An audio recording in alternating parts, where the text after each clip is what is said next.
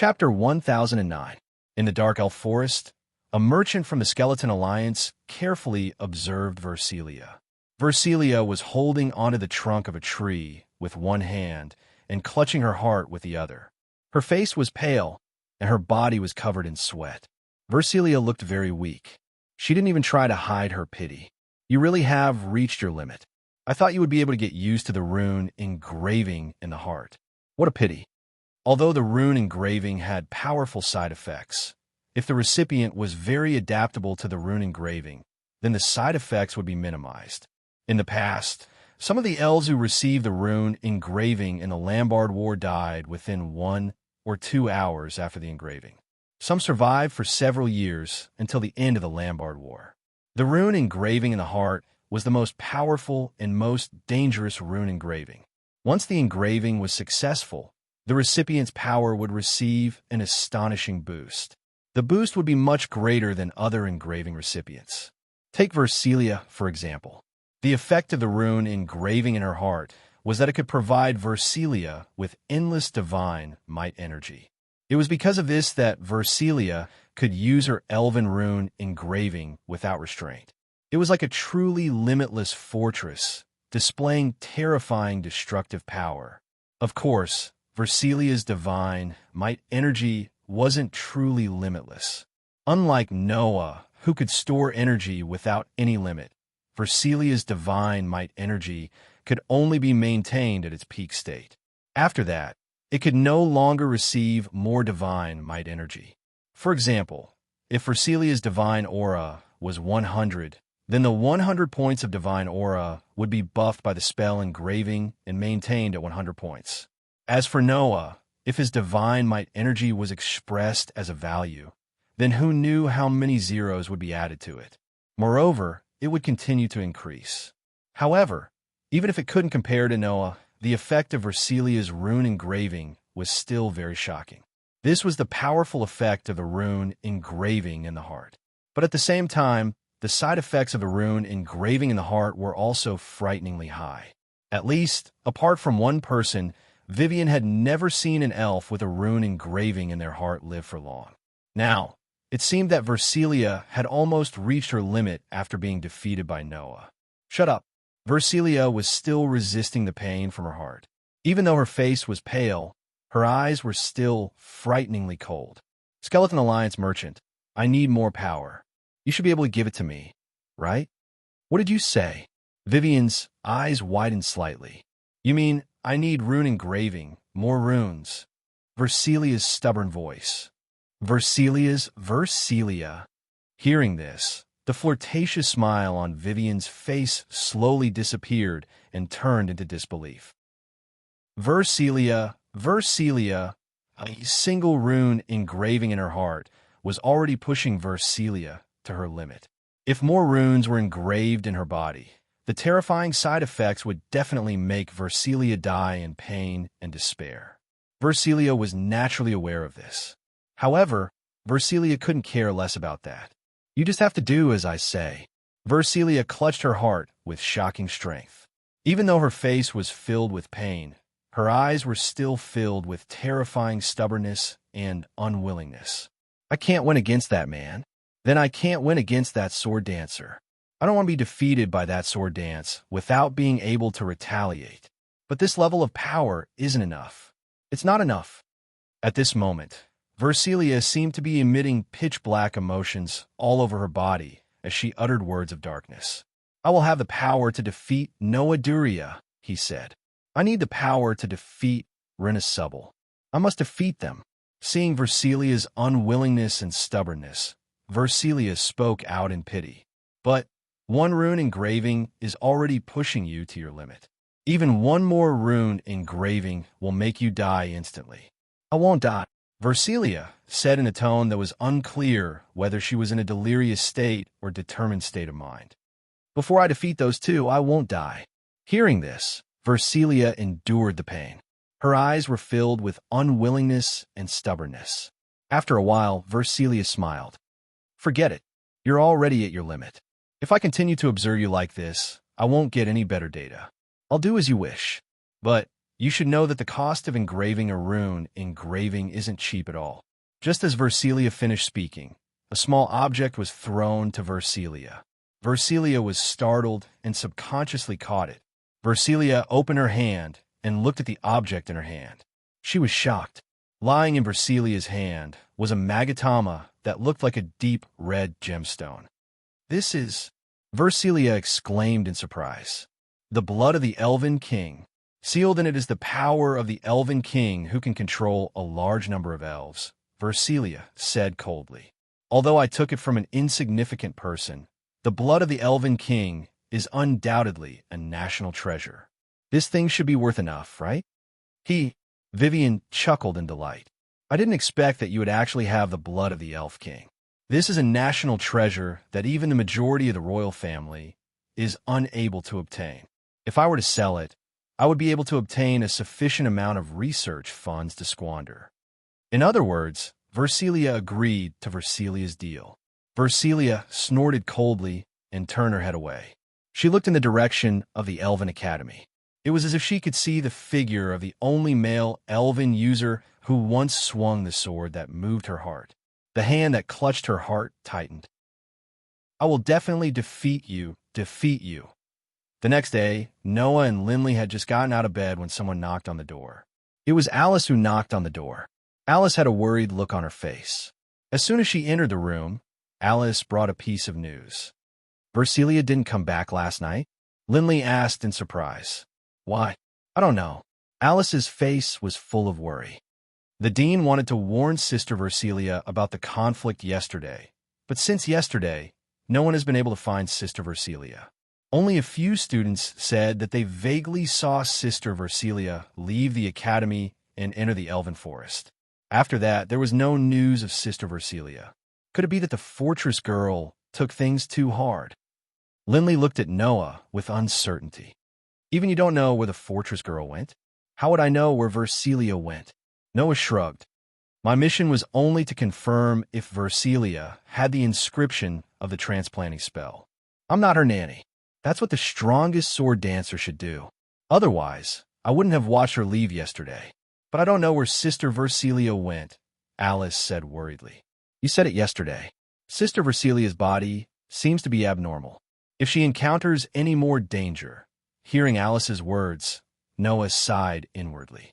To be honest, Versilia's relationship with Noah was not only bad, but also very bad. If it wasn't for Lotus's request, Noah wouldn't even care about Versilia. However, Versilia was Alice's adopted sister. Noah didn't care about Versilia, but it didn't mean that Alice didn't care about Versilia.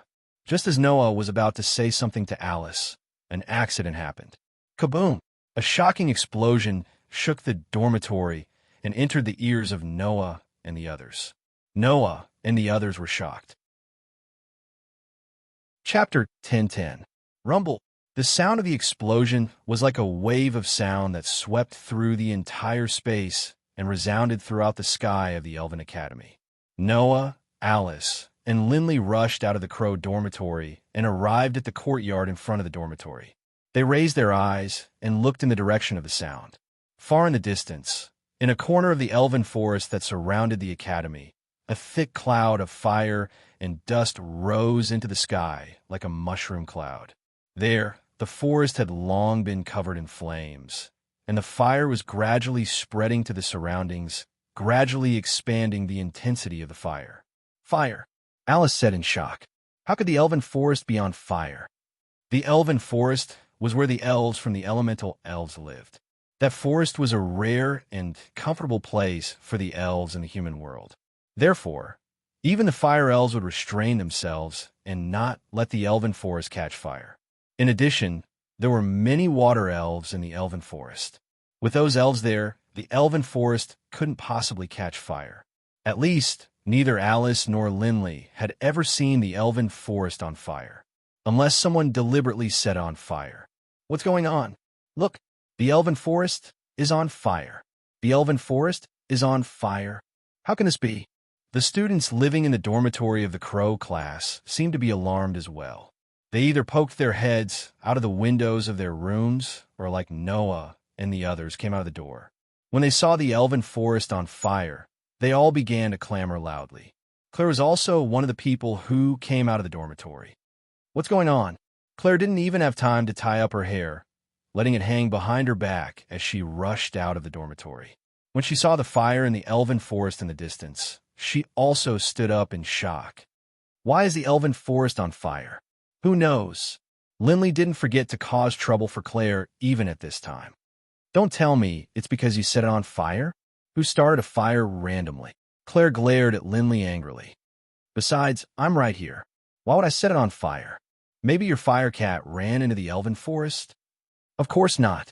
Scarlet was a good boy. Do you think I'm as unruly as your big dog? Fenrir is a proud white wolf, not a dog. Furthermore, he had a very good upbringing. Unlike you, an unruly stray cat. What did you say? All right, stop arguing. Alice yelled in annoyance. Why are you still arguing at a time like this? Noah didn't care about the noise that lingered in his ears. He gazed in the direction of the elven forest and spoke in a deep voice. This is bad. Claire, Lindley, and Alice all heard Noah's voice, and their hearts immediately skipped a beat. Have you forgotten? Noah looked at Claire, Lindley, and Alice.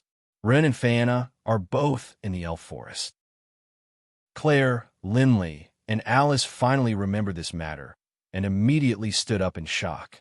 Alice, Noah said decisively, you know how to use flying magic, right? Bring us all over. Okay. Alice agreed without any hesitation. However, as Noah's teammates, Claire and Lindley had some understanding of Noah's physique that was resistant to foul curses. We don't have a problem.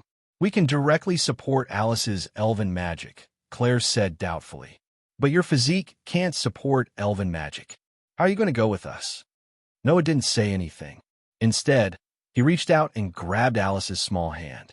Ah! Alice cried out in surprise. When she realized what had happened, her pretty face immediately turned red, and she cried out in panic. What are you doing? I'd like to ask you what you're doing. Noah was speechless. My body can't support elven magic. So, Alice, bring me over. Ugh. Alice forced herself to calm down, but her hand in Noah's hand was trembling. She was obviously very nervous. Noah didn't want to say anything more to this exceptionally pure reaction. He could only urge her. Hurry up. I know. Alice suppressed her shyness and closed her eyes. Wind, grant me protection.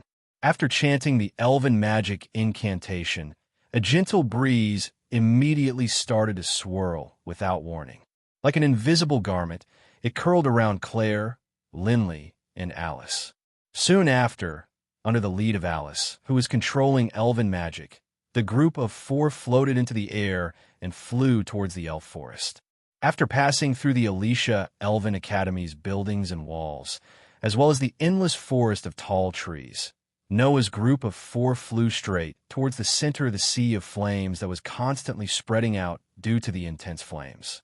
Because they didn't fly very high, when Noah's group flew into the range of the sea of fire, the high temperature of the flames immediately roasted them, illuminating their faces red. After an unknown amount of time, they finally arrived at the location of the initial explosion thanks to Alice's elven magic. There, the trees had already been blown away by the shocking explosion, leaving behind a charred area. Noah, who was being pulled by Alice and floating in the air, looked down and gradually focused his gaze. Noah's outstanding senses allowed him to sense it. In the center of a sea of flames, there was an unusually violent aura. That aura was actually somewhat familiar. It can't be. Just as a guess appeared in Noah's mind, Claire, Lindley, and Alice saw the scene in the thick sea of flames below. To be more precise, they saw a black shadow. A huge black shadow that was at least 10 to 20 meters tall. That's Claire, whose eyes were burning with flames, was the first to clearly see the full appearance of the huge black shadow in the sea of flames. An expression of disbelief appeared on her pretty face. It's a lie, right? After Claire, Lindley and Alice also clearly saw the full appearance of the black shadow in the middle of the sea of flames. It was covered in a thick and heavy composite mech. On every part of the mech, there were black cannons mounted on it, pointing in all directions. It was a fortress that looked like a mechanical giant. That's... Lindsley's expression changed. Silent fortress? Sister? Alice cried out involuntarily. How? How could it be? Not only Claire, Lindsley, and Alice, but even Noah didn't dare to believe that it was Versilia's elven device that he had destroyed in 2 or 3 moves yesterday. As for why, the reason was very simple. Although Versilia's elven device was as big as a giant, it was at most 4 to 5 meters tall, definitely not 10 to 20 meters tall. Moreover, Versilia's elven device was that kind of deep red. But this mech fortress in front of them was not only completely black, but there were also sharp spikes everywhere, forming an extremely terrifying and strange shape. It looked like a giant undead spirit. What's going on? Alice cried out in shock. What's going on? Noah's expression also changed, but a cold voice sounded directly from his heart, dispelling Noah's doubts. Master, that's a spell engraving. Aster. Noah was startled at first, then said in surprise. Did you say spell engraving? Yes, that's the appearance of an elven envoy that had its spirit devoured by the spell engraving and lost its mind. Aster's voice sounded in Noah's heart. Moreover, looking at how violent that divine power is, I'm afraid that many spell engraving has been transplanted. It's very dangerous. Just as Aster's voice sounded in Noah's heart, below, in the center of the scorching sea of fire, the black mech giant suddenly raised its head and looked in the direction of Noah's group. In that instant, Claire, Lindsley, and Alice all felt a chill in their hearts. Although Noah did not feel the slightest chill, a warning sign sounded in his heart, causing him to cry out loudly without any hesitation. Careful. Chapter 10:11. Be careful. Almost as soon as Noah's voice fell, the pitch-black mecha giant in the center of the sea of fire below seemed to have discovered Noah's group floating in the sky. A scarlet light suddenly flashed from its eyes. Gotcha! With such a mechanical sound, a huge steel cannon suddenly rose from the mecha giant's shoulder and aimed at Noah's group in the sky. An extremely astonishing divine power gathered at the muzzle. Bang! The next moment, the loud sound of cannon fire reverberated. Constructed from scorching flames, the huge cannon fire with a diameter of 2 to 3 meters was like lightning. It rubbed against the air, causing the whistling winds to tremble and distort crazily. It shot directly at Noah's group in the sky. Finally, like a huge meteorite, the fierce cannon fire crashed down on Noah's group. Boom! Suddenly, a loud rumble resounded in the sky above the sea of fire like a landslide, stirring up a wave of fire. It was like an explosion of fireworks, shaking in all directions. Looking from the direction of the Elven Academy, one could see a dense flame suddenly exploding above the sea of fire. The loud rumble caused even the students in the academy to turn pale. Their ears rang, and they felt dizzy. Without a doubt, if they were hit by such a blow, even the flame elves with extremely high immunity to cannon fire would be annihilated in an instant, without leaving a trace. And if even the elves were like this, there was no need to talk about humans. However, the pitch-black elven magic device that looked like a giant mecha seemed to have sensed something. It turned its head that was originally looking towards the sky and looked towards one of the corners of the sea of fire around it. There, Noah, Claire, Lindley, and Alice just happened to descend from the sky and land on the ground that was scorching hot from the flames. Obviously, under Noah's reminder, Alice reacted at the critical moment. She controlled the flying elven magic and brought Noah's group to successfully avoid that terrifying blow. Looking at the dense flames in the sky caused by the cannon fire just now, Noah frowned slightly. The power of that attack just now couldn't be compared to the power of the artillery bombardment that Versilia displayed against Noah yesterday. The two couldn't be compared at all. If Versilia's cannon fire yesterday could only be considered as the power of an ordinary cannon, then the cannon fire just now was truly at the level of a powerful missile. It was just as Aster had said. Versilia's body might have been transplanted with more spell engravings. Versilia, Claire still couldn't believe that Versilia would launch such a fatal attack on them. She looked at the pitch-black mecha giant in shock. Are you really crazy? That fortress woman. Lindley's pretty face was more or less unsightly. She really did it, sister. Alice couldn't help but take a step forward and yell with a sorrowful expression. What are you doing? Could it be that you really transplanted the spell engravings? It wasn't Versilia's voice that answered Alice. Instead, it was a heavy cannon that was set up in Alice's direction. Bang! The loud sound of the cannon fire wasn't inferior to the previous cannon fire at all. The huge cannon fire that was much larger than a human cut through the air, digging through the soil and sending waves of fire flying. It shot directly in Alice's direction. Alice, Claire, and Lindley both cried out in surprise. Noah's legs tightened and his body tensed up. He was prepared to charge in Alice's direction. At this moment, a majestic voice turned into ripples in the air and gradually spread into everyone's ears. Sword Saint who serves the King of Suns, my knight, fulfill the blood contract here and become a guardian sword. Come to my side. A powerful divine aura suddenly condensed in front of Alice, bringing with it a wave of light particles. Amidst the vibrations in the air, it turned into a tall figure. It was a tall figure covered in pure white armor, holding a knight's sword and shield. He was like a knight, and his entire body rippled with a holy aura. Bang! The huge cannon fire landed on the tall knight's heavy shield and exploded. The scorching waves of fire and dense sand were split into two with the knight holding the heavy shield as the center. It didn't affect Alice behind him. Noah was startled at first, but then his heart stirred and he looked in a direction. There was a person there. A young girl with waist-length purple hair that swayed in the air reached her hand towards Alice. Waves of divine power surged around her. Seeing this young girl, Claire, Lindley, and Alice all cried out in surprise. Fianna? It was Fianna, who was taken away by Lotus. Under everyone's gaze, Fianna smiled sweetly. This is the holy elemental knight elf passed down from generation to generation in the Audisia royal family Geochius. Fianna's delicate face, which was slightly coquettish, was filled with confidence and pride that had never been seen before. He's also my contracted elf. Hearing Fianna's words, everyone looked at the tall elemental knight elf. The holy elemental elves, also known as holy elves, were very unique among the elves. One of the reasons why the holy elves were unique was because the holy elemental element was the leader of the 5 elemental elements.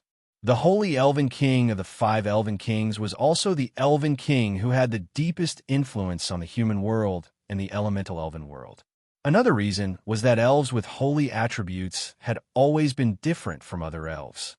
They were very proud and would choose suitable elves to be their masters based on their own preferences.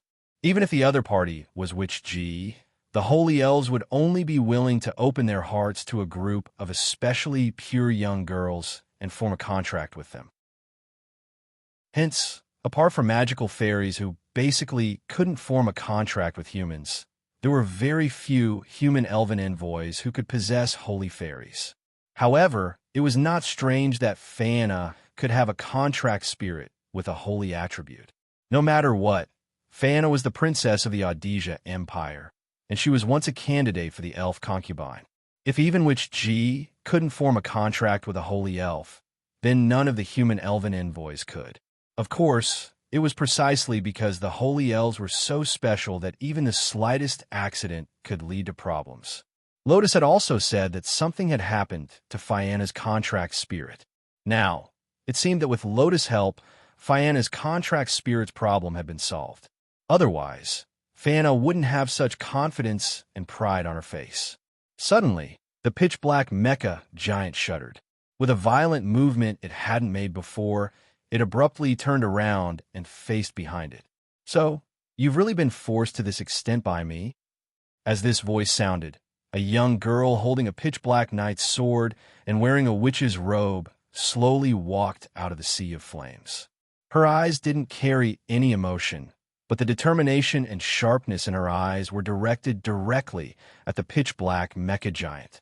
If you're in this state because of me, then let me put an end to it. Versilia Eva Faringelto. As soon as his voice fell, a rich divine power rose from Lotus's body. Like a blue mist that was evaporating, it turned into a wave of air that violently undulated.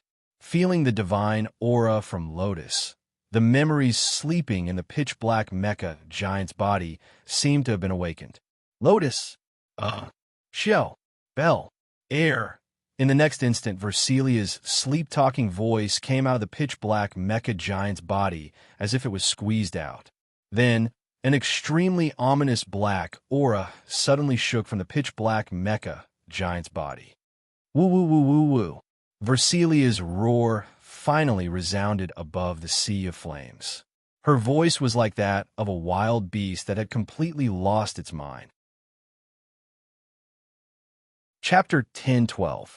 In a corner of the elf forest that was engulfed in a sea of fire, waves of fire surged. The high temperature of the fire shook violently, causing the trees to gradually collapse and turn into charcoal. Woo-woo-woo-woo-woo-woo. A gigantic black giant with a height of 10 to 20 meters stood in the middle of the sea of fire. Versilia's irrational roar sounded from the black giant, making it seem as if the black giant had gone mad. Ominous black gas fluctuated from its body and spread in all directions. Lien, a subtle. Vaguely, he could hear Versilia's roar from within the giant's body. Her voice was filled with an obsession that was deeper than madness. Hearing the voice clearly, Lotus gripped the pitch-black elven device tightly as she stared straight at the giant that seemed to cover the entire sky. The dense divine aura that was fluctuating around her was instantly channeled into the knight's sword in her hand, causing it to emit a dazzling black light. Boom! At the same time, ominous black gas surged out of the black mecha giant's body, turning into tentacle-like whips that cut through the air and swept towards Lotus. However, at the same time, Lotus also swung out the elven device in her hand to meet the oncoming whip. Clang! The incorporeal pitch-black fog collided with the fairy device in Lotus's hand, causing a metallic clanging sound and sparks to erupt. A rather strange force vibrated, causing the whip shadow formed by the pitch-black fog to stagger involuntarily. It brushed past Lien's body and was thrown to the side. Bang! The mist whip didn't slow down in the slightest as it landed on a nearby tree. It directly blew up the burning tree into a pile of wood dregs. Woo-woo-woo-woo-woo-woo. This result caused the black mecha giant to roar in anger. The black gas that continuously surged out of its body suddenly flowed, quickly moving along its body and scuttling to one of its giant arms. In the next moment, the giant arm that was covered with spikes and black gas brought along a whistling gust of wind. With a swoosh, it directly swung towards Lotus's direction. In terms of power, this blow was indeed unrivaled. Even Noah, who had the blessing of LV for level ability value, did not want to fight head-on. However, in terms of technique, this attack was too crude. It was impossible to hit a sword dance expert like Lotus.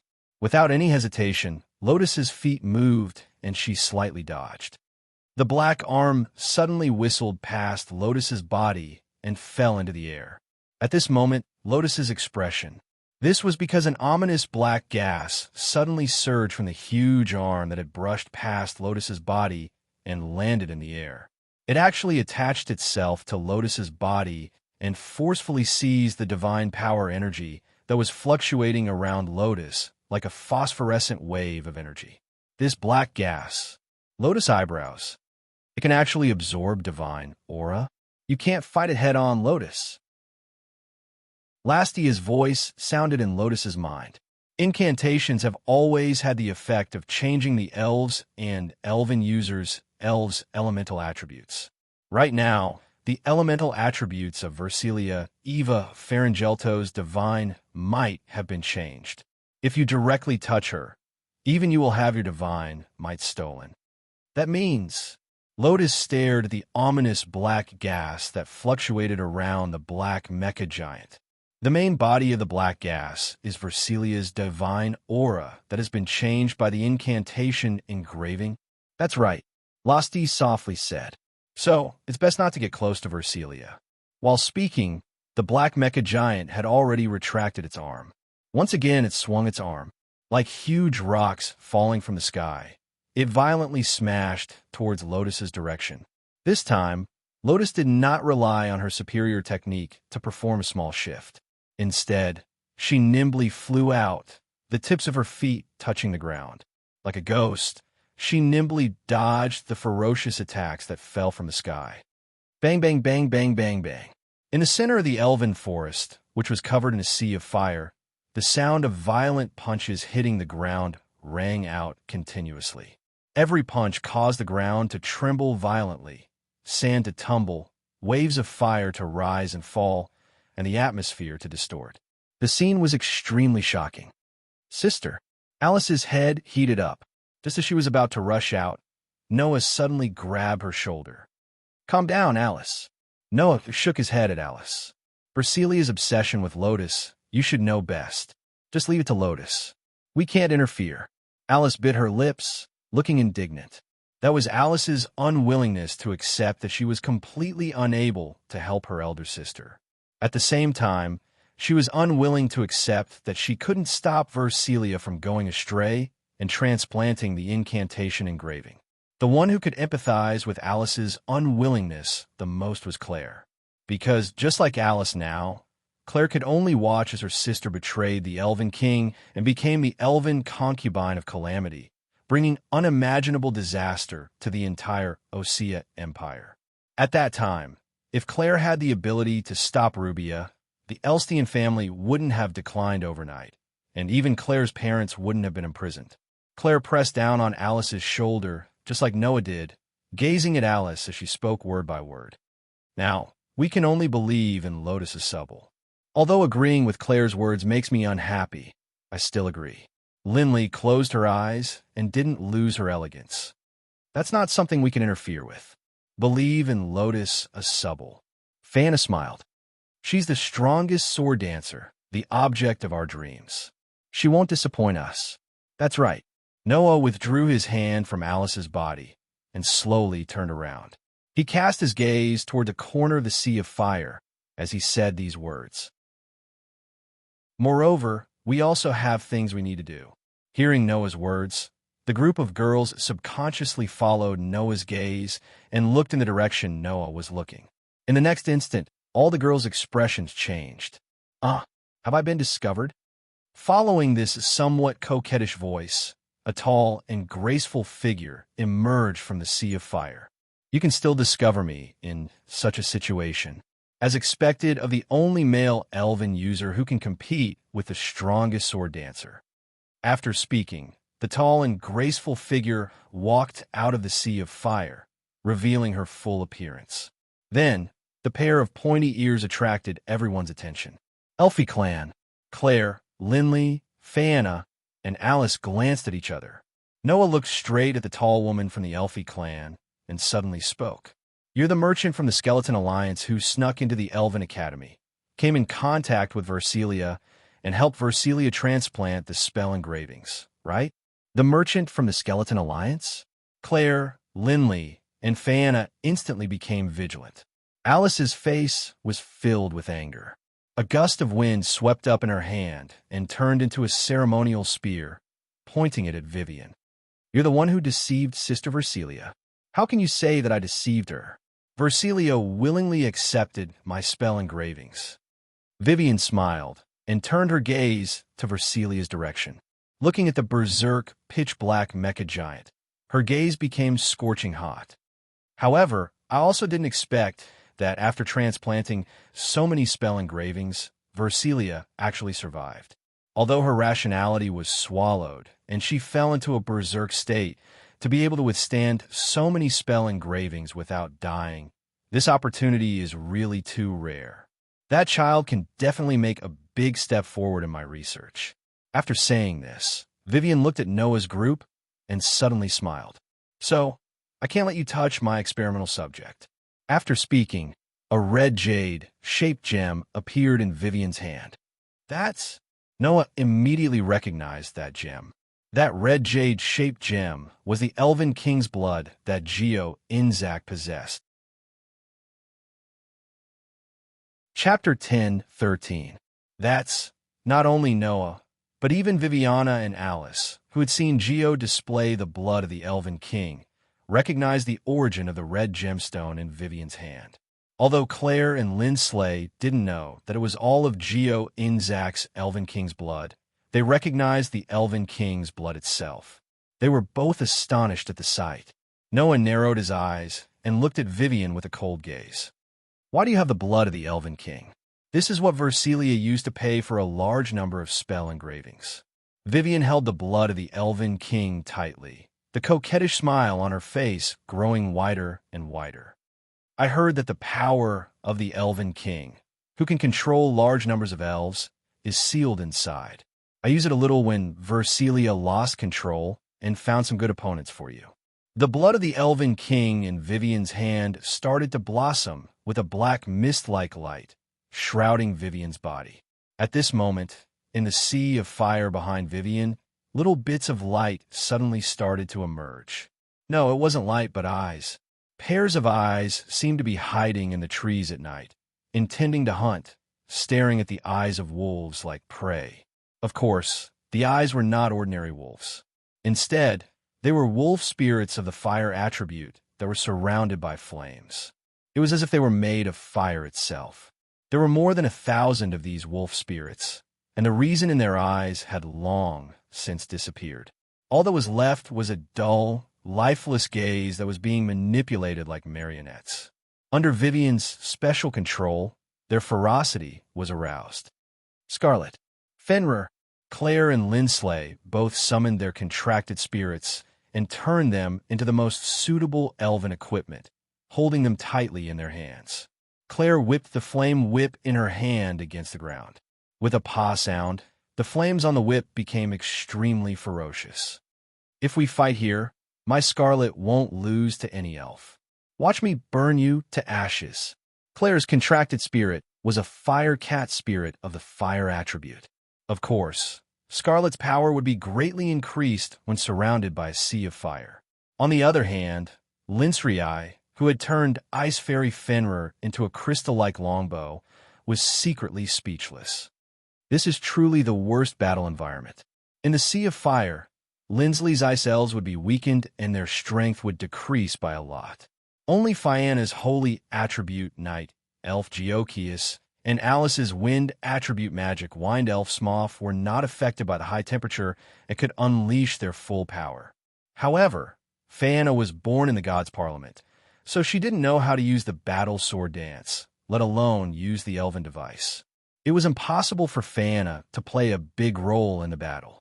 Fianna's strength was the ritual gods' music and the strong defense of the holy elven knight. However, in such a sea of fire, Fianna couldn't perform the ritual dance with peace of mind. Alice, on the other hand, was a bit impulsive. After knowing what Vivian had done to Versilia, her face was full of anger and she would most likely attack recklessly. If something went wrong and she was injured, she would definitely be drowned by the flame wolf elves in an instant and die without a doubt. In other words, apart from Claire, the other 3 girls were all at a disadvantage. Vivian, who clearly knew this, had a scheming smile on her face. Unfortunately, Vivian forgot about one person. One person who could change the entire battle situation. Noah, who had been silent all this while, suddenly spoke. This isn't a friendly duel, but a pure slaughter, right? Noah's words stunned everyone, including Vivian. Sorry. Noah lifted his feet and slowly walked towards Vivian, a sharp glint flashing through his deep eyes. For me, numbers don't have much meaning.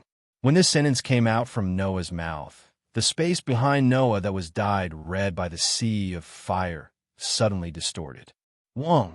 Amidst the tremors, golden ripples that resembled water ripples suddenly undulated from Noah's back. What's that? Vivian had an ominous premonition in her heart, causing her to speak without hesitation. Let's go. Flame wolf elves.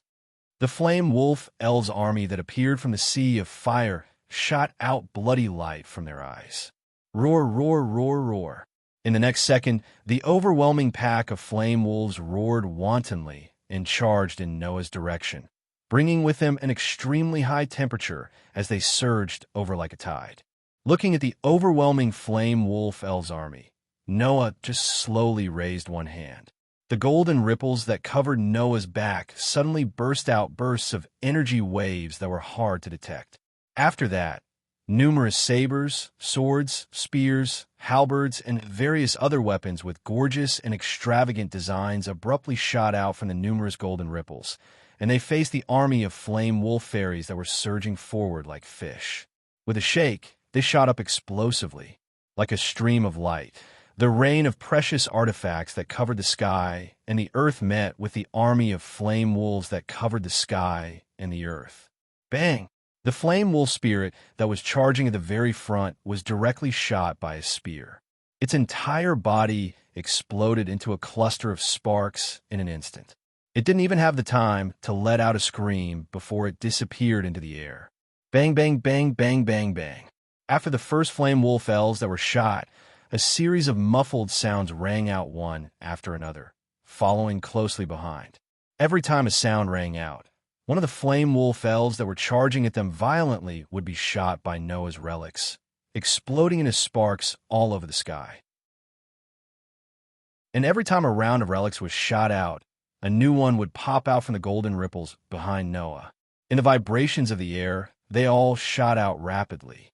Not long after, the group of flame wolf elves that numbered over 1,000 were almost all blasted apart by the treasures that shot over like streams of light. They scattered into sparks that filled the sky and merged into the surrounding sea of fire, disappearing without a trace. In the end, there were less than 100 flame wolf elves that were scattered around Vivian to protect her. The flames that surrounded them illuminated Vivian's shocked face. What's that? Claire, Lindsley, Fana, and Alice were all shocked.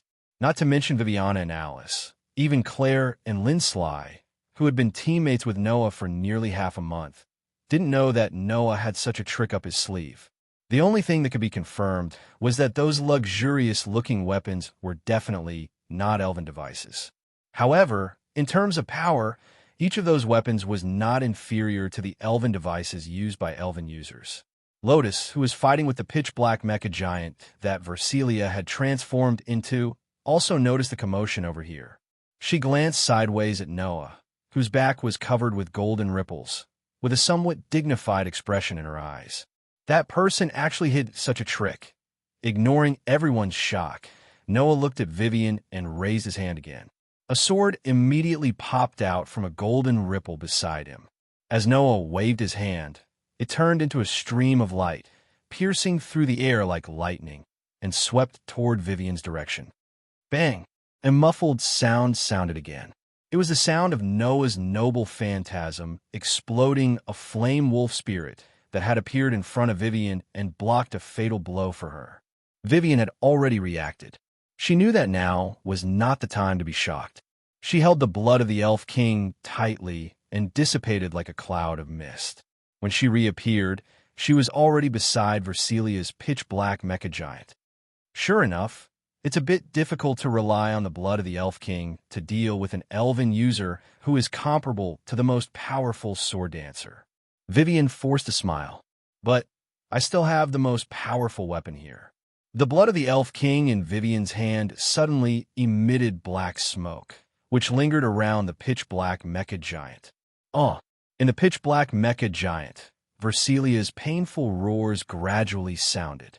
At this moment, the violent and ferocious aura on the pitch-black mecha giant became even more intense. Chapter 10:14. Poof! The ferocious aura surging from Versilia's elven device was mixed with the ominous black aura of divine might and the black mist from the blood of the Elven King that sealed the Mad King's elf. It spread throughout the sea of flames, stirring up a sinister black wind. Suddenly, the surrounding sea of fire was blown by the eerie black wind.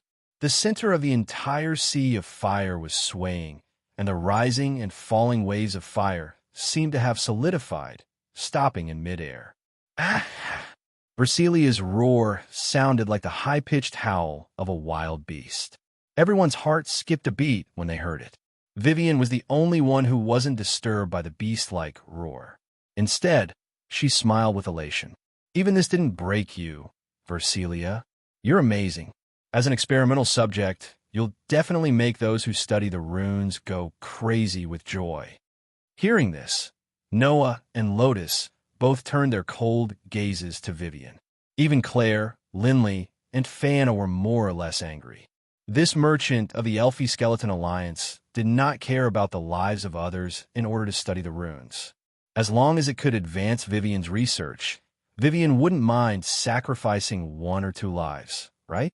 As a matter of fact, many elven messengers had already died due to Vivian's incantation. Most of them couldn't even withstand the side effects of the incantation, and even their minds had collapsed. It could be said that they were worse than death. Filthy merchant of the Skeleton Alliance. Alice yelled, "What did you do to Sister Versilia?" "Nothing much. I'm just using the power of the Mad King's elf to squeeze out the potential of this child's elf potential," Vivian said with a smile. "With Versilia's original power and the support of the large amount of runes, as well as my control, this child can defeat even the strongest sword dancer." With that said, under Vivian's control, the black mecha giant suddenly raised the 2 heavy cannons on its arms and pointed them at everyone in front of it. Everyone, including Noah, Lotus, Claire, Linley, Fana, and Alice. Bang, bang, bang, bang. Amidst the fierce bombardment, the muzzles of the 2 heavy cannons that were set up by the black mecha giant flashed with flames one after another, causing huge cannon fire to pour out like a machine gun, turning into a violent bombardment like raindrops that shrouded Noah's group. In an instant, everyone's field of vision was filled with the huge cannons. They watched helplessly as the cannons rained down on them, and all of them revealed looks of shock. Looking at the fierce cannon fire, Noah waved his hand fiercely. Whong! A huge golden ripple spread out from the ground. Immediately after, a thick and heavy shield suddenly rushed out from the golden ripples and blocked in front of everyone. The fierce cannon fire enveloped like raindrops suddenly all fell on the huge shield. Bang, bang, bang, bang. The next moment, the violent impact waves and the strong fire waves exploded in front of the huge shield at the same time, stirring up turbulence all over the sky. It swept in all directions and shook the ground until it cracked inch by inch. Noah and the others, who were protected behind the huge shield, were not affected at all. Taking a closer look, the huge shield was like a city wall with golden flower petals embedded in the middle of the shield as an ornament. If Gilgamesh was here, he would definitely recognize the origin of this shield. Blazing 7-fold rings, La Ajax. To be more precise, it should be said that it was the prototype of blazing 7-fold rings, La Ajax. Gilgamesh had used this relic before, and he called it the Shield of God. It was undoubtedly the highest level of relic that had an invincible defense against throwing weapons. Facing the impenetrable, huge shield, Versilia was like a mad beast. She let out a mournful roar, while constantly firing her cannons. The cannons continued to bombard the huge shield, causing the sky shaking explosions and shock waves of flames. Alice felt as though her heart was being sliced by a knife when she heard Versilia's shrill cries. She endured the pain, grabbed Noah's hand, and begged, "Don't worry, Noah, don't worry. Don't worry. Noah, I beg you, please save Sister Versilia." Alice's pleading stunned Noah.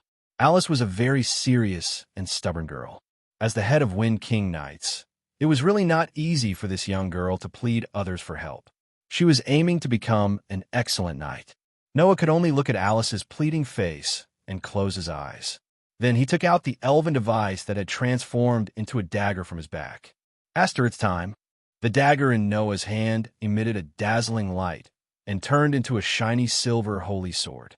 "Sorry, I know you want to end the feud between you and Versilia, Noah held the holy sword tightly in his hand and looked up at Lotus. However, there are two of them now.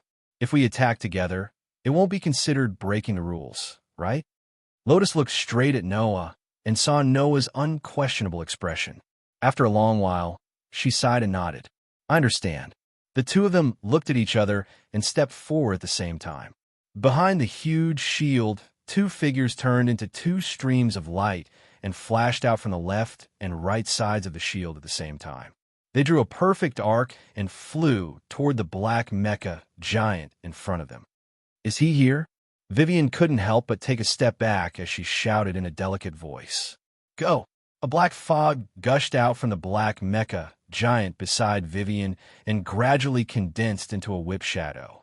It swung in the air and shot out, leaving a mark on the hard ground. It violently whipped toward Noah and Lotus.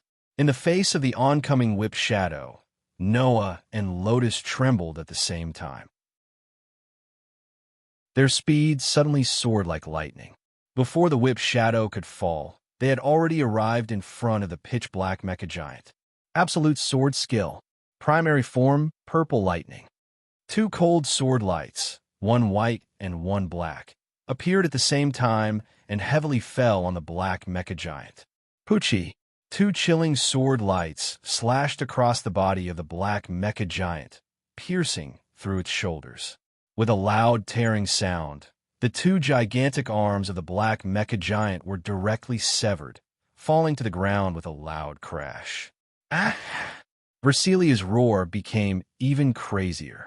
This was caused by Vivian, who had watched the black mecha giant's arm being chopped off, forcibly controlling the black mecha giant to attack, while her expression changed. Thus, two heavy cannons were set up on the shoulders of the black mecha giant. Shocking divine might energy was converted into a terrifying cannon blast that shot towards Noah and Lotus. However, when they saw the two cannons shooting toward them, Noah and Lotus actually advanced instead of retreating. With great tacit understanding, they rushed forward. The holy sword and demon sword in their hands surged with dense divine might as they swung their swords at the incoming cannons. Bang! The sharp weapons collided with the fierce cannons, setting off a violent wave of fire. However, Vivian was suddenly shocked. The violent wave of fire suddenly rotated and turned into two flaming vortexes. One of the vortexes was absorbed by the two highest-level elven devices, one white and one black. Holding the elven devices that carried the two scorching flames, Noah and Lotus rushed out of the fire wave. In a flash, they suddenly appeared in front of the black mecha giant. Absolute sword skill. Form 4 flame cut. The holy sword and demon sword that carried the violent flaming vortexes blasted out like a violent wind wheel, fiercely bombarding the black mecha giant. Dong! A terrifying loud sound resounded through the sky. Chapter 10:15. Dong! The holy sword and the demonic sword slammed into the mecha giant, creating a deafening boom. At the same time, the fire vortex exploded, turning into a terrifyingly high temperature that instantly enveloped Versilia's elven magic equipment. Ah! Within the raging flames, Versilia let out a painful wail. The ominous black gas around the elven device evaporated under the heat of the flames, turning into smoke and disappearing into thin air. However, the buff and a large number of spell engravings made Versilia's power endless. Even if she was burned in the violent flames, she still persisted bitterly and didn't fall. Seeing this, Noah and Lotus, who were holding the demon slayer and Vorpal sword, nimbly retreated with the help of the blast wind. After landing firmly on the ground, they looked at each other. Looks like I have no choice but to go all out. Lotus's eyes flashed. She stared at Versilia, who was struggling to hold on in the raging flames, and suddenly spoke. Since you also know the absolute sword skill, you should be able to use that move, right? That move? Noah was startled at first. Then he seemed to understand what Lotus was talking about. His eyebrows twitched. Noah and Lotus used a variety of absolute sword skills. Sword skill for body destruction, initial form, purple lightning. Group Annihilation Sword Technique, Form 3, Shadow Moon Dance. Destructive Sword Technique, Form 6, Shattered Tooth. There was also a sword technique that countered certain attributes, using a unique frequency of divine might energy to absorb the opponent's flames, neutralizing the opponent's attack, while at the same time using the power of the flames to superimpose on one's own divine might energy to perform an even more powerful attack. Form 4, Flame Slash. These sword skills were able to display unimaginable effects under specific battle situations. The move that Lotus mentioned was not only the most powerful of the absolute sword skills, but was also not used against elven users. It was a destructive sword skill used to defeat large elves. According to Gray and Vaz, this move was originally a dual sword skill, but if the user's skill was high enough, they could use it even with a single weapon. And once this sword technique was practiced to the extreme, then even among all the elves, apart from the Elf King, the highest level demon god level elves could be killed. Although it's an ultimate sword skill used to deal with large elves, but if it's you and I, even if the opponent is an elven user, we can still use it, right? Lotus stared closely at the pitch-black mecha giant and said, "Moreover, even if it's not a large elven device, Versilia's size is enough to be used against absolute sword skill." Hearing this, Noah tightened his grip on the holy sword in his hand and stared at the black mecha giant in the flames. Think carefully. This isn't the elemental elf realm. We can't turn damage into mental attacks. If Versilia is hit by that move, she might die. So, we can only destroy Versilia's elven device, Lotus said without hesitation. You can't hurt Versilia. You really know how to give people difficult problems, Noah said sarcastically, but the corners of his mouth slowly rose. I hope your hands won't tremble. Tremble. Lotus's mouth also slowly rose. You too. Facing the black mecha giant that was much larger than them and as ferocious as a ferocious beast, Noah and Lotus merely gripped the swords in their hands tightly. Amidst the waves of fire and wind, they chatted cheerfully shoulder to shoulder with a fearless expression on their faces. Seeing this scene, Claire, Linley, Fana, and Alice were all a bit absent-minded. Vivian, on the other hand, seemed to be enraged and fearful as she let out a sharp cry. I don't believe that Versilia can't defeat 2 elven users with so many spell engravings. Then, Vivian smashed the Elven King's blood on the ground heavily. Bam! The priceless Elven King's blood was shattered into a pile of fragments in response to the sound. However, from the shattered blood of the Elven King, a black mist that was much darker than any of the previous mist rose up. Like a poisonous snake, it burrowed into Versilia's elven device. Instantly, the black aura around the black mecha giant increased exponentially. The black fog, so dark that it looked like sewage, wrapped tightly around the black mecha giant.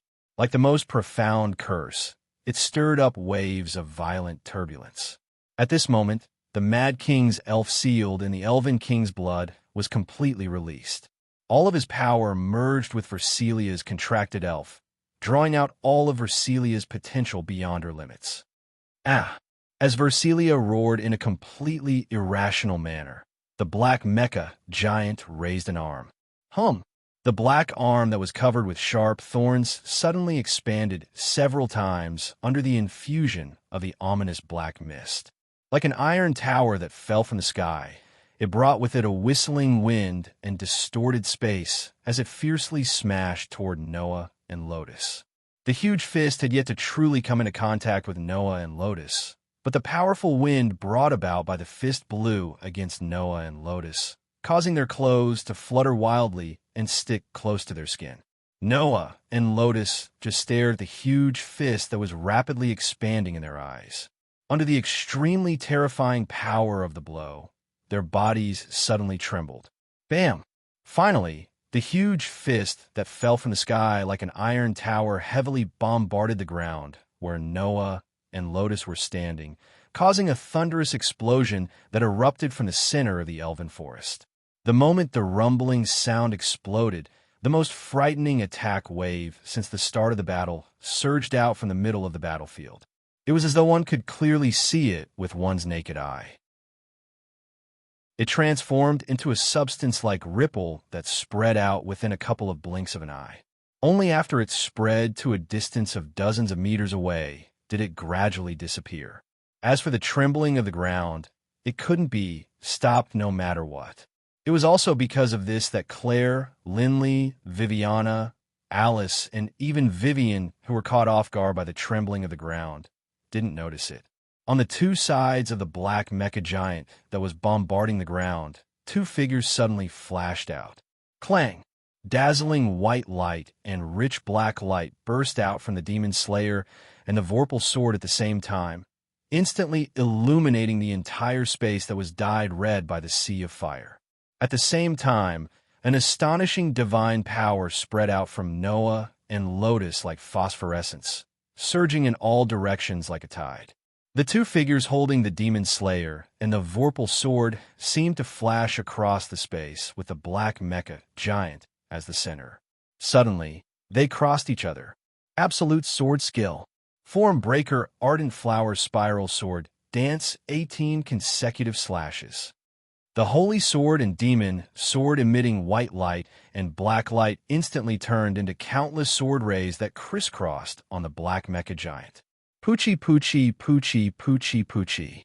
Along with the chaotic slashing sounds, the huge body of the black mecha giant was cut apart by the sword rays. Along the sword rays, each part of the mecha giant slid down one by one, spewing out pitch-black mist and collapsed in one breath. Boom! A muffled explosion resounded. The black mecha fortress that was like a giant that blotted out the sky suddenly exploded, turned into specks of starlight, and disappeared in the air. Among them, Versilia, whose whole body was covered with ferocious brands, closed her eyes tightly and fell to the ground due to gravity.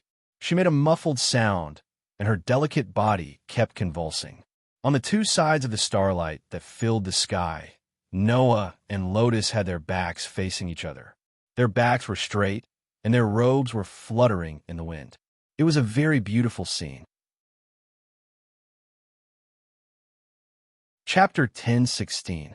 Crackle, crackle, crackle, crackle. The sound of trees being burned rang out in the dense sea of flames, reverberating in the forest that had suddenly lost all other sounds. Ugh! Versilia let out a bitter groan. Her body was spasming. Her entire body was engraved with ferocious scar-like brands. It was quite a shocking sight. If you were to count them, it would be a meaningless matter. There were at least dozens of runes engraved on Versilia's body, if not hundreds of them. Then there were at least dozens of them. This didn't even include the runes engraved on Versilia's body. If one were to count the runes in Versilia's body, such as the runes in her heart, there would be at least 100 of them. Ordinary elven envoys might have a mental breakdown in an instant after engraving even a single rune on them. Versilia, on the other hand, had not only engraved the runes on her heart, but she had also implanted hundreds of runes all over her body. The side effects of all the runes added together could kill hundreds or thousands of elven envoys, let alone one elven envoys, right? However, even though Versilia's mind was devoured by the runes and she lost her mind, she still held on and didn't die.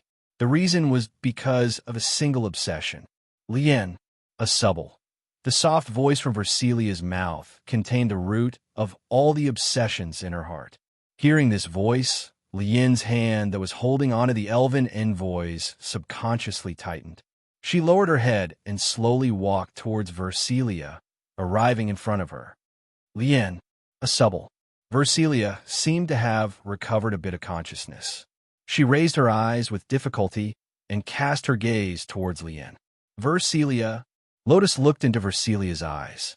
Just this point alone made Versilia's pained expression soften a lot.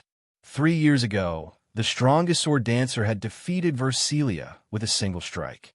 Versilia didn't even exist in her eyes. Because of this, Versilia had developed such a deep obsession, all for the sake of making Lien acknowledge her. At this moment, Lien's clear eyes were indeed looking at Versilia. Just this point alone was enough to make Versilia overjoyed with a hint of bitterness. In the end, even so, I still couldn't defeat you. Hearing this, Lien shook her head. You're wrong, Versilia. You're much stronger than me. Heh. Versilia laughed at herself. Are you trying to comfort me? The one who answered Versilia was not Lotus, but Noah. She's telling the truth. Noah also came in front of Versilia and stood side by side with Lotus. He looked down at Versilia from the corner of his eyes. At the very least, there isn't a single elven user who can withstand over 100 spells without dying like you. Not even the strongest sword dancer. Lotus nodded and said to Versilia, although you've once walked the wrong path, I've seen how tenacious your will is. That's why, Versilia, I must tell you that you're truly very strong, even stronger than me. Versilia's eyes trembled. She looked at the man and woman standing in front of her, holding a pure white holy sword and a pitch-black magic sword. She slowly closed her eyes. In the end, what remained on Versilia's face was satisfaction and calmness. She no longer had the coldness and stubbornness of the past. Seeing this, Lotus couldn't help but step forward. Don't worry. Noah voiced out Lotus's concern. Versilia isn't dead yet. But Lotus looked at Noah. She still has spells on her body. Ace has the highest level of spell resistance that can even erase elven spells. Noah raised the holy sword in his hand. With Ace's power, he should be able to erase all the spells on Versilia's body. After saying that, Noah pressed the holy sword in his hand against Versilia's body, and he poured his divine might into her body. Brilliant white light shone from the holy sword in Noah's hand and enveloped Versilia's body. Under the brilliant white light, the spell runes all over Versilia's body that looked like ferocious scars seemed to be burned by flames. Light smoke rose from all over her body and gradually dissipated in the light smoke. Seeing this scene, Lien's expression eased. Impossible. On the other side, Vivian, the spell engraving merchant from the Skeleton Alliance, slowly stepped back. She looked at Versilia, lying in front of Noah and Lotus with shock and fear on her face. How could I possibly lose to 1 or 2 elven envoys when I have so many runes and engravings? Indeed, Versilia's strength was at the peak of the elven user level. Even in the Elven Sword Dance Festival that gathered the best elven users under the age of 20, Versilia's strength was definitely at the highest level. Under such circumstances, coupled with the buffs of nearly 100 spells, not to mention ordinary elven users, even Grey and Vath, who were known as the strongest elven users on the continent, would have to suffer in front of Versilia, who had transformed into a violent beast. Versilia could no longer be called an elven user. However, such a Versilia was also not facing an ordinary elven user. Noah had a LV, 4 ability value buff. His strength was comparable to Hercules in the current world in the form of a servant. His contracted elven was also the strongest existence among all sword elves. Lotus's body contained the power of the Dark Elf King. Her contracted elven user was also the highest-ranked Dark Elf, who had the responsibility of guiding the Dark Elf King. To put it bluntly, whether it was Noah or Lotus, they had exceeded the strength of an elven user. In this way, even if Noah or Lotus, one of them could deal with Versilia alone, let alone working together. Unless Versilia could transplant over 1,000 spells and not die. Otherwise, it was really impossible to win against either Noah or Lotus. Not to mention, Noah had not used his hidden strength, and Lotus had not drawn out all the power of the Dark Elf King. This result was also natural. Vivian could only turn around in fear and wanted to run in the other direction of the forest. Whoosh! At this moment, an arrow made of ice brushed past Vivian's cheek and shot in front of Vivian. At the same time, it cut a wound on Vivian's cheek and nailed to the trunk of a tree in front of Vivian. One escape? Holding an ice crystal longbow, Linsly showed an elegant smile in Vivian's direction. Although I don't expect the merchants of the Skeleton Alliance to understand etiquette, since you didn't greet the host as a guest, casually leaving the table is not a good habit. Vivian retreated in fear. Just as she was about to turn in another direction, a black shadow suddenly appeared in front of her and blocked her way. They were night fairies who were fully equipped with pure white armor and wielded great swords and shields. Even if you're a merchant of the Skeleton Alliance, it is not easy to sneak into the territory of the Elven Academy, right? Viviana smiled sweetly at Vivian. In that case, it is so difficult to sneak in. Why don't you leave in such a hurry? Looking at the tall elf knight, Vivian retreated once again. However, at the same time, a long whip cut through the hot air and wrapped around Vivian's foot with a snap. Vivian instantly lost her balance and fell heavily to the ground, letting out a painful groan. It is all because of you that so many troublesome things have happened. Claire, who tightly grasped the handle of the long whip, shouted in a delicate voice, "Watch me burn you to a crisp." Hearing this, before Vivian could react, a ceremonial spear suddenly appeared in front of her. Filthy merchant of the Skeleton Alliance, Alice looked down at Vivian and said coldly, "You will use your whole life to atone for what you have done to my sister." Unprecedented despair and fear surged in Vivian's heart. She finally couldn't help but let out a terrified cry. Ah! The mournful scream echoed in the sea of fire in the forest for a long time. Chapter 10:17. Dusk gradually descended. Many people were gathered at the entrance of Alicia Elven Academy. It wasn't just the students of Alicia Elven Academy gathered here. There were also Elven Knights wearing the uniform of the Empire's Elven Knight Order. At this moment, these Elven Knights from the Empire were guarding the front of a carriage, waiting for someone to ride it. The person planning to ride the carriage was Versilia. Standing in front of the Academy gates, Versilia's gaze swept past the group of girls in front of her. As far as Versilia's eyes could see, Claire, Linley, Fianna, and Alice were all present. Even Greyvath was present. "Everyone, please go back," Versilia said to the group of people who were staring at her. "I'm only a criminal now, not the strongest elven caster the Academy is proud of. I'm going to the Imperial capital to atone for my crimes. It's not worth it for you to send me off with such fanfare." Ever since the end of the Lambard War, transplanting runes have been seen as a taboo. If an elven caster transplanted a rune without permission, it was equivalent to a crime. Even if she was the strongest elven caster in Alicia Elven Academy and the eldest daughter of the Duke of Frangelto family, who controlled the military lifeline of the Empire, Versilia still had to bear this crime. Thus, even if all the runes on Versilia's body were removed by Noah, this crime still couldn't be erased. Thus, Versilia was about to be sent to the Empire for trial. It was very likely that she would be sentenced to prison. Who knew how long it would take for her to be released? Even so, Versilia's face was still filled with calmness. She no longer had the persistence of the past. Under the erosion of so many runes, I'm quite satisfied to be able to survive like this. Versilia pursed her lips and smiled. She didn't look like a cold knight anymore. Instead, she looked like an ordinary girl. Originally, even if the runes were removed from my body, the accumulated side effects of the runes would erupt and make me bear all the consequences. It's all thanks to that man's help that I can stand here safe and sound. I should be satisfied. Speaking of which, it's really surprising, Claire exclaimed. You can actually recover so quickly after suffering so many side effects of the spell engraving. What did Noah do? I more or less saw the process. Linley thought back to what she had seen. It seems that after removing the runes on Versilia's body, Noah took out a bottle of potion? That's right. Versilia nodded. It's because I drank that potion that I could recover so quickly. Student Noah actually has such a miraculous thing. Fianna's eyes flashed with a sly light. It seems that there are many secrets hidden in his body. I really have to thank him. Alice couldn't help but smile. No matter what, it was because of him and Lena Subble that my sister was saved. Versilia's eyes.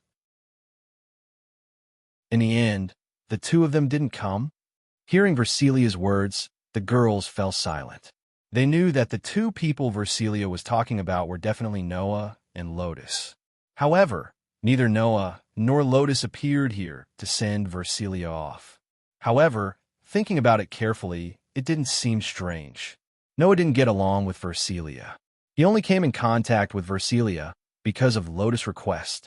It was also because of Alice's request that he joined hands with Lotus to save Versilia, remove the runes on Versilia's body, and even took out precious potions to help Versilia recover. Lotus, on the other hand, wanted to repay the sin of leading Versilia astray because of her. Versilia didn't have a direct relationship with Versilia, so she naturally wouldn't come. The latter was supposed to send Versilia off, more or less. But firstly, Lotus didn't enter Alicia Elven Academy through the proper channels. Secondly, Lotus was extremely disgusted with Gray and Vash. Now, Gray and Vash were here. It wasn't strange that Lotus didn't appear. However, regardless of whether it was Noah or Lotus, they had left a deep impression on Versilia in some way. It was natural that she wanted to see Noah and Lotus before going to the Imperial capital to be punished. All right, you don't have to look like that. Seeing that the girls didn't know what to say, Versilia helplessly shook her head. I'm a sinner. With those two's nobility, they naturally shouldn't come here. Versilia didn't have any hatred for Lotus. On the contrary, Versilia, like the rest of the elves, looked forward to having Lotus as their daughter. In Versilia's opinion, Noah, who possessed the same sword dance as Lotus and whose strength was on par with Lotus, was also a noble figure. Therefore, this sentence was completely Versilia's true thoughts. Sister, Alice mustered up her courage and said to Versilia, I believe that no matter what kind of path you take next, those two will be watching you closely. Claire, Linley, and Fana nodded as well, which made Versilia smile. That's what I hope too. Then, Versilia stepped forward and patted Alice's head. Alice, I'm looking forward to your performance at the Elven Sword Dance Festival. Alice's eyes reddened as she felt the long-awaited gentleness and warmth from her sister. She suppressed the emotions in her heart and nodded heavily. Sister, I will definitely obtain the right to participate in the Elven Sword Dance Festival and achieve results that don't disappoint the Frangerdo family's reputation as a knight. I believe in you. Versilia's face was filled with gentleness. Then, she looked at Gray and Vash and bowed. I'm really sorry, Gray and Vash. I've caused you trouble. Don't mind it. If you can still cause trouble, it means that you're still young. That's a good thing. Gray and Vash looked at Versilia. I only hope that you won't go down the wrong path in the future. Versilia Eva Frangerdo will remember. Versilia nodded and looked around at everyone again. Then, everyone, I'll be leaving now. I hope to see you again in the future. After saying that, Versilia boarded the carriage without any hesitation. Under the escort of the Elven Knights, they began their journey. Claire, Linley, Fana, Alice, and Gray and Vash stood side by side and watched the carriage leave. Sitting in the carriage, Versilia suddenly felt a gaze that made her look outside the window. She looked at the top of a building in Alicia Elven Academy. Over there, a young girl dressed in a witch costume stood against the wind, watching Versilia leave. At this moment, Versilia's heart felt like it was stuffed with something. She only felt satisfaction. Standing in the howling wind, Lotus watched the carriage carrying Versilia leave. Her gaze didn't move for even half a second. 3 years ago, for her own wish, Lotus didn't look directly at any of her opponents. She also didn't look directly at Versilia. This time, Lotus would watch Versilia leave. Since you're so worried, why don't you send Versilia off? A leisurely voice sounded from behind Lotus. Lotus wasn't surprised at all. She didn't even turn her head. Anyway, we'll meet again, right? Upon hearing Ren's answer, Noah, who had appeared behind her out of nowhere, curled his lips and smiled. You're quite humane. Aren't you the same? Lotus closed her eyes. Logically speaking, after being affected by the side effects of so many runes, even if Versilia's body was healed, her abilities as an elven user would still be affected. But you even healed this part. There's no need for that, right? You're thinking too much. That's because the effects of the recovery potion were too good. It has nothing to do with me. Noah shrugged and walked to Lotus' side and looked into the distance. Are you planning to leave? Chapter 10:18. Are you planning to leave? The howling wind drowned out this sentence, causing Noah's voice to disappear in an instant. If Lotus did not hear this, it would not be strange at all. Thus, Lotus remained silent and did not say anything. However, it was this attitude that made Noah understand. Lotus must have heard it. With regards to Lotus, Noah more or less had some understanding of her. Although she was very mysterious in all aspects, at the end of the day, this girl who was known as the strongest sword dancer, who enjoyed supreme glory and was worshipped by almost all the witches in the world, was actually just an ordinary girl. He would regret his past wrongdoings. She wanted to make up for her past mistakes. She cared about the safety of others. At the same time, she cared about others, took care of others, and did not hesitate to go through water and tread on fire for those close to her. Otherwise, there was no need for Lotus to return to Alicia Elf Academy because of Celia's matter. Otherwise, there was no need for Lotus to help Fianna solve the problem of contracting a spirit because of their past interactions. In short, this girl who was extremely famous in this world, in Noah's opinion, was a good person. However, Lotus also had a lot of responsibilities on her shoulders. For example, the good and bad that came with the title of the strongest sword dancer. For example, the power of the Dark Elf King. For example, the world fragment that existed in Lotus's body and fundamentally changed Lotus' fate. These things made Lotus destined to have an extraordinary life. Noah's relationship with the world was not small. In Noah's opinion, since Lotus' fate changed because of the world fragment, then he had the responsibility to bear all of Lotus' fate. It was because of this that Noah agreed to Lotus's request and helped her test for Celia. However, because he understood Lotus's character, Noah was even more troubled. Now, the world fragment was with Noah. If Noah wanted to take it back, he could not say that he could at any time, but it was not impossible. However, Noah did not know how to take the world fragment from Lotus's heart without hurting her. Therefore, how could Noah not feel troubled?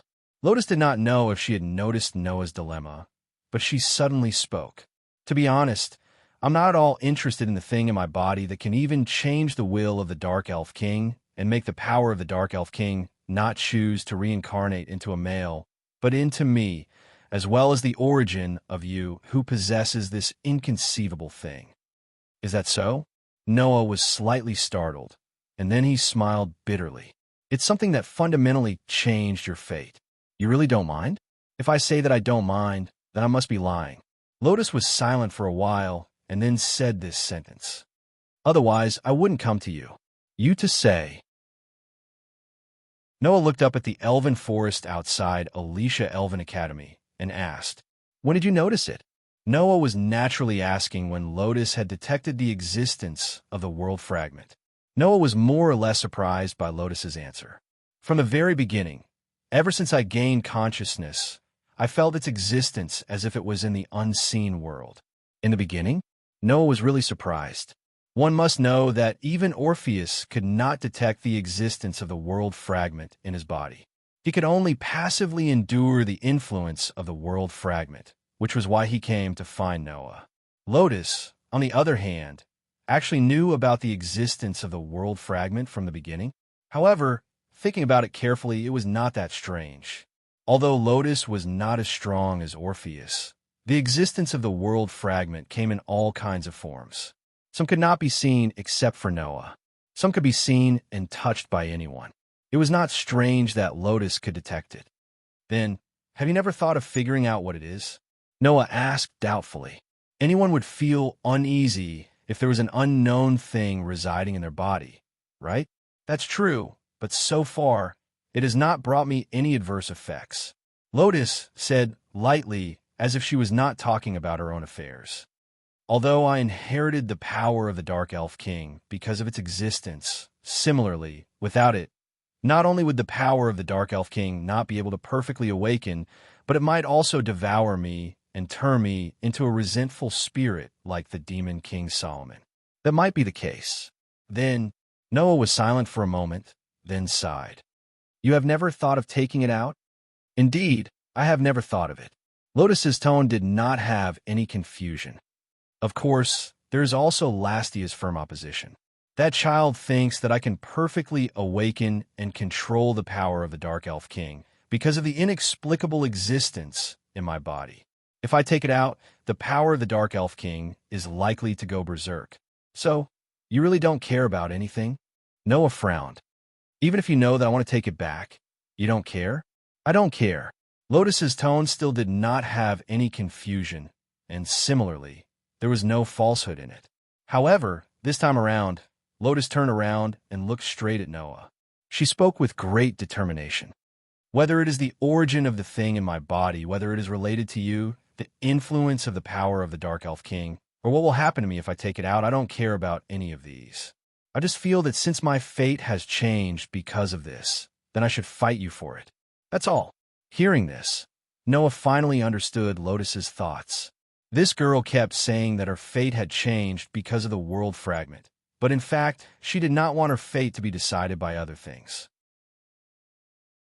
Since the beginning of this life of Liena Subbles was not decided by himself, then the end of this life should be decided by himself. This was the reason why Lotus did not care about the world fragment, but was somewhat obsessed with Noah. In short, Lotus's true purpose was not to investigate the origin of the world fragment, nor to contact Noah. She also did not want to investigate the relationship between Noah and the world fragment. She only wanted to prove her own will through Noah, who had an extraordinary relationship with the world fragment that had changed her fate. That's right. Like Versilia, Lotus only wanted to prove herself. To prove that even if the beginning and process of her life had been changed by an unknown existence, it did not mean that this girl did not have her own will. I can clearly feel that something in my body is desperately wanting to return to your side, Lotus said as she stared at Noah, emphasizing each and every word.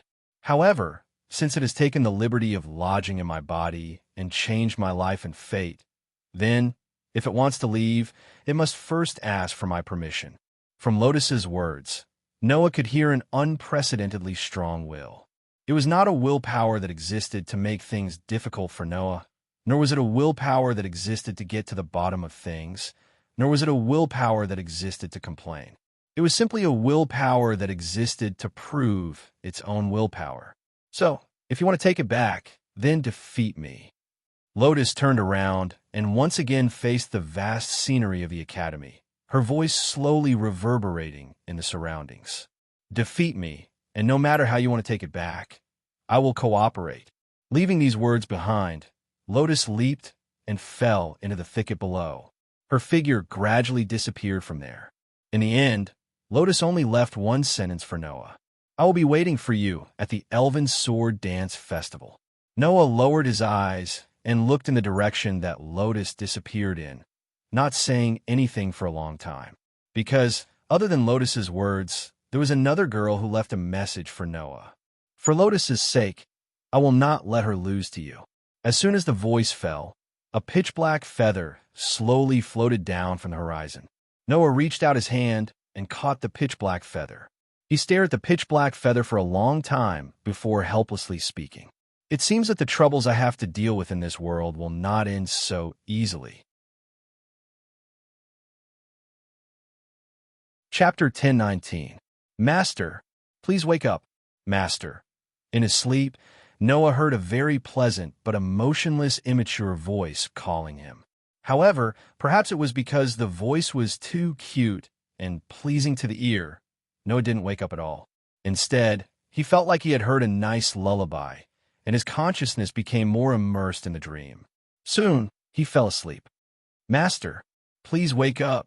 There was a hint of confusion in the melodious voice that was calling Noah. It seemed that she didn't know what to do about Noah not waking up. She didn't say anything, although Noah subconsciously felt that it was a pity that the melodious voice was gone. He was more immersed in the comfortable quilt without the voice. At this moment, a sweet breath hit Noah's face. Chirp! The next moment, Noah only felt a very soft feeling on his lips. Vaguely, Noah could even feel the touch of a small lip. That touch, for Noah, was familiar. In a daze, Noah identified the body that he was touching. His drowsy head instantly sobered up, and even his eyes opened abruptly. As soon as he opened his eyes, a beautiful scenery was imprinted in Noah's eyes. "You finally woke up, Master." Her entire body was naked. Her creamy white and smooth skin was directly exposed to the air. Only a pair of ivory-like slender thighs covered with pitch-black knee-high socks was riding on Noah's body. She lowered her head and stared at Noah expressionlessly. A tender and white body, slender and long limbs, bright and dazzling silver hair, a young and beautiful face.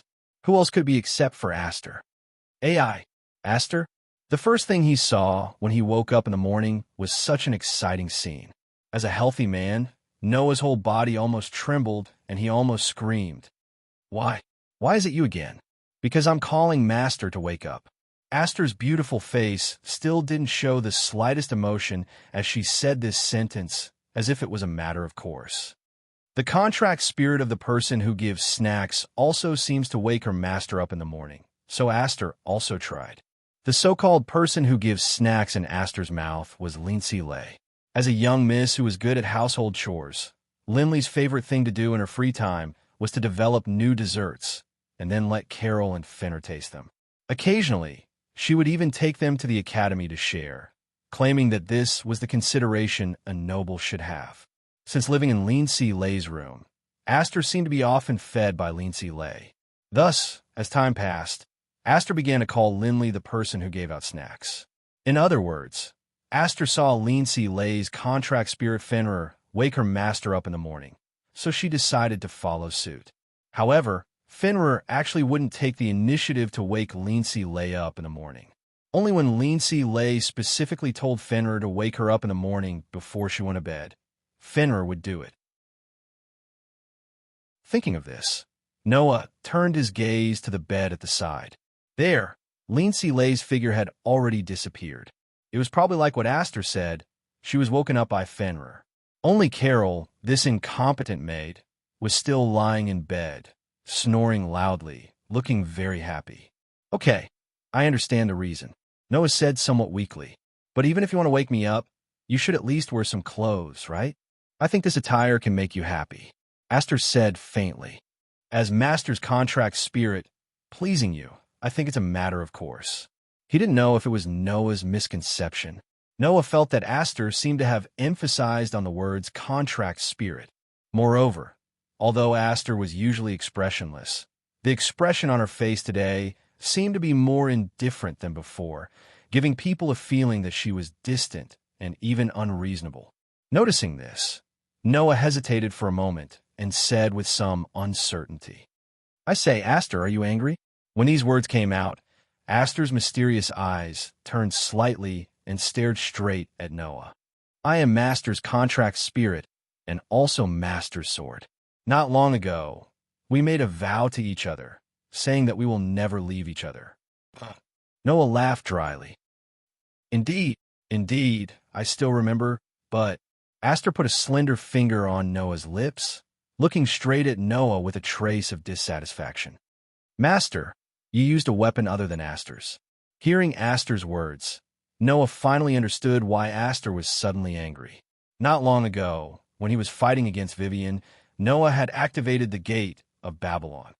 With thousands of noble artifacts, he instantly destroyed thousands of fire wolf spirits controlled by Vivian using the blood of the Elf King sealed with the Elf King's blood.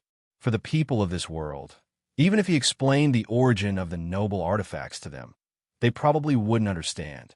The only thing that was certain was that none of the 1,000 noble artifacts were weaker than the elf device of this world. Aster also didn't know what a noble artifact was.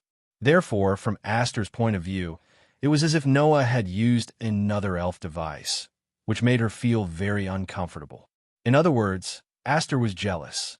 Moreover, she was jealous of Noah's weapon. "I am Master's sword, and also the strongest sword spirit." Aster stared at Noah and said seriously, "You have me who once annihilated the Infernal King. Master doesn't need those third-rate weapons." Hearing this, Noah's expression became resentful. When he was fighting against Vivian, although Noah did not use a high-grade noble artifact, it was still a noble artifact. As a legendary artifact that the hero spirits possessed when they were alive, and after the hero spirits were upgraded to the hero spirit's seat, it became the trump card of the hero spirits. Even if it was the lowest grade, E-grade noble artifact, its power was much stronger than many of the skills of humans. However, in Aster's eyes, such an existence was merely a third-rate weapon.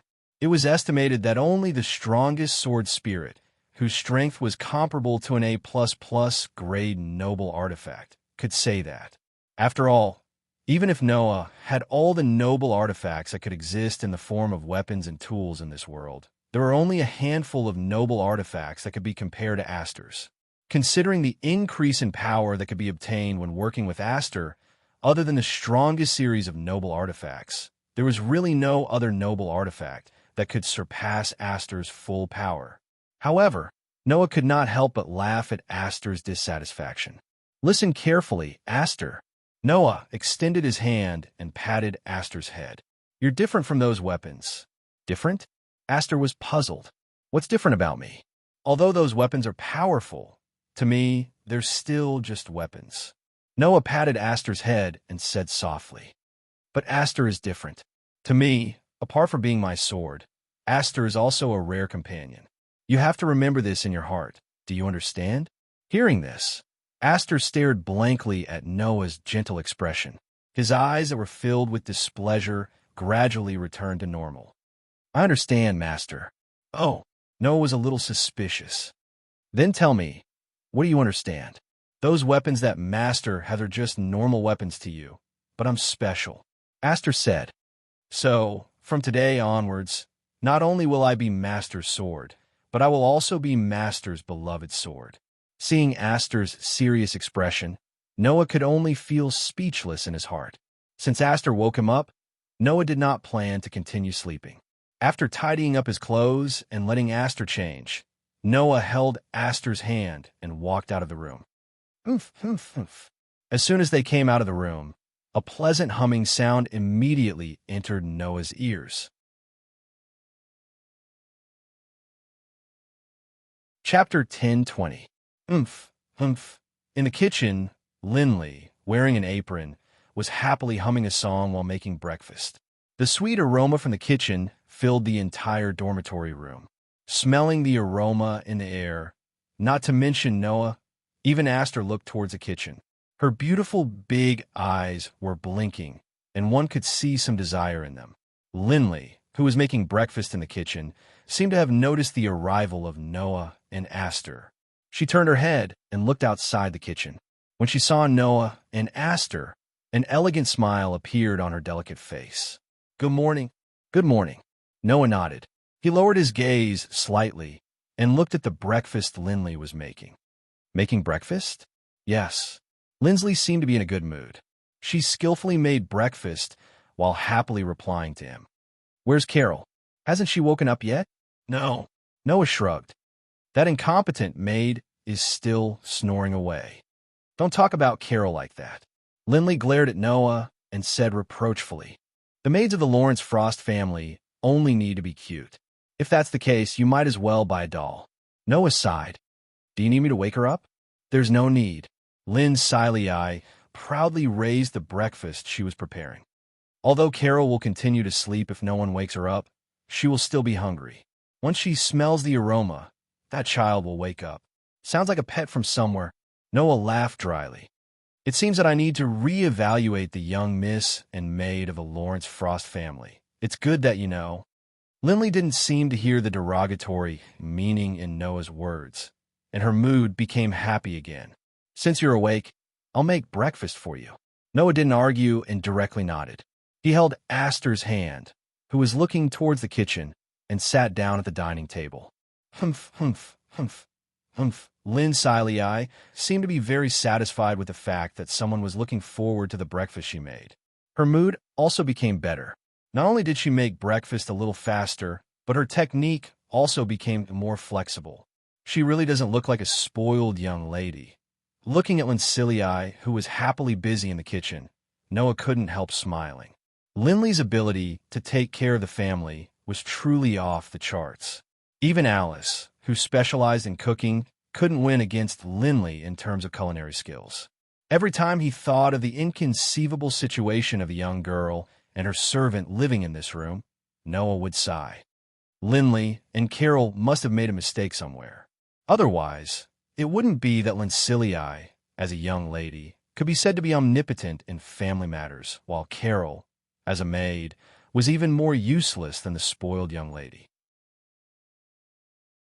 Just as Noah was thinking this and paying attention to Lincilii, who was busy in the kitchen, Lincilii, wearing an apron, carried a small tray full of breakfast, turned around with a smile, and walked out. On the tray, there were sandwich-like pieces on the surface, drizzled with honey, roasted to incomparable crispness, and emitting an appetizing aroma. The delicious-looking breakfast laid on the tray and was placed one by Lincilii on the table. "Here, please." As soon as he smelled the aroma, Noah's stomach had already begun to protest. Therefore, under Lincilii's beckoning, Noah reached out and picked up a sandwich, taking a small bite. The sweetness that stimulated the taste buds immediately spread in Noah's mouth. Although Noah didn't like sweet things, he didn't dislike it either. Therefore, Noah praised without any hesitation. "It's quite delicious, is it?" Lincilii, wearing an apron, said with some happiness and some pride. "This is made with cream and honey, a specialty of the Laurencester territory. The taste is definitely much better than ordinary sandwiches." Saying such a sentence, Lincilii also brought out a tea set from the kitchen. "If you're done eating, come and taste the black tea I made myself. This is also made with the tea leaves of the Laurencester territory." Hearing this, even Noah had a feeling that the service was too considerate, so he couldn't help but say so. "Lincilii will definitely be a good bride in the future." Lincilii was startled at first. Then her pretty face blushed, and she said shyly with a mosquito voice, This is a proposal?" Noah didn't hear Lincilii's whisper and could only ask in confusion, "Did you say anything?" "No, nothing." Lincilii shook her head in a panic and poured out a cup of hot black tea with a red face. You can enjoy it." "Oh." Although Noah was a little puzzled by Lincilii's reaction, he didn't probe further and continued to eat the delicious sandwich in his hand. At this time, Noah realized that his clothes were being pulled by a small hand. "Master." Alice looked directly at Noah. Her eyes that were usually full of mystery were surging with some desire. Seeing this, Noah couldn't help but smile and tore a small piece of the sandwich in his hand and fed it to Aster. "Come, Aster." Aster immediately opened his mouth obediently and bit the sandwich that Noah fed him. He puffed up his cheeks and chewed cutely. Lincilii, who saw this, let out a small cry of surprise. Noah looked at Lincilii with a puzzled face. "What's wrong?" "No." Lincilii's gaze secretly peeked to the sandwich in Noah's hand until she was sure that the sandwich that Noah had just tore off to feed Aster was bitten by himself. Isn't this an indirect kiss?" This time, Noah still couldn't hear Lincilii's muttering. At that moment, Noah scratched his cheek and said with a wry smile, "What? Do you want me to feed you too?" Lincilii's pretty face instantly turned red, but she coughed and pretended to be calm. If you insist on doing this, it's not like I can't consider it." Although she said this, Lincilii's eyes also showed some desire. Noah could only sigh again and tore off a small piece of the sandwich and fed it to Lincilii somewhat unhappily. "Then open your mouth." Don't order me around," Lincilii shouted, but there wasn't a trace of displeasure on her face.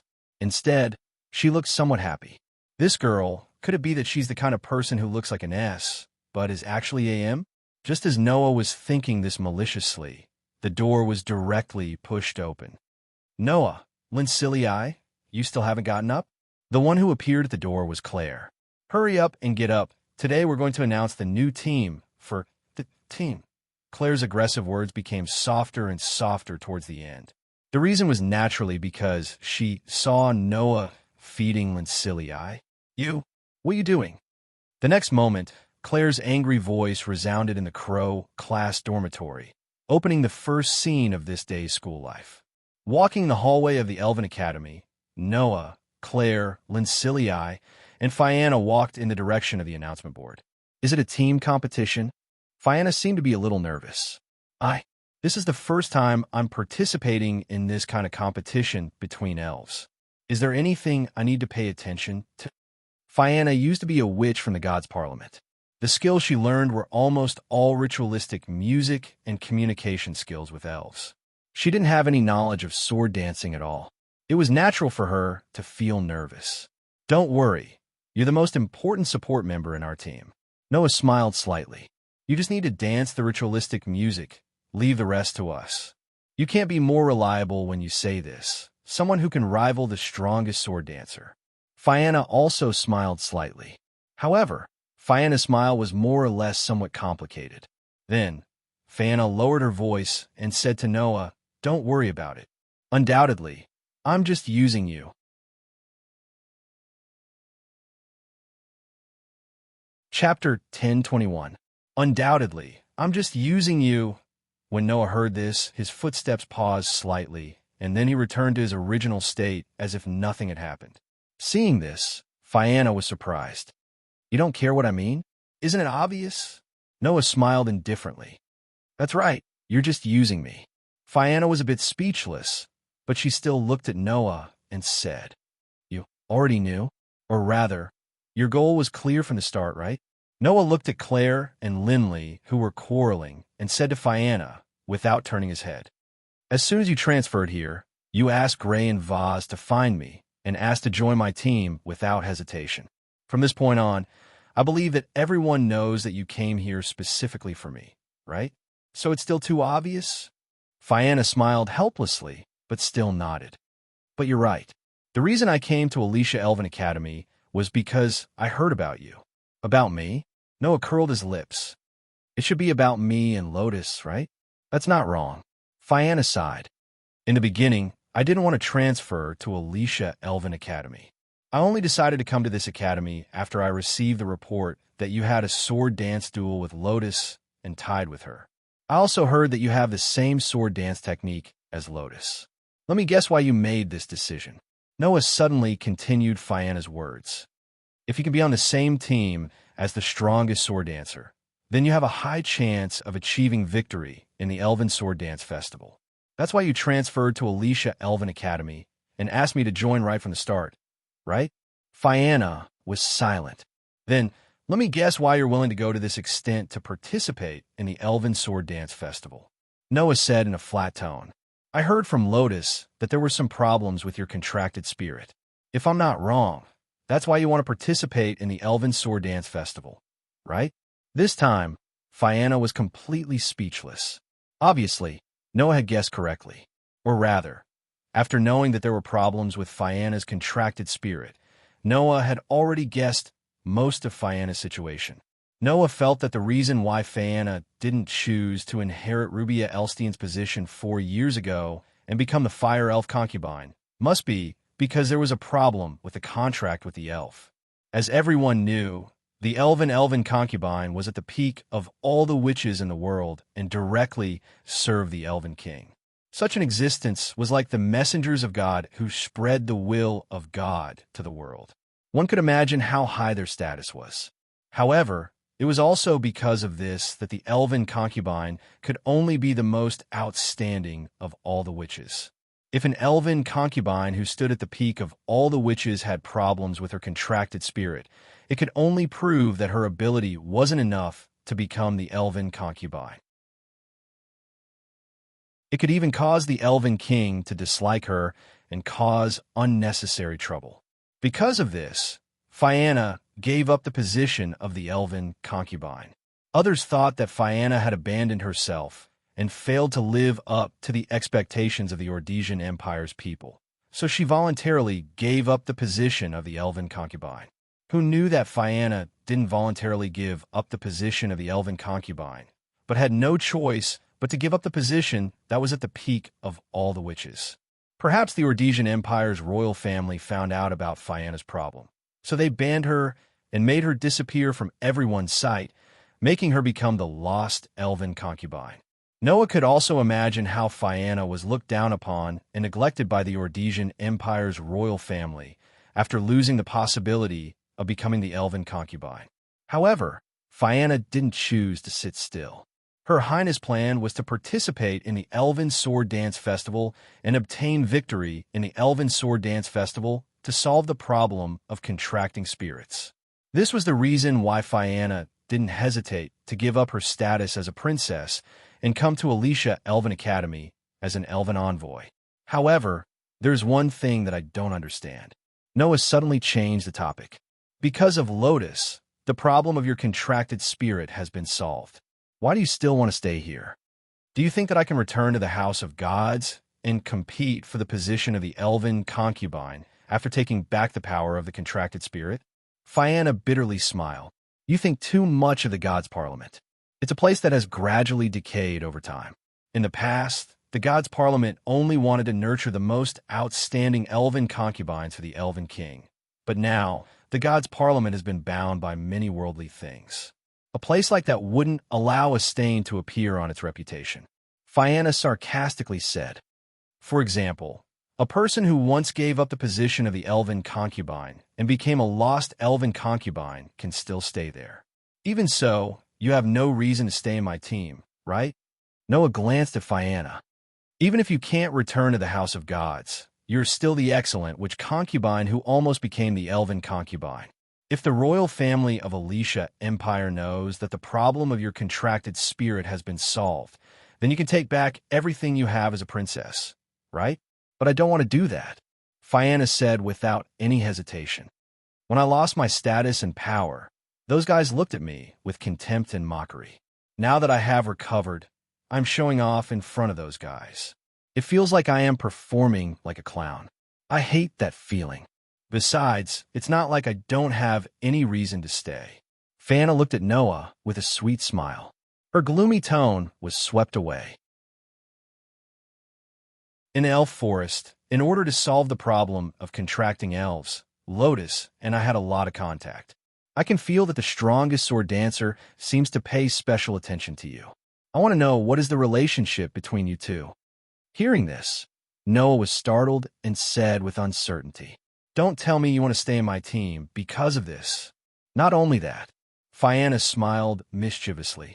I just feel that since I have no place to go, I might as well follow you temporarily and go to the same stage as the strongest sword dancer.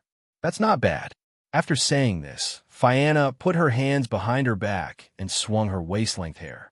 She hummed and walked forward as if her mood had suddenly improved. Seeing Fianna gradually catch up with Claire and Linley, Noah smiled helplessly. This girl definitely has the potential to become a witch. While talking, the group arrived at the announcement board. Found it. The sharp-eyed Claire immediately found an announcement. Tomorrow's team competition, Fairy's Tale vs. Winged Dragon Team. Winged Dragon Team. Noah turned his gaze back to the ranking board and found the Winged Dragon Team's ranking. Isn't that the team that replaced Versilia after she left and became the #1 team on the leaderboard? That's right. Linley frowned. The 5 members are all the most outstanding students in the senior grade. They're a rare strong opponent. That's right. Fianna spread her hands. But we will win, right? Claire and Linley looked at each other, smiled, and said in unison, That's for sure. Seeing this scene, Noah couldn't help but smile. At this moment, the students on the side began to whisper. I didn't expect that not only would Lady Versilia's #1 position be replaced, but even the 3rd place Wind King Knight Regiment's team might be replaced. That can't be helped, because Lady Versilia attacked the Wind King Knight Regiment before. Many of the knights were injured, including the Knight Regiment's teammates. Since their teammates are injured, they can only give up the competition and give up the ranking. What a pity. Noah, Claire, Linley, and Fianna looked at each other.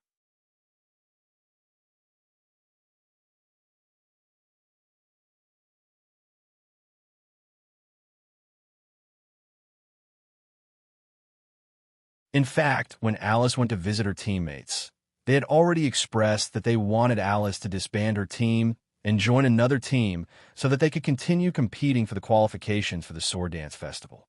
Although Alice was adamant against it, believing that she could not abandon her teammates just because they were injured, she was eventually convinced by her teammates. No matter what, Alice's teammates were the ones who were most regretful about not being able to participate in the Fairy Sword Dance Festival. However, Alice's teammates did not blame Alice's sister because of this, nor did they blame Alice. Instead, they allowed Alice to represent everyone in the team and achieve active results in the Fairy Sword Dance Festival.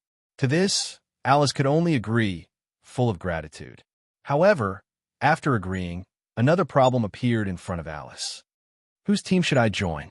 Originally, if Alice had wanted to join a team, the others would have welcomed her with open arms. Firstly, although Alice's strength was not as strong as Versilia's, she was still one of the best in the Elven Academy. No one would reject such an outstanding warrior joining a team. Secondly, Alice's ranking points were not low either.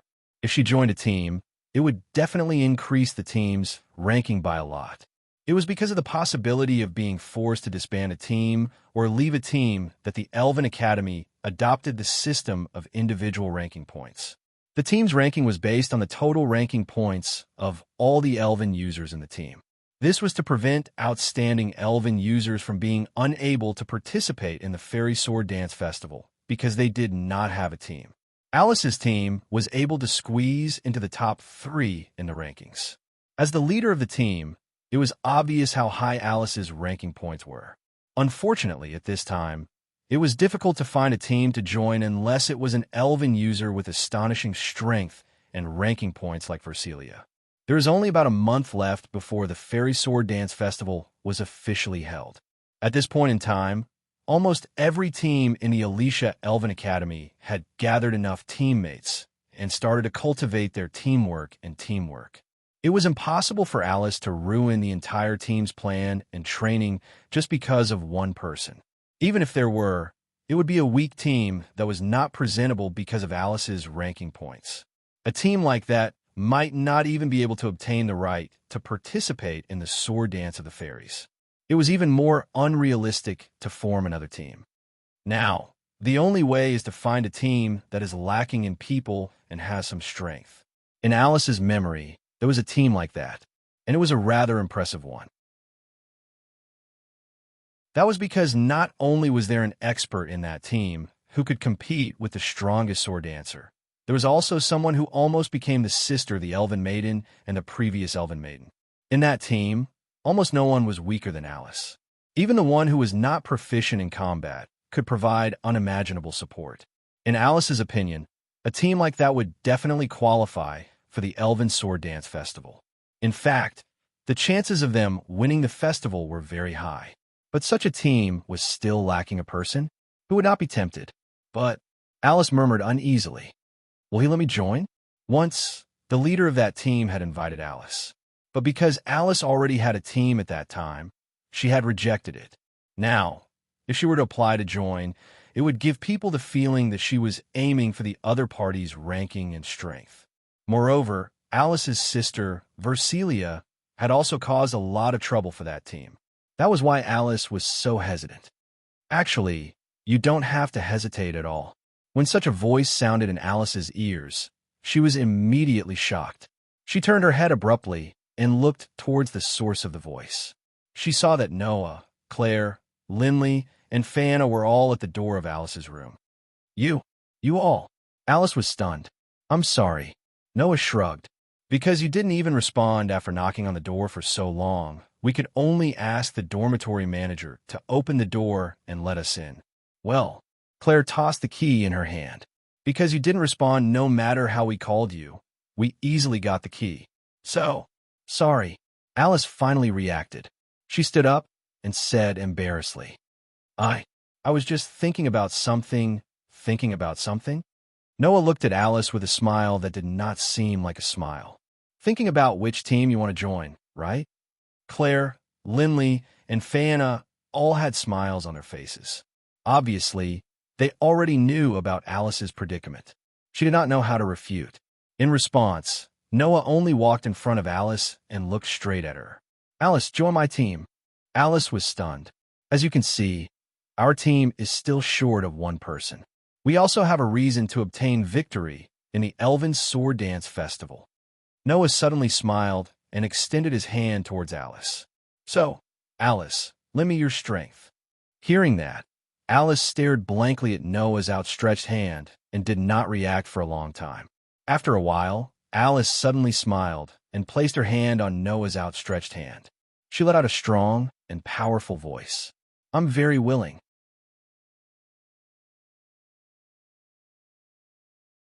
Chapter 10:23. Pa, pa, pa, pa. A series of loud explosions reverberated throughout the entire space. It was the sound of colorful ribbons blooming in the air and sprinkling down small stickers filled with a celebratory atmosphere at the same time as the sound of the cannons being filled with colorful ribbons rang out. The one who made the noise was Carol, who was dressed in a maid's uniform. Carol was holding a large firecracker in her hand. She smiled and congratulated Noah, Claire, Lindley, Fana, and Alice at the table in front of her. Congratulations to the fairy tale team for successfully advancing to first place on the Academy's rankings. They're qualified to participate in the Elven Sword Dance Festival. Hearing Carol's cheerful congratulations, the entire fairy tale team, led by Noah, couldn't help but smile with joy on their faces. Lindsay even brushed her waist-length hair and said proudly, "With me, obtaining the qualification to participate in the Elven Sword Dance Festival is a piece of cake." "I knew it." Carol clapped excitedly, as if she had been waiting for this sentence for a long time. As expected of the eldest miss. Hey, Claire hurriedly said. "Don't make it sound like it's all thanks to you, okay?" "That's right," Alice agreed with a serious expression. "Everyone in the team is indispensable. Everyone should have contributed to being able to advance to first place on the Academy's rankings." "I know," Lindley pouted and said with some dissatisfaction. "But you guys only send me to support from the rear every time and never let me fight on the front lines. Otherwise, I would have had more opportunities to show off my gorgeous skills." "Fight on the front lines?" Fana was speechless. "How can we let an archer fight on the front lines?" Claire and Alice both nodded in agreement, making Lindley even more depressed. However, what everyone said was right. Undoubtedly, Lindley's elven equipment was a bow and arrow, but she wanted to go to the front lines to fight. That was no longer a question of whether she could, but a question of whether it was right. It was only natural that he would be ridiculed like this. Noah, who was sitting at the side, looked at the interaction between the four girls and smiled knowingly. This was the dining hall of the Alicia Elven Academy. At the dining table, in front of everyone, all kinds of famous dishes from all over the Empire were served by the accomplished chefs of the Academy. The dishes almost filled the entire table, and all kinds of fragrances were wafting out from them. It made one feel like they were about to start eating.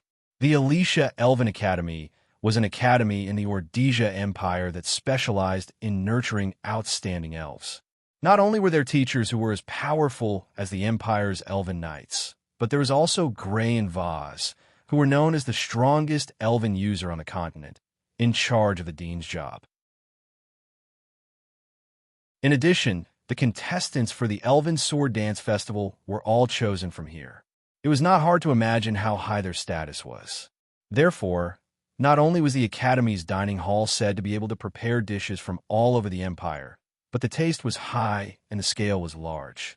It was not inferior to the best restaurants in the imperial capital. Of course, with such a high level, the price was naturally not cheap. At the very least, for Claire, whose territory and property had been confiscated, and Fana, who had abandoned the title of princess of the Ordesia Empire, they couldn't afford to eat in this dining hall. Even Alice and Lindley wouldn't spend so much on food if they didn't have anything to do. However, today the fairy tale led by Noah officially squeezed into the first place of the Academy rankings. In order to celebrate this matter, Noah proposed to hold a celebratory banquet here. As for the cost, it would naturally be Noah's responsibility to pay for it. After all, for Noah, who had the Gate of Babylon, money was no longer an issue. Even if Noah didn't have the habit of being extravagant and wasteful because of the Gate of Babylon, when it was time to be extravagant and enjoy, Noah wouldn't be a miser and hide everything. Placing a hand on his heart, Noah murmured, "It's already been a month." In Noah's heart, The authority of the 10 incarnations represented the authority of the 10 incarnations. The outline of the stone plate connected to the 10 images was shining and heating like the sun. It was like a ferocious beast that had been locked in a cage for a long time and was about to break out. This phenomenon also told Noah that he had been in this world for a full month. As long as he stayed in this world for a full month, the world would adapt to Noah's powerful strength, allowing Noah to use the authority that could even annihilate gods without restraint. Only at this time could Noah be considered to be in his best state. We only used less than a month to squeeze into the first place of the Academy rankings. Noah suddenly smiled. In the Academy, there must be a lot of people who are dissatisfied with us as a dark horse, right? Noah's team had gathered all kinds of talents. Claire, Lindley, and Alice were all outstanding Elven users who could freely use Elven devices when they were still in the lower grades. Even the majority of the upper grade students were ashamed of their inferiority. Although Fianna didn't have any accomplishments in battle, with the help of her outstanding ritual music, besides the elf maiden who stood at the peak of the witch maiden, almost no one could surpass her. In addition, Noah had the same sword dance skills as the strongest sword dancer. His strength was already recognized as the strongest Elven user in the Elven Academy. In fact, for Fairy Tale to be able to get first place, it should be deserved. It was just that the members of this team made people unable to sincerely admire them. The sister of the elf maiden of calamity, Claire Elstian. The lost elf maiden, Fana Rayodesia. The problem child of the Crow class, Lindley Lorenfrost. The leader of the Knight Order who originally had a good character, but because of the matter of Versilia, as the adopted elder sister, using the incantation engraving, she had recently become the subject of much discussion in private, Alice Faringelto. In addition, Noah was the only male Elven user. With so many problematic characters gathered, it was impossible for Fairy Tale to not attract criticism. In fact, there were indeed many people who were secretly slandering Fairy Tale, holding a skeptical attitude towards their results. Don't worry about those guys. Claire, who was already used to seeing the ugly faces of others, curled her lips. Those guys are just jealous. They weren't very popular in the first place. If they take something that others can't get, it will naturally make some people feel bad. Fana also looked as if she had gotten over it. This kind of thing is common even in the palace, not to mention in this young Miss Academy that doesn't know how to hide anything. Really, sometimes I feel ashamed for them. Lindley said listlessly. As nobles, can't they be more open-minded? Don't say that. On the contrary, it was Alice who spoke up for the students of the Academy and glanced at Noah. There are people who support us. Claire, Lindley, and Fana also glanced at Noah. Seeing this, Noah could only say, not knowing whether to laugh or cry. You're talking about the children who sent me love letters because I have the same sword dance skill as Lotus, right? Lotus is the idol of all Elven users, Fana said with a hidden meaning. And they were all attracted by Lotus's sword dance. In other words, during this period of time, Noah's posture when using the sword dance had also captured the hearts of many pure witches. In addition, Noah was a male, so it was natural that he received the admiration of many witches. However, Noah himself didn't think so. Those girls, they're just treating me as Lotus's substitute, right? Just as he finished speaking, a voice rang out. That's not necessarily true.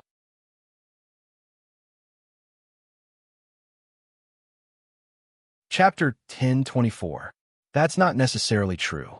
It was only when this voice rang out that everyone seemed to have been startled awake. They turned their heads and looked to the side.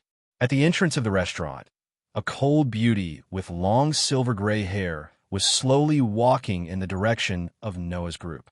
While walking, she said such a sentence.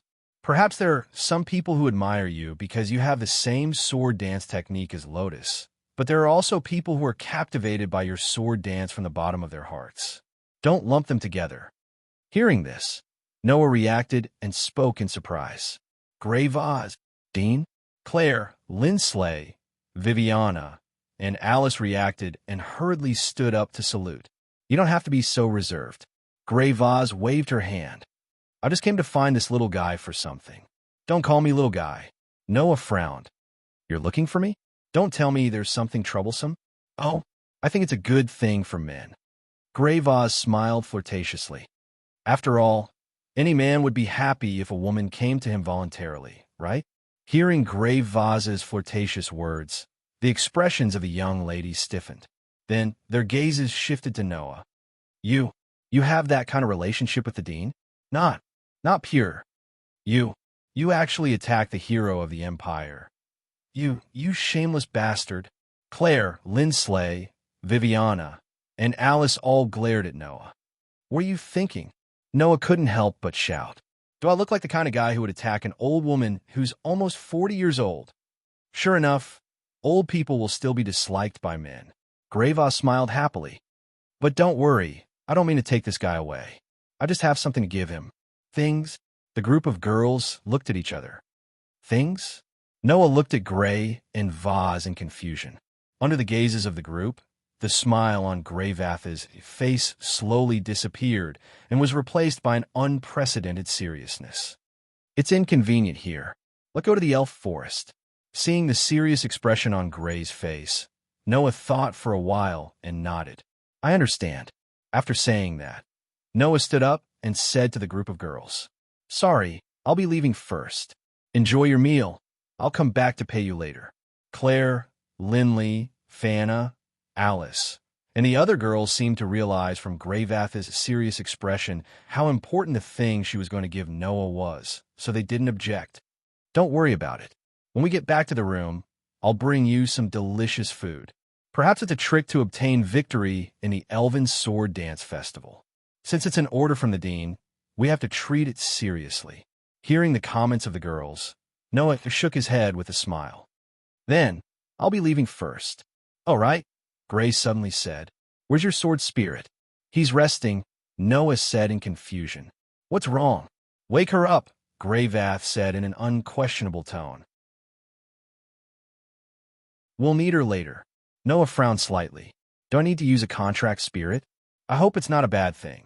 Under the lead of Grey and Vase, Noah walked out of the gate of Alicia Elf Academy and entered the elf forest. On the side, Aster, who was holding Noah's hand, was yawning cutely. Even though she still had an expressionless face, she seemed to be more listless than usual. Actually, with Aster's strength, she shouldn't be so tired dealing with a bunch of brats in the academy. However, Noah and Aster had formed a contract for less than a month, and their tacit understanding was still getting used to each other.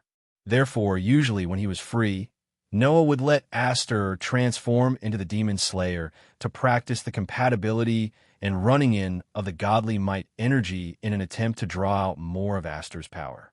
Only by mastering Aster could Noah unleash the strength of the strongest sword spirit that had once single-handedly annihilated the Demon King and the 72 pillar spirits under his command.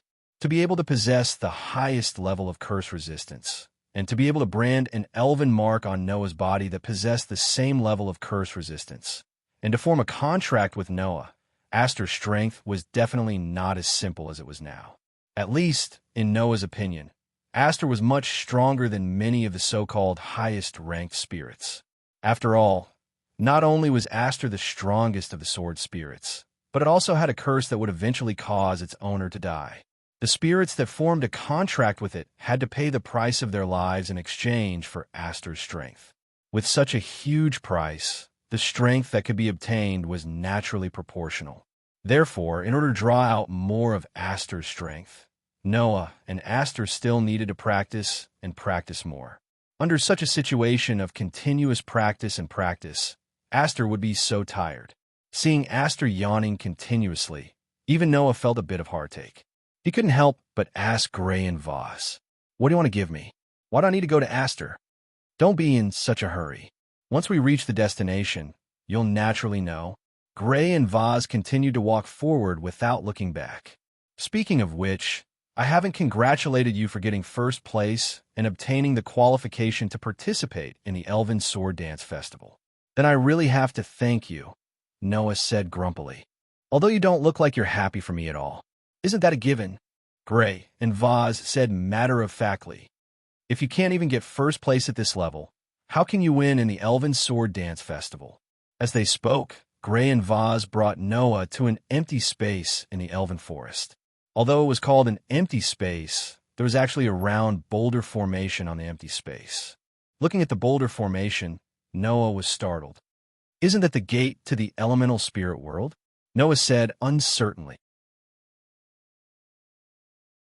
Could it be that you want to bring me to the elemental spirit world? That's right. Gray and Vaz gave an accurate answer. After all, it's a little dangerous here. After leaving this unsettling sentence, Gray and Vaz stepped into the boulder formation. Okay, hurry up and come in. Noah's frown deepened, but he didn't object. He held Aster's hand and walked into the boulder formation. Clank. Perhaps Gray and Vaz were already prepared, but the boulder formation emitted a bright light and enveloped Noah and Gray. In the next moment, Noah, Aster, Gray, and Vaz disappeared into thin air. It was still a forest. However, the trees in the forest were twisted and looked somewhat awkward. The hazy light filled the air and filled the entire forest with a sense of mystery. Standing on an open space in the forest of the elemental spirit world, Noah looked around and immediately set his eyes on Gray and Vaz. Okay, we've arrived at the elemental spirit world. You should tell me your purpose, right? No matter how anxious you are, what belongs to you will still belong to you. Gray and Vaz turned around and faced Noah. You met Lotus, right? Oh, Noah raised his eyebrows. You already knew? I've sensed the aura of that dark elf called Lestia many times in the academy. Since that dark elf is here, there's no reason why Lotus isn't here, right? Gray and Vaz smiled. I didn't expect your relationship to become so good. That Lestia even said that there was nothing to be afraid of with Gray and Vaz. In the end, didn't she find out? He really wanted to know what kind of expression that dark elf girl would have if she heard what Gray and Vaz said. What's wrong? Noah asked. What are you going to give me? Is it related to Lotus? Gray and Vaz looked straight at Noah. What I'm going to give you is the ultimate mystery of the ultimate sword skill.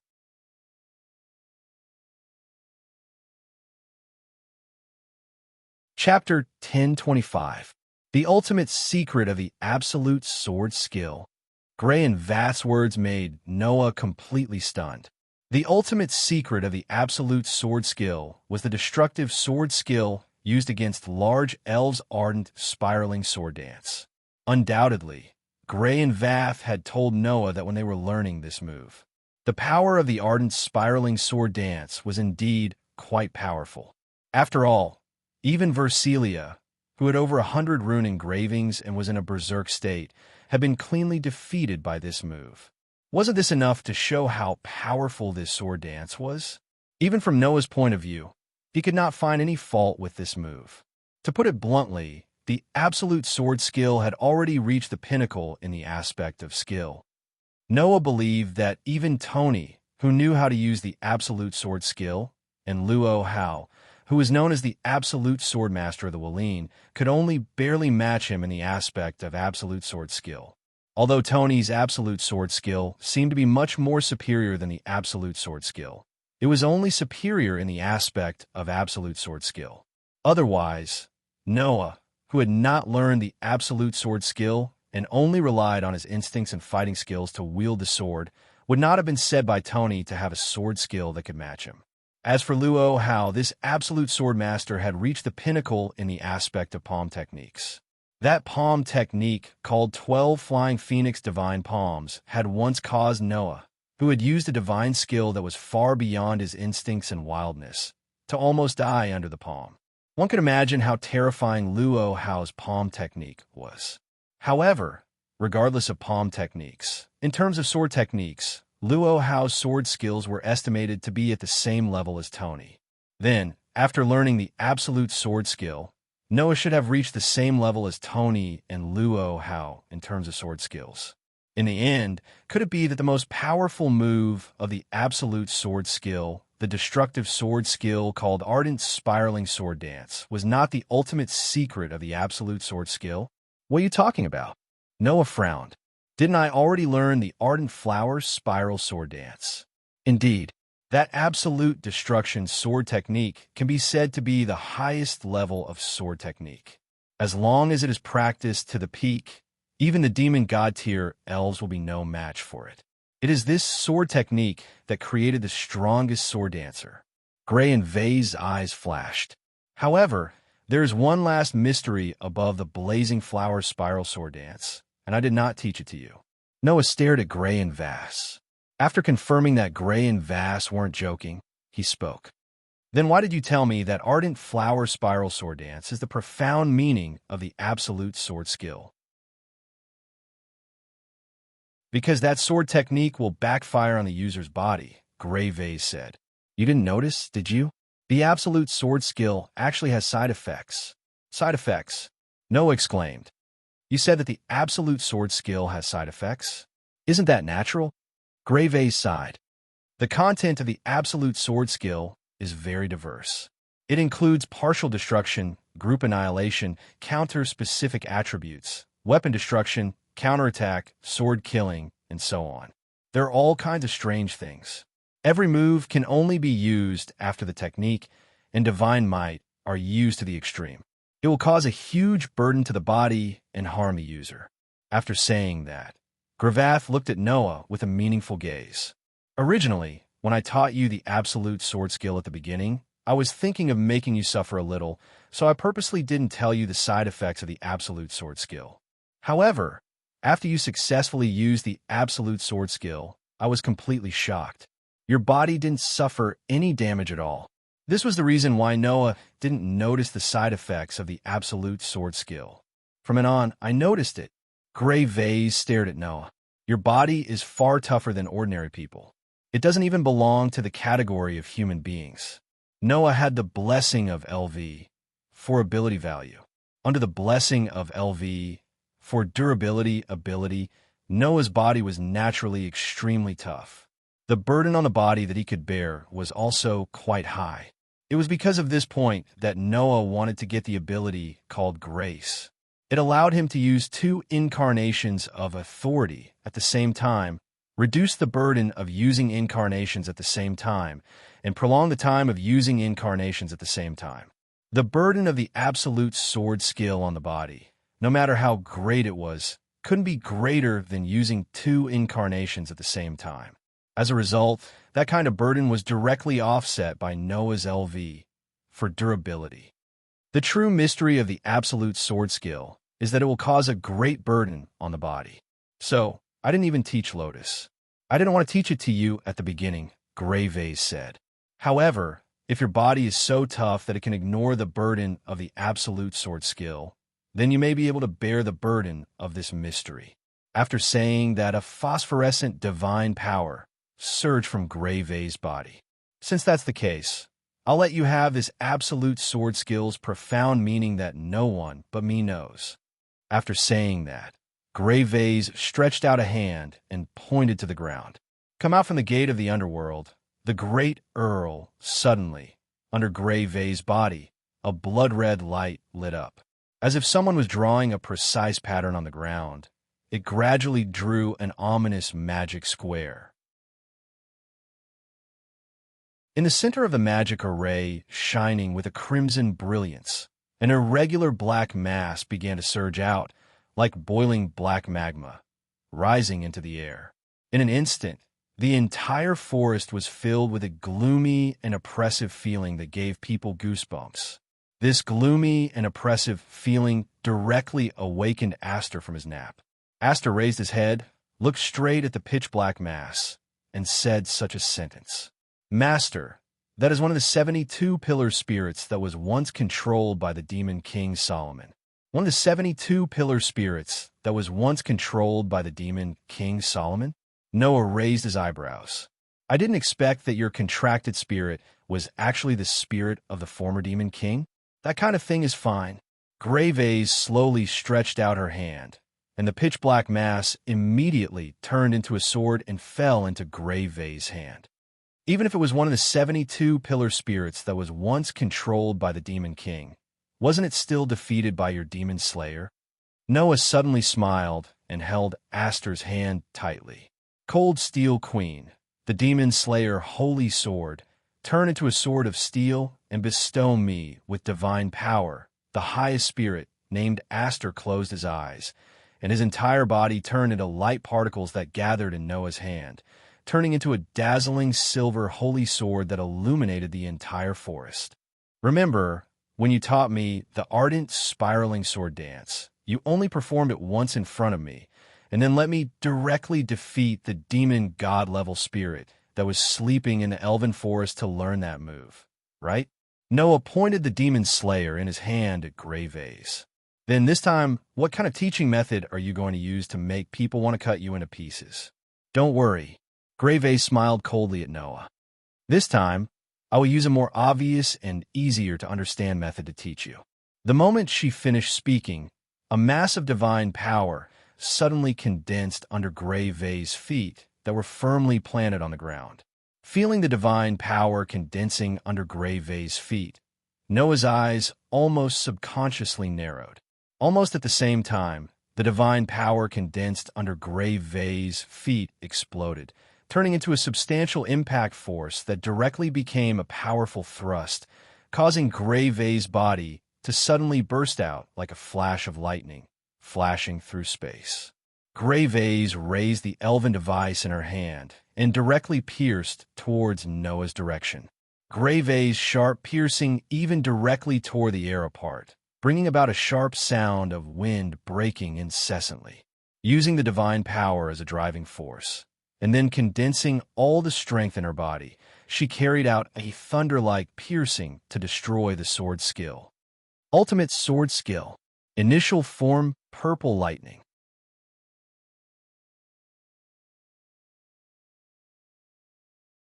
Chapter 1026. Absolute sword skill. Initial form, purple lightning. The lightning-like spike directly cut through the space. Along with Gray Vath's attack, it directly pierced towards Noah's direction. In response, Noah only took a slight step forward. His body strangely leaned to one side and dodged to the side. Gee! The spike carried a sharp sound as it pierced through the air.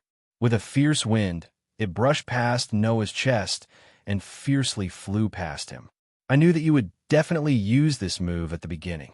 Casually dodging Gray Vath's absolute sword skill initial form, Noah raised his eyes and looked at Gray Vath, who was obviously stunned by this attack, and softly said, "But, unfortunately, I am also a user of this move.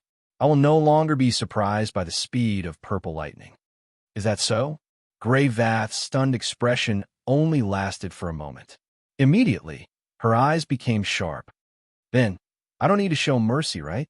After saying that, the surging phosphorescent divine power around Gray Vath directly gathered on the elven device in her hand, causing the pitch-black demon sword to suddenly move and brighten up. Absolute sword skill. Third form, Dance of the Moon Shadow. The slash that was like moonlight suddenly flourished. It rubbed against the air, and like a horizontal arc of light, it fiercely slashed towards Noah's direction. Looking at Gray Vath's sudden change in attack, Noah grasped the demon slayer in his hand. His body spun, and a burst of divine power poured into the silver holy sword at the same time, drawing an arc of light. Absolute sword skill. Third form, Dance of the Moon Shadow. The same absolute sword skill, two completely different slashes, but they both drew a perfect arc in space like moonlight. In the end, they heavily collided with each other. Clang! The holy sword and demon sword collided, causing a crisp sound of collision that reverberated in the air. Noah's hand, that was holding the demon slayer, suddenly exerted force. Divine power poured into the holy sword continuously, causing the holy sword to emit a bright white light. Bang! With a low muffled sound and a burst of sparks, the two slashes that were like moonlight heavily bounced off. Noah was still standing in the same place. His body didn't move an inch. Gray Vath directly rubbed against the ground. Her feet fiercely rubbed against the ground for a distance of more than 10 meters before she stabilized herself.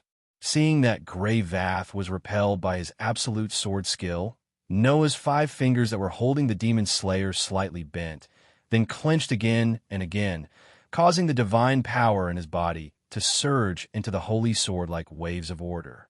During this period of time, Noah had been practicing and coordinating with Aster almost every day, causing Noah to become more and more familiar with the fluctuations of Aster's divine power. Now, with the infusion of divine power that was filled with order, although Noah and Aster's divine power couldn't be said to be perfectly compatible, it was still like water that blended together, causing the light on the demon slayer to become brighter and brighter. Under such circumstances, the power of the holy sword that had once killed a demon king was constantly being drawn out. At that moment, Noah slightly raised his eyes. Soon after, his entire body mysteriously disappeared from a spot. Grey Vath, who had just stabilized herself, suddenly narrowed her cold eyes. Almost without thinking, she quickly retreated. However, just as Grey Vath's figure was about to retreat, a figure quietly appeared behind her like a ghost. In the next moment, the demon slayer that was mixed with powerful divine power and bright white light brought along a whistling wind. In just a flash, it ruthlessly slashed towards Grey Vath's back. Grey Vath almost reflexively turned her body forcefully. With the tip of her foot as the axis, the elven device in her hand drew an arc of light and slashed towards her own back. Clank! This time, the collision of the holy sword and the demon sword gave off a bell-like sound, and intense sparks burst out. However, when the holy sword and demonic sword clashed, the silver demon slayer's radiance and divine aura directly suppressed Grey Vath's elven equipment, causing a gust of wind to surge out in all directions.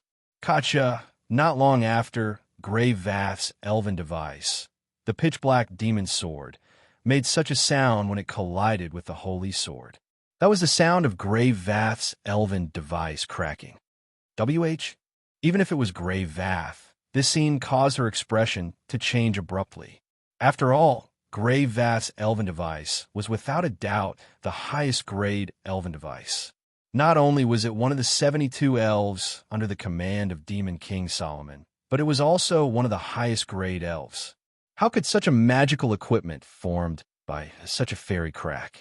This was something that had never happened in Grey Vath's life. It's a pity that my Aster is the strongest sword elf. Even the 72 elves under the command of Demon King Solomon were defeated by her. Noah smiled coldly at Grey Vath. Isn't this what you said just now? After saying that, Noah suddenly leaped and took a step back. Clank! In the next instant, a lightning-like silver sword light suddenly flashed and stabbed toward Grey Vath. Ultimate sword technique. Primary form, purple lightning. At this moment, Noah was only 2 to 3 steps away from Grey Vath. Using the lightning-like purple lightning at such a close distance, even Grey Vath couldn't dodge it. Therefore, that thunder-like attack directly cut through the air and heavily landed on Grey Vath's abdomen. Bang! With a muffled sound, Grey Vath's body flew out like a kite with a broken string. In the end, she suddenly turned around in midair and landed on the ground. After staggering a few times, she finally stabilized herself. If it was in the real world, this sword could seriously injure Grey Vath. However, in the elemental elven world, elven users could transform their elves into pure divine energy and turn the damage into a mental attack. It was because of this that Grey Vath could continue to stand up. It really hurts. Grey Vath's silver-gray eyes stared at Noah, and the corners of her mouth curled up into a joyful smile. It's been a long time since I felt the pain of being hit by someone else's elven device. It reminds me of the time when I fought hard in the Elven Sword Dance Festival. So, is the foreplay enough? Noah glanced at Grey Vath. Is it time to start? Grey Vath didn't answer. She only smiled sweetly and slowly raised the magic sword in her hand, pointing it at Noah. Then, open your eyes wide and watch carefully. After all, I can only use this once. Once. Noah was slightly startled. Come on. Grey Vath ignored Noah's startled expression and said, I know, that wasn't your full strength just now. Your strength should be even more terrifying. Use your full strength for the next attack, and then use your strongest sword skill to attack. Hearing this, Noah only looked at Grey Vath from afar and didn't say anything. Grey Vath fearlessly met Noah's gaze. In this regard, Noah nodded. I understand. He raised the holy sword in his hand and slowly infused his godly power into it. Noah looked straight at Grey Vath, and an astonishing aura surged from his body. Feeling Noah's aura, Grey Vath tightened her grip on the elven device, and the outline of her body began to emit a faint light. Whoosh! In the next second, Noah suddenly rushed forward like a gust of wind and rushed in front of Grey Vath in an instant. Wong! As if in response to Noah's next attack, the silver holy sword trembled and released the most dazzling light. Absolute sword skill. Form Breaker Ardent Spiraling Sword Dance 36 consecutive slashes. At this moment, the dazzling sword light bloomed like a lotus and turned into the most terrifying sword dance storm, enveloping Grey Vath in an overwhelming manner. For this attack, Noah used his full strength under the blessing of LV for ability value. Facing this storm-like sword dance storm, Grey Vath just raised the elven device in her hand. Clang, clang, clang, clang, clang. In the fierce burst of sparks and violent ripples, Grey Vath seemed to have the help of God. She casually waved the elven device in her hand and received the storm-like slashes. Moreover, every time they collided, the godly power of Grey Vath's elven device was actually in sync with Noah's godly power and absorbed all of Noah's godly power. As a result, the full-strength sword dance that gathered Noah's LV for ability value was comparable to Hercules' physical ability in the servant form. However, it was accompanied by countless sparks and shockwaves, and it was all bounced away. There was no time to be surprised. There was no time to react. When the last sword attack was blocked by Grey Vath, the power of the sword dance that gathered all the godly power that Noah could mobilize was now all condensed on Grey Vath's sword. Absolute sword skill. Ultimate sword skill. Sky ultimate flash. Like a flash of light, the sword pierced through Noah's chest.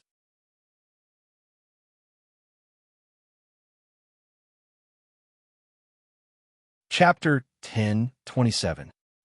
A whistling breeze blew through the elf forest, which seemed to be on the verge of collapse. The trees were all twisted, and the hazy fog that filled the air dissipated slightly. Even in the elemental elf world, there was still a difference between day and night. Right now it was daytime. It could not be said to be dazzling, but rather warm sunlight shone down from the horizon. It shone on the middle of the empty ground, which had become much clearer due to the hazy fog being blown away by the breeze, causing the two figures on the empty ground to be revealed. Standing on the left was Grey Vath, who was holding a pitch-black magic sword.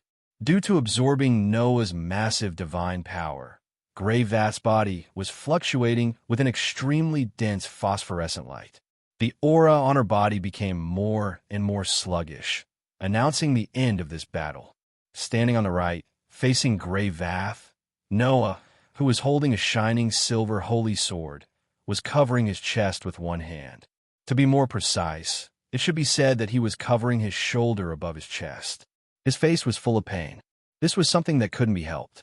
After all, just 2 to 3 seconds ago, Grey Vath's elven device did indeed penetrate Noah's body, and it completely transformed into a mental attack, making Noah show a trace of pain. However, the profound meaning of the absolute sword skill ultimate heavenly flash dash, under the circumstances of landing a hit, should make it impossible for the opponent to continue fighting. But Noah was obviously only injured, and it wasn't to the extent that he couldn't continue fighting. In the end, you actually avoided the vital part of your heart, and my Sky Ultimate Flash only hit your shoulder, causing such a degree of damage. Grey Vath stared at Noah, who was covering his shoulder, and said in shock and amazement, "You really aren't an ordinary person. That should be an absolute killing ultimate sword skill in theory." Hearing this, Noah only raised his face that was dripping with sweat. It was as if he was still recalling the dazzling sword strike just now. He fell into a deep silence. Sky Ultimate Flash. The ultimate sword skill of the highest level of the ultimate sword skill. This move was more or less beyond Noah's expectations.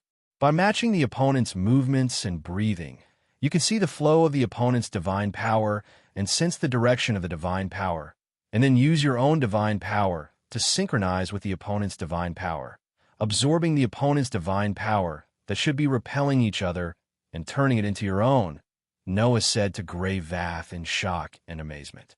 To be able to do this is no longer the ultimate sword skill of battle, right?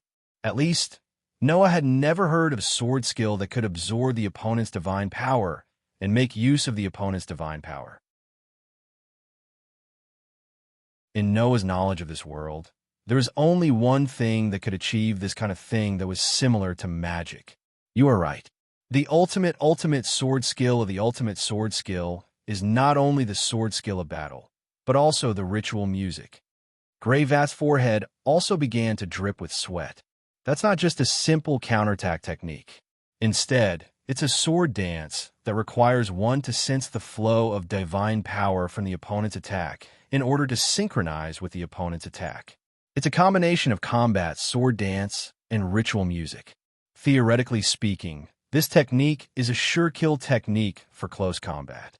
Using the ultimate sword skill of battle and the ritual music together, using the sword skill of battle to perform the ritual music effect, interfering with the opponent's divine power, and turning the sword skill of battle into the ritual music of battle to absorb the opponent's divine power. Combining the divine power of battle and the opponent's divine power, the divine power that had expanded to the limit would be released in one go and unleash a sure kill attack. The ultimate sword skill of the ultimate sword skill, named Sky Ultimate Flash, was a counterattack skill developed to the extreme. As long as it could be used successfully, even if the opponent was stronger than the user would still be able to defeat them.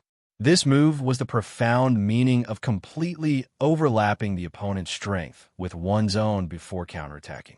Even if the opponent was stronger than the user of the ultimate sword skill, the opponent's power will be turned into food for the user of the ultimate sword skill. That was why Grey Vath said that in theory, this move was an absolute sure kill attack for close combat. The reason why Noah was able to avoid the critical part of his body at the critical moment was completely because of the development ability he obtained when he was promoted to LV4. Swordsman.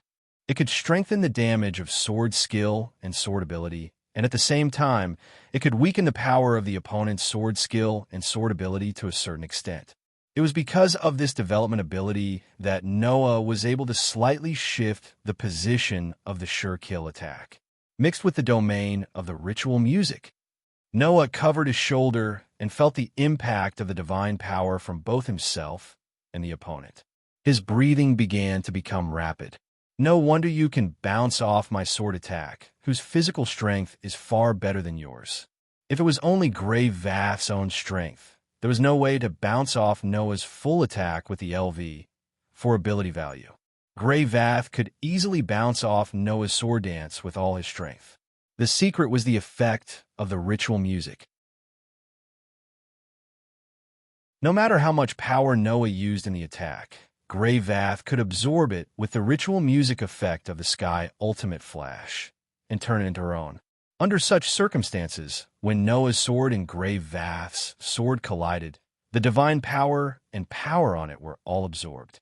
It was also because of this that after absorbing Noah's own divine might and strength, the Sky's Extinction Flash that was released in one go even directly hit Noah. That was indeed a move of the weak to defeat the strong. Of course, this move could only be used in close combat. If Noah used Power and Gate of Babylon, or even Magic Cannon, then this move would be broken. Grey Vath might have known that Noah had other stronger moves, so she let Noah use his full strength in the next attack, but it was the strongest sword attack. Otherwise, this move wouldn't be able to be used. Sometimes, I'm really surprised by your ability. Feeling the intense pain on his shoulder, Noah stared at Grey Vath. The potential of the unique sword skill that you created is really shockingly great. Among other things, the initial form of purple lightning used the same principle as Noah's leap. The sixth form of Shattered Tooth was also the same as Noah's Annihilation Strike. It was an extension of the same principle and developed into a sword skill. Just from this point, one could see the potential of the absolute sword skill. And the breaking point of the absolute sword skill was the ardent spiral sword dance. When he first saw this move, Noah had a feeling. This move had almost the same principle as the Swallow Return of the assassin named Sasaki Kojiro in the Holy Grail War. Sasaki Kojiro's Swallow Return could ignore the concept of time and space, surpassing the elements of speed, delicacy, and feints. It was a multi-dimensional phenomenon. Although there were limitations, it was still a terrifying sword skill that reached part of the magical domain. Although the breaking point of the ardent spiral sword dance was not that terrifying, it was the same as Swallow Return. It pursued a short period of time to carry out a combo and cut off all the opponent's escape routes. If Noah could persevere in training, it was not impossible to make the ardent spiral sword dance and Swallow Return be the same as Swallow Return. It could disregard space and time, and it could be carried out almost at the same time. At that time, it was easy to foresee just how terrifying the ardent flower spiraling sword dance would be. From this, one could see the terrifying potential of the absolute sword skill and the superb talent of Gray and Vase. Not to mention, there was also the Sky Ultimate Flash that was even better than ardent spiral sword dance. That kind of thing's fine no matter what. Gray and Vase's voice became weak for some reason. The key is, did you see through this move? I already understand the principle. Noah nodded. Next, you just need to practice and practice. Gray and Vase smiled slightly. Then, her whole body suddenly tilted and fell straight down. Noah's face completely changed.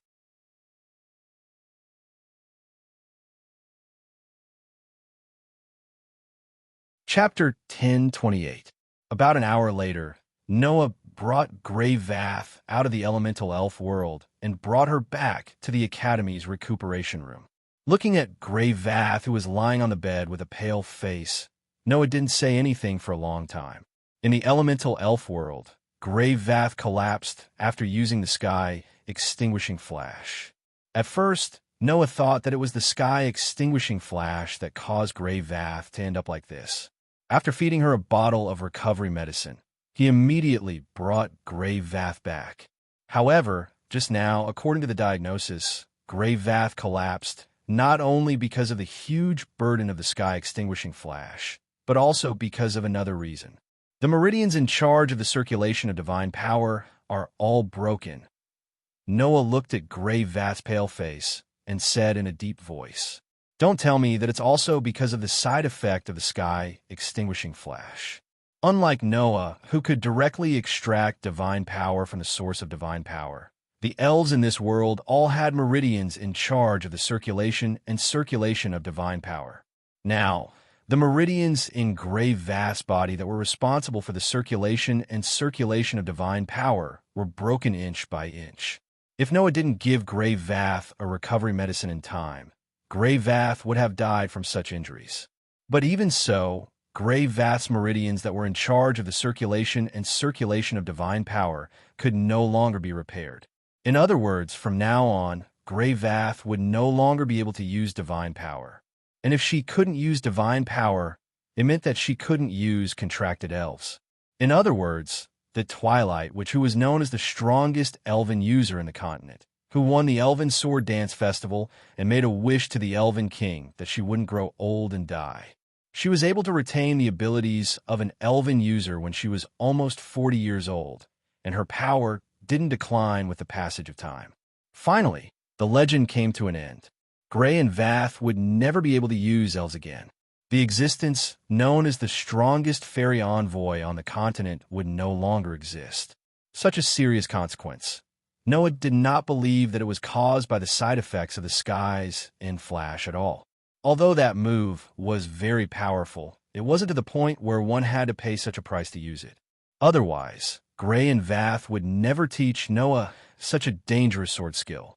However, the Sky's Extinction Flash might not be the cause of Grey Vath's injuries, but Grey Vath undoubtedly used the Sky's Extinction Flash to completely draw out the cause of the injury.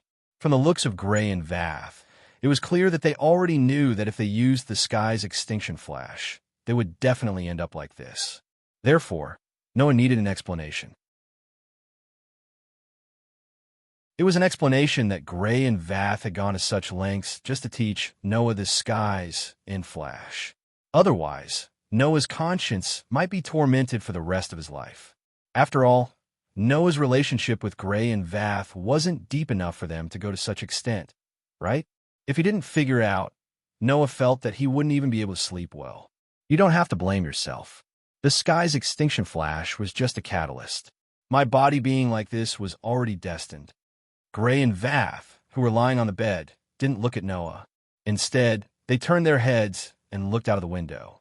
They said in a hoarse voice, "Even if I didn't use the sky's extinction flash, it was only a matter of time before my body became like this." Of course, Noah was clear about this matter. If it wasn't for the fact that Gray and Vath body originally had such a huge hidden danger, after drinking Noah's recovery medicine, Gray and Vath body should have immediately recovered. Now, their body had recovered, but Gray and Vath's meridians that controlled the flow and circulation of divine power couldn't be repaired. That could only be because Gray and Vath's body had such a hidden danger all along, causing the cause of the disease to accumulate for many years. When it erupted in one breath, even Noah's recovery medicine couldn't repair it in time. It was directly destroyed, and there was no possibility of recovery. But for Noah, that wasn't a problem that could be avoided. In the end, Gray and Vath wanted to teach the sky's extinction flash to Noah. That was why their meridians were severed. Thinking of this fact, Noah couldn't persuade himself, no matter how hard he tried. Gray and Vath didn't know if they sensed Noah's heavy mood, but they sighed and said so. "You should already know that I made a wish to the Elf King, so that I could temporarily not age and die. As an elf envoy, my power should have been exhausted long ago. Thinking about it this way, I'm already very lucky to still have the power of an elf envoy until now." Gray and Vath turned their heads and looked at Noah. "At this time, I was still able to teach that sword skill to you, and even teach the entire ultimate sword skill so that it wouldn't be lost. That's already considered lucky. I believe that with your tenacious body and powerful strength, you can definitely unleash the power of the ultimate sword skill more effectively than me." "What's the reason?" Noah was silent for a while and asked. "There must be a reason for your body to be in such a terrible condition, right?" "It's okay to tell you." Gray and Vath weakly raised one hand and pressed on her heart. "There's a spell seal engraved on my heart." "Spell seal?" Noah was startled at first. Then he exclaimed in shock. "You transplanted a spell seal on your heart." Transplanted a spell seal on her heart. Recently, Noah had heard of a similar case. Versilia. This extremely conceited knight's life was almost ruined because of transplanting a spell seal on her heart. She even almost lost her life. Gray and Vath actually had a spell seal on their heart. If this matter was known by others, it would probably cause a huge uproar. The Twilight Witch, who was known as the strongest elf envoy on the continent, was actually so powerful because of a spell seal. This would definitely become a scandal. Don't think so much. Even if others know, it's not a shameful thing. Gray and Vath glanced at Noah. Don't forget, the ban on spell engraving was only issued after the Lambard War. The spell engraving in my heart was transplanted before that. Even if it's exposed, there won't be any problems. So, Noah frowned. You became like this because of the erosion of the spell seal over the years. That's right. Gray and Vath nodded.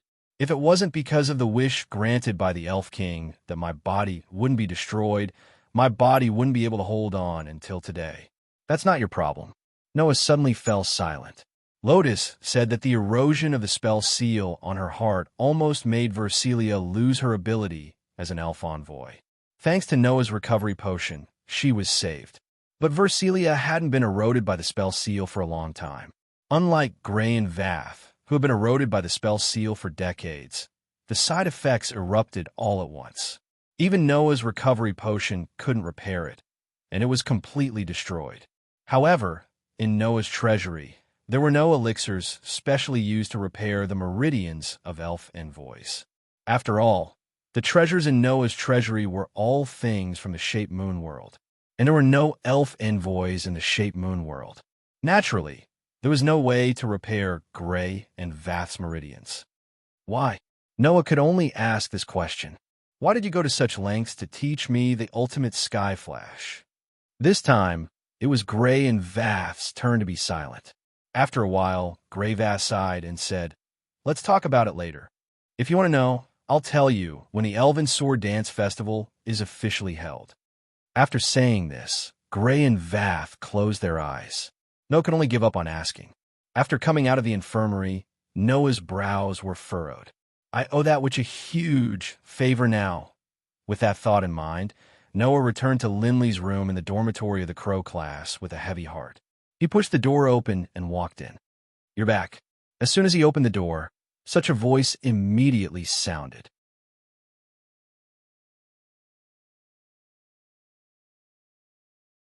Chapter 1029. Claire, Lindsley, Viviana, and Alice were all present in Lindsley's room. Even Carol was at Lindsley's side. Together with the other girls, they all looked at Noah. "How is it?" Alice was the first to ask. "Has the matter with the dean been taken care of?" And Machem. Noah pulled himself together as he recalled the heavens in flash and the fundamental principle behind it. He nodded his head heavily. "I've received the thing that Gray and Vaz wanted to give me. Next, as long as he spent some time practicing and familiarizing himself with it, with Noah's sensitivity toward battle techniques, he should be able to quickly grasp it. And once he grasped the skies in flash, even if he didn't use authority and Gate of Babylon, Noah would have a close combat technique that he could use in high-level battles." According to Gray and Vaz, even Lotus didn't know the secret behind this ultimate sword technique. Moreover, Gray and Vaz had lost their elven use ability and couldn't perform the sword dance. Apart from Noah, there was no one else who could grasp the skies in flash.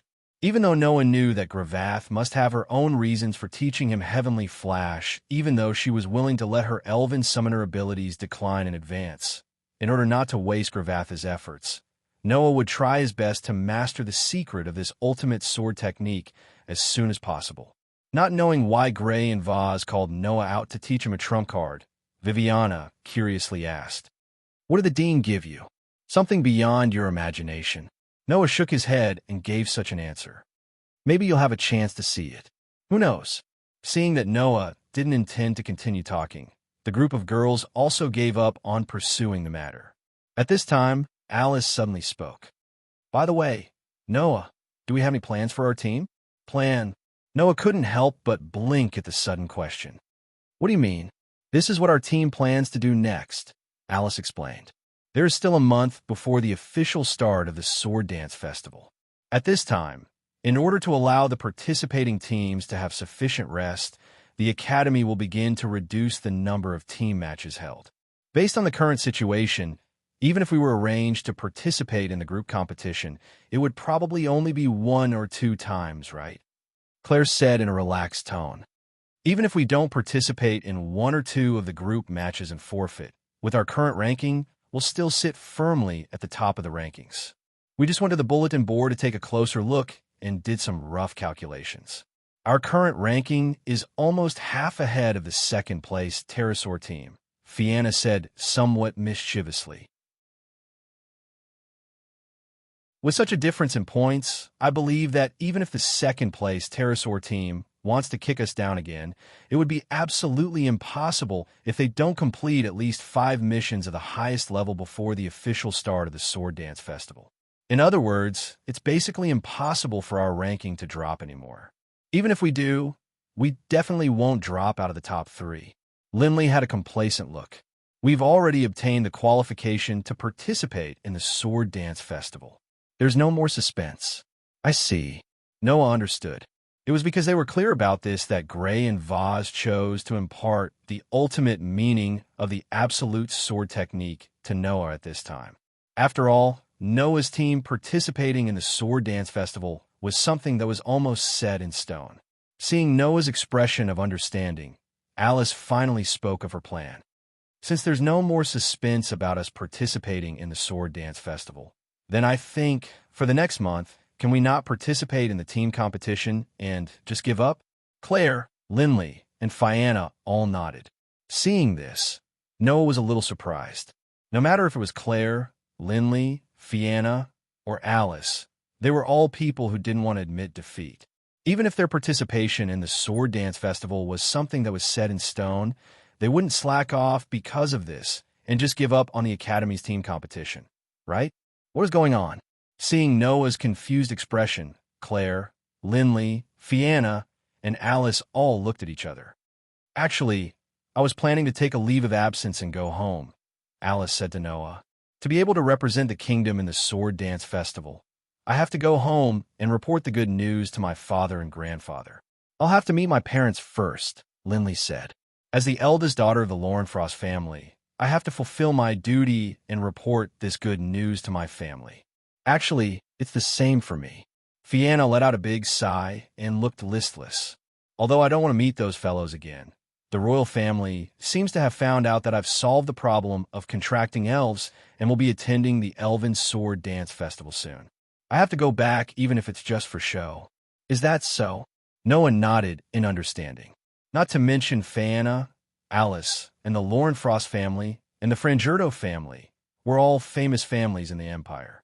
They had been loyal to the imperial family of the Empire for generations. Now, the children of the family could represent the Empire in the Elven Sword Dance Festival and win glory for the Empire. If they could win, the entire Empire would be protected by the Elven King. It was impossible for them not to report such a big event to the family.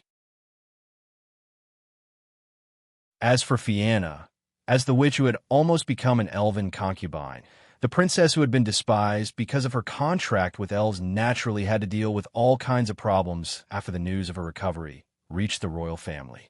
This was the so-called standpoint, right? What about you? Noah turned his gaze to Claire. Are you also going to take a leave of absence? Claire's family had already declined due to Rubia Elstian's betrayal. Not only had their territory and property been confiscated, even her parents had been thrown into prison. She was the only one who had obtained her freedom in the Elven Academy under the guarantee of Grey and Vass. In this situation, Claire shouldn't be able to return home to report the good news like Lindley, Fianna, and Alice, right? Who would have thought that Claire would reveal a slightly joyful expression? No, I also plan to take a leave of absence. You also plan to take a leave of absence? Noah was curious. Where can you go? Because I obtained the right to participate in the Sword Dance Festival, I have already requested a prison visit from the kingdom, Claire said expectantly. Therefore, I also plan to take a leave of absence and go to the kingdom to meet with my parents. Betraying the Elven King was a big crime. Because of this, Claire didn't even have the qualifications to visit the prison in the capital. She hadn't seen her parents for a full 4 years. It wasn't easy for her to use the card of attending the Sword Dance Festival to request a prison visit from the kingdom, so Claire naturally wouldn't let it go. In other words, all 4 of you plan to take a leave of absence? Noah confirmed. For an entire month? Claire, Lindley, Fianna, and Alice all nodded in agreement. After all, it would take more than half a month to travel from here to the kingdom and back. My home is at the border, so it's even further. 1 month is barely enough. I also have to return to the kingdom. My home is also far away. Hearing the girl's words, Noah pondered for a moment and nodded. I understand. In that case, our team will unanimously give up on the team competition for the next month and directly rest until the Sword Dance Festival in a month. Yes. The girls were unable to contain their joy and agreed. All right, Claire seemed to have thought of something and said to Noah, Then, how do you plan to spend this month? Me? Noah glanced at the group of girls. After a while, he suddenly smiled. I also want to go home.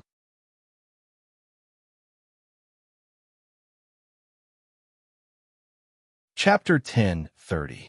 The next day, Claire, Lindley, Fianna, and Alice greeted Noah and left Alicia Elven Academy, heading to meet their parents. Noah, who was left behind, took the application documents and a basket of fruits to the infirmary of Alicia Elven Academy.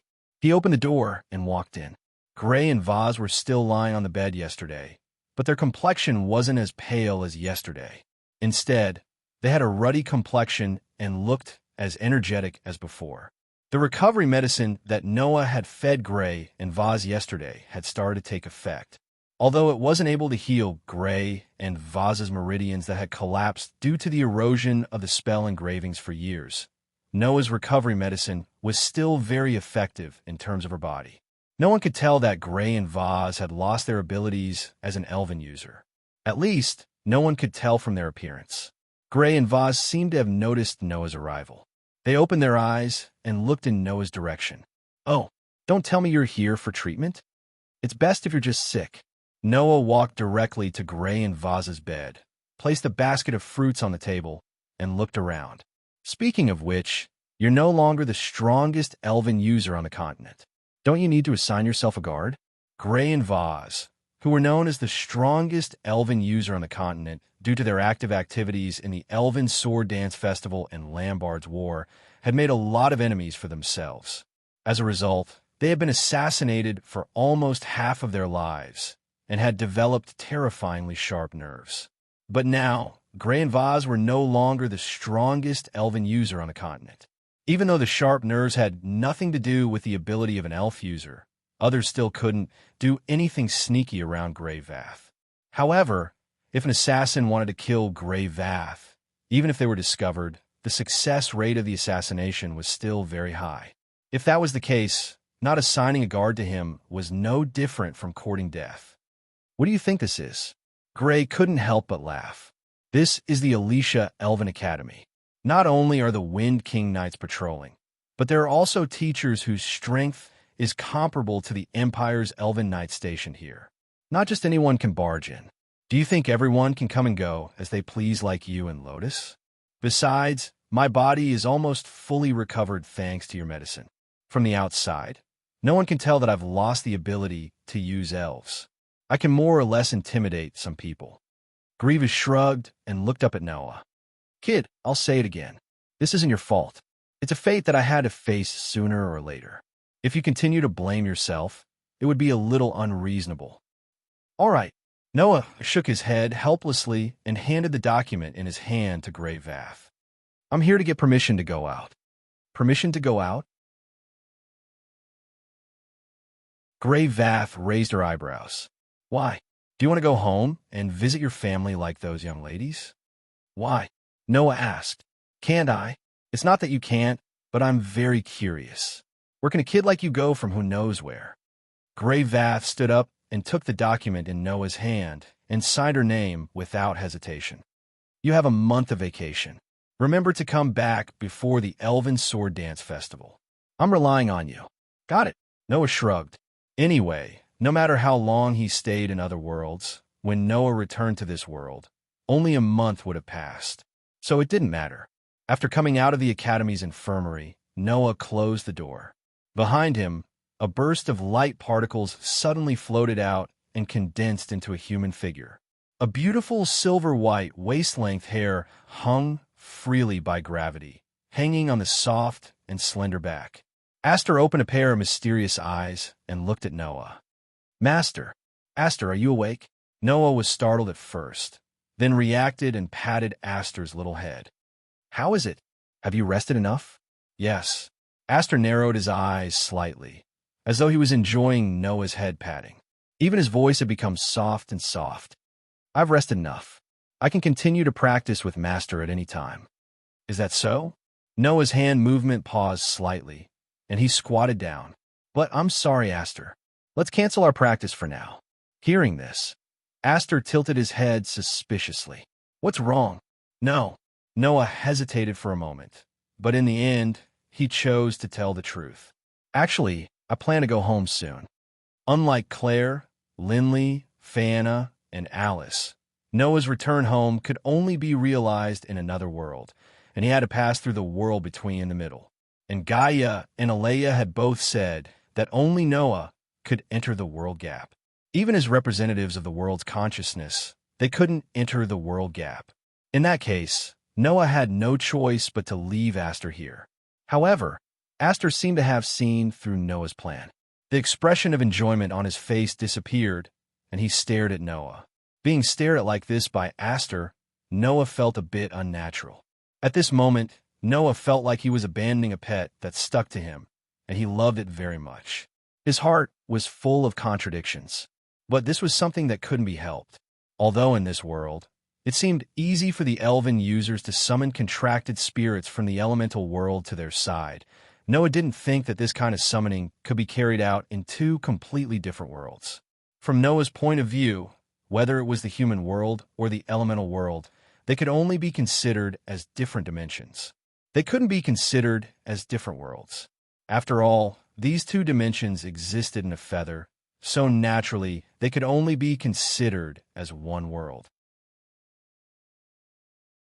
But to actually go through the worlds and perform a summoning, Noah didn't think it could be done. Just as Noah was about to coax Aster, Aster abruptly blurted out, "Master, are you planning to go back to the so-called world gap and go to another world?" This sentence made Noah, who wasn't mentally prepared at all, suck in a breath of cold air. Aster, Noah couldn't hide his surprise. Yes, I already know Master's situation," Aster said expressionlessly, including the fact that Master came from another world and constantly traveled to various worlds to repair the broken worlds.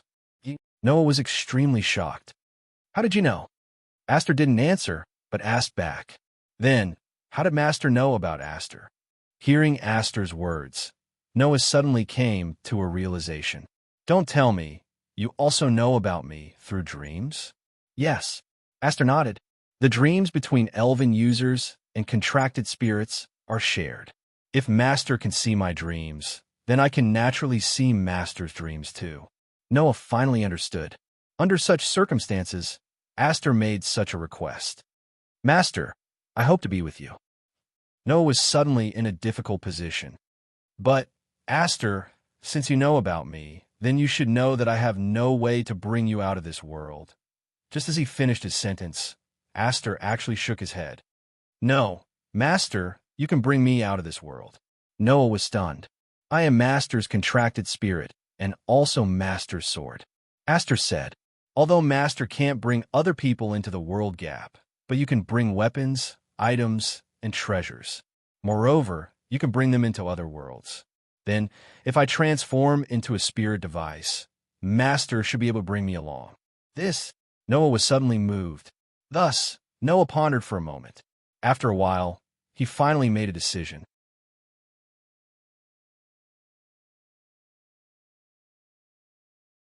Chapter 1031. Walala. Cold, bone-chilling rain poured down from the cloudy sky, forming a dense curtain of rain that enveloped the entire space of Magnolia. The air was filled with a kind of chill. Who would have thought that it would rain so heavily today? Undoubtedly, yesterday's weather was so good. Could it be that Julianne is in a bad mood again? That's why it's raining so heavily, right? Oi, don't talk nonsense. If Julianne hears it, our guild will be drowned in her tears. That's true. In the direction of Magnolia by the sea, in front of the entrance of the fairy tale guild that looked like a small castle, two middle-aged men of about 30 to 40 years of age were putting down the umbrellas in their hands while chatting. Although the strength of these two middle-aged men in fairy tale wasn't that outstanding, they were actually older members of the guild. The middle-aged man wearing a large coat was called Makeo. In the current fairy tale guild, there were many outstanding young magic shooters, and he was considered a senior figure. The middle-aged man with a jet hairstyle was called Wakaba. He was the same age as Makeo and had entered fairy tale at the same time. They were very good drinking buddies, but at the same time, they were also rivals. Long before Noah was adopted by Makarov, Makeo and Wakaba were already members of fairy tale. Thus, after Noah joined the guild as senior figures, these two had taken care of Noah when he was young. It was worth mentioning that these two were both perverts. Undoubtedly, they had wives, but when they were not working, they would often woo the younger members of the guild. Thus, as the most popular cover girl and the most popular girl in the guild, Mira was often harassed by these two guys.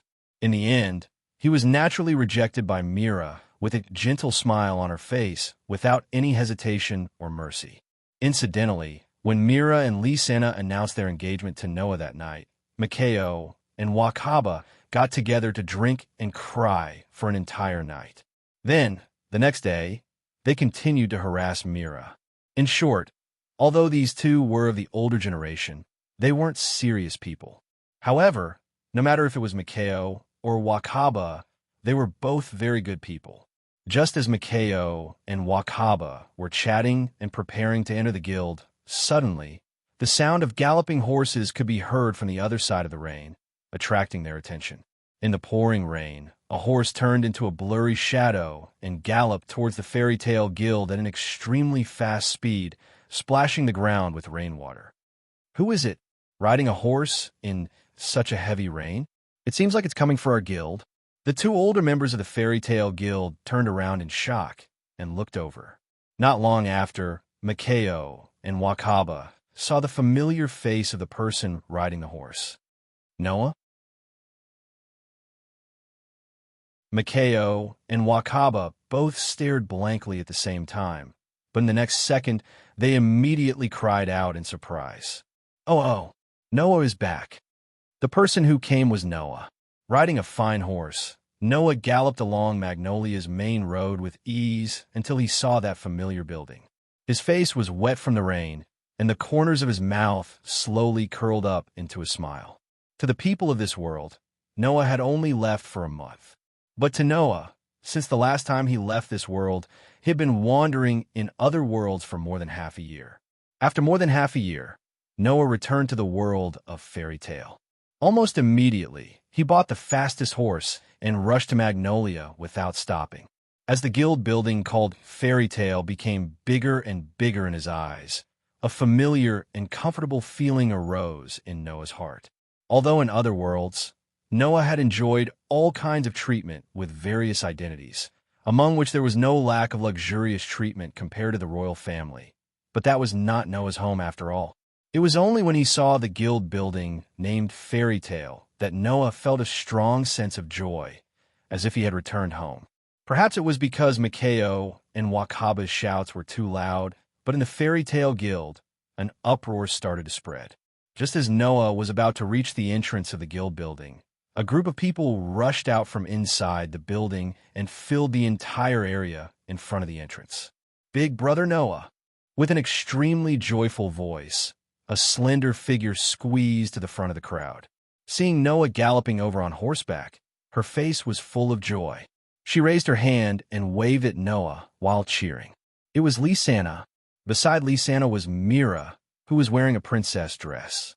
Although she did not express the same joy as Lisana, but if one observed carefully, one would be able to see that Mira's signature gentle smile was much more intense than usual.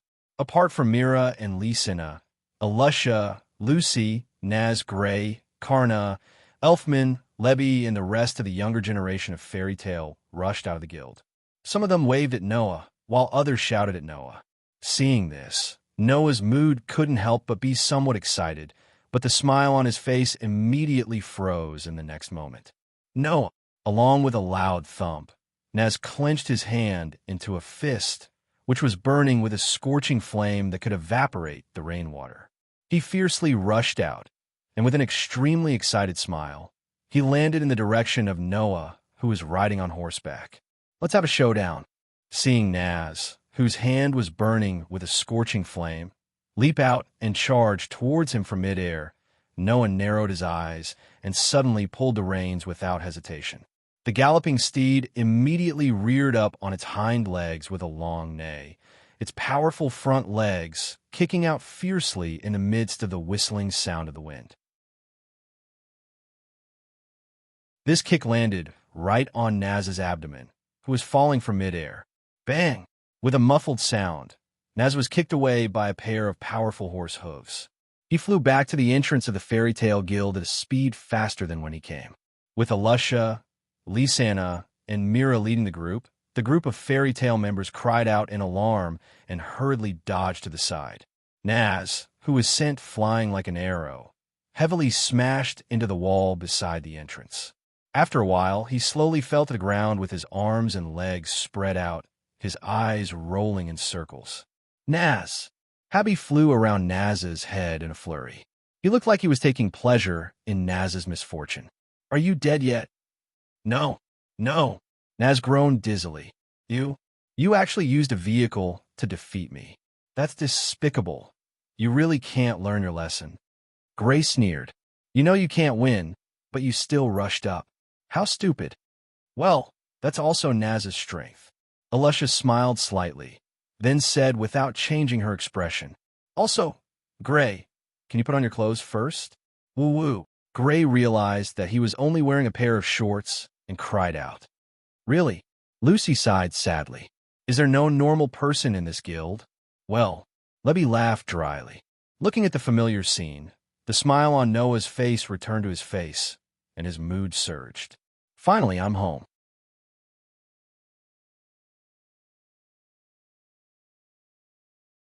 Chapter 1032. Big Brother Noah. When Noah arrived at the entrance of Fairy Tale and dismounted from his horse, Lysina didn't care that it was still raining outside. Braving the downpour, she threw herself at Noah. Noah immediately went up to her, opened his arms, and pulled her into his arms. Smelling the familiar scent of his fiancée in his arms, Noah couldn't help but greedily take in a deep breath of her fragrance. He then knocked on her head and scolded her. I'm already back. Why did you still rush out? Can't you see that it's still raining outside? Big Brother Noah is the one who should be worried. It's raining so heavily and you didn't even take a carriage. Aren't you afraid of catching a cold?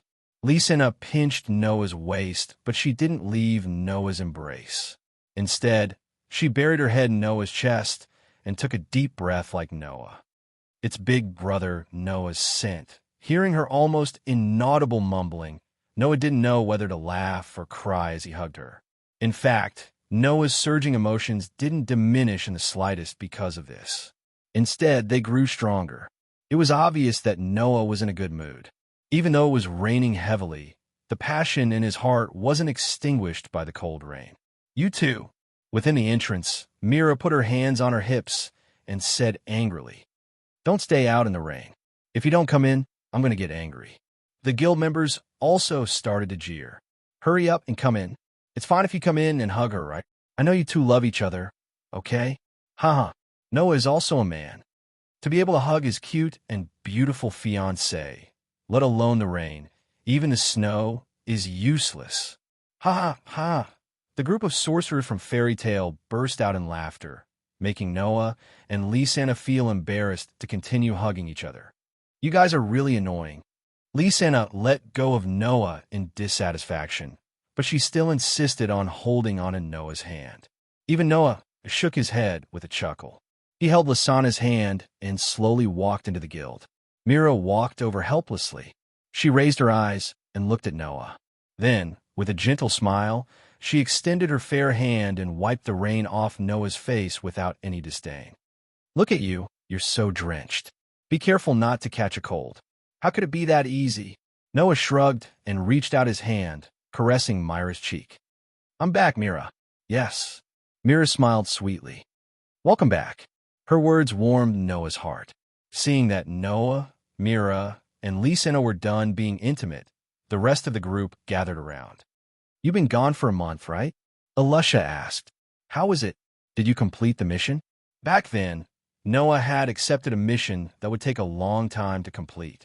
Using the excuse of going out on a mission, he spent a short 2 to 3 days to complete the mission before leaving the world of Fairy Tale.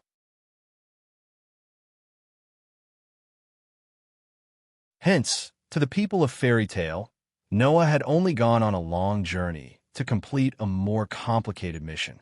I thought you would be able to complete the mission and come back faster. I didn't expect it to take you a month or so. Gray crossed his arms in front of him and looked at Noah. Could there have been some unforeseen circumstances? No matter which world it was, there was no lack of accidents. Sometimes, when sorcerers were carrying out a mission, they would suddenly encounter some unforeseen circumstances, causing the mission to become more complicated and difficult, causing the difficulty of the mission to increase. Everyone wondered if something similar had happened to Noah. Don't worry, there were no unforeseen circumstances. Noah scratched his cheek and said after hesitating for a moment, However, There was a bit of a chance encounter. Chance encounter? Everyone was curious. What? What?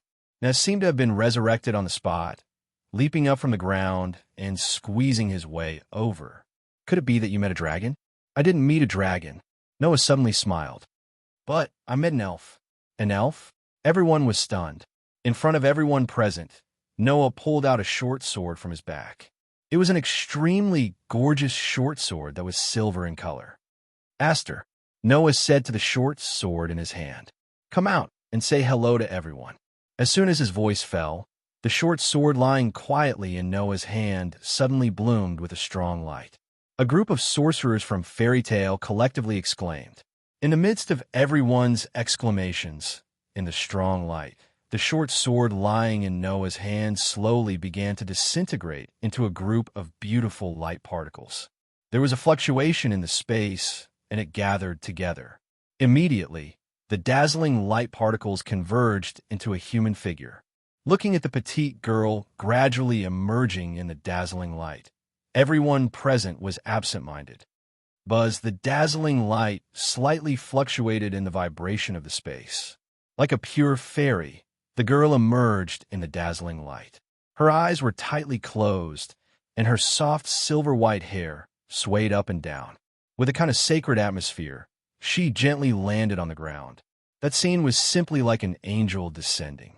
Everyone present, big and small, male and female, old and young, fell into a state of absent-mindedness.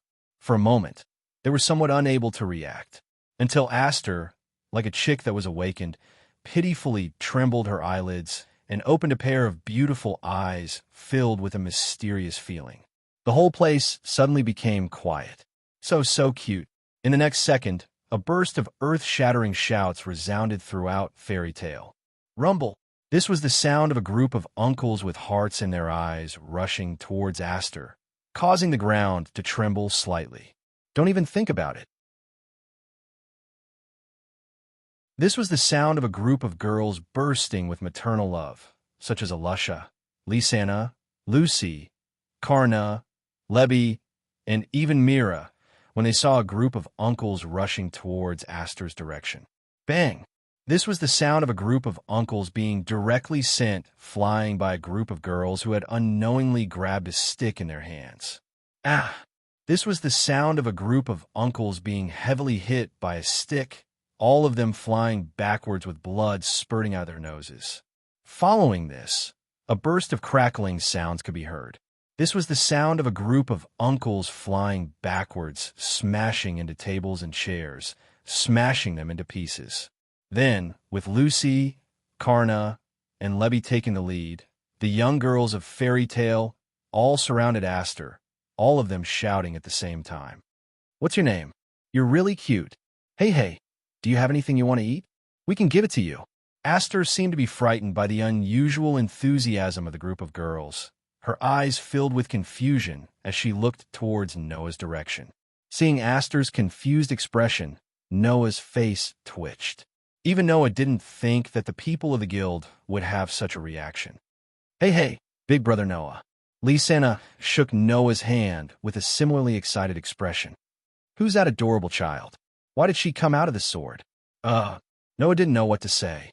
Actually, after confirming Aster's thoughts and discovering that he could really bring Aster into this world, Noah had already thought of how to explain Aster's origins. However, after seeing the unexpected scene in front of him, Noah didn't know how to explain all of a sudden. Or rather, it didn't matter how he explained. After all, the people here weren't the kind of people who cared about the origins of others. As long as they could confirm that this person was a companion, then for the magic shooters of Fairy Tale, that was enough. Could it be that it wasn't?